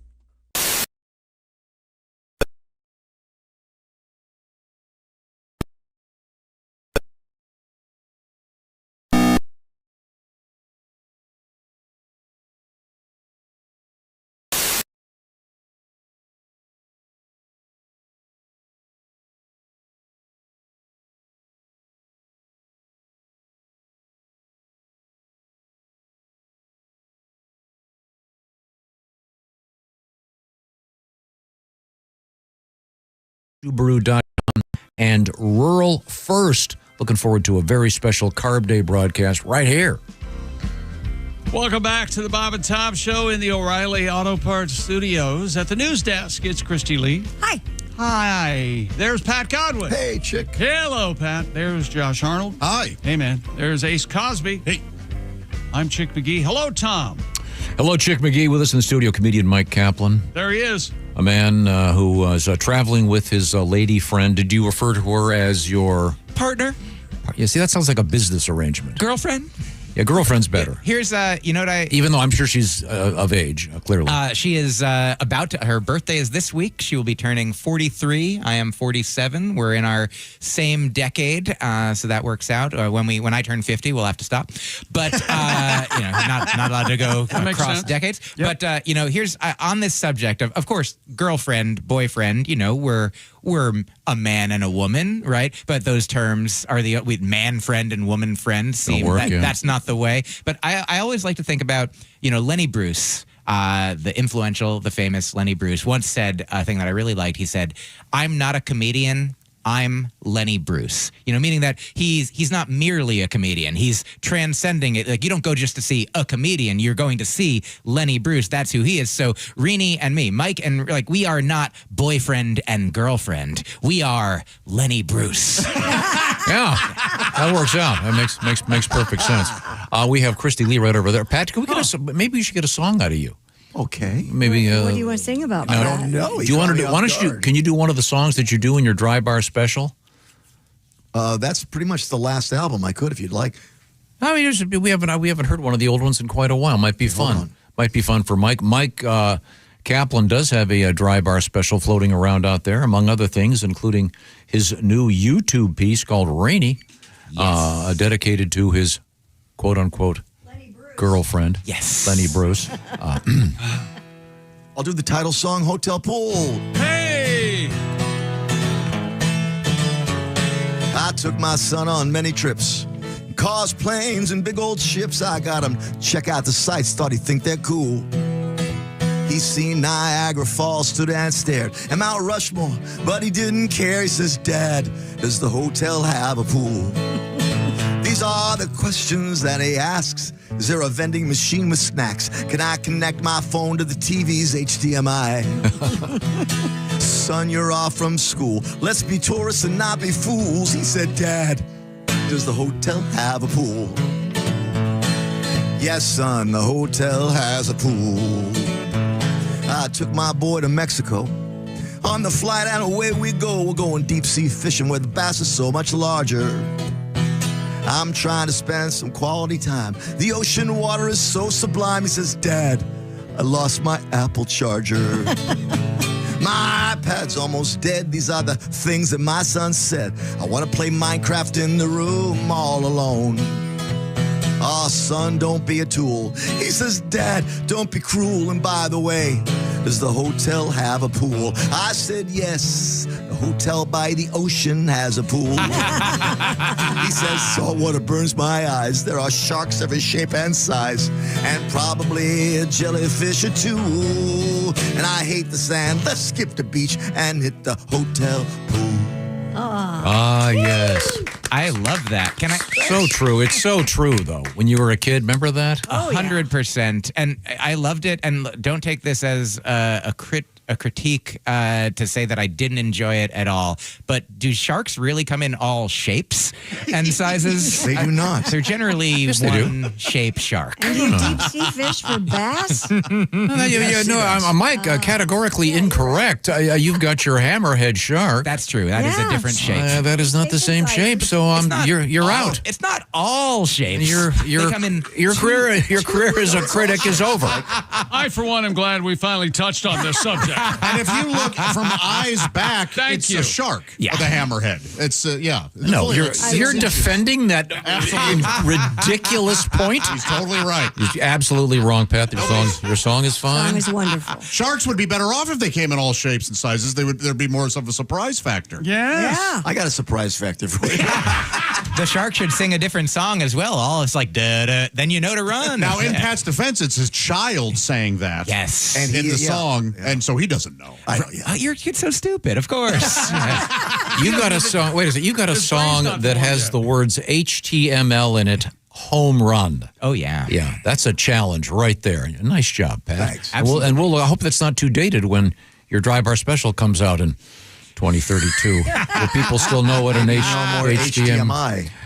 What did I say? H2O. HDMI. VIP. HGTV? Yeah. Okay. HDMI's in the song. Okay. Very. HTML's a website. Whatever it is, it's in the song. It's excellent and well At placed. least you're paying attention. People already aren't understanding.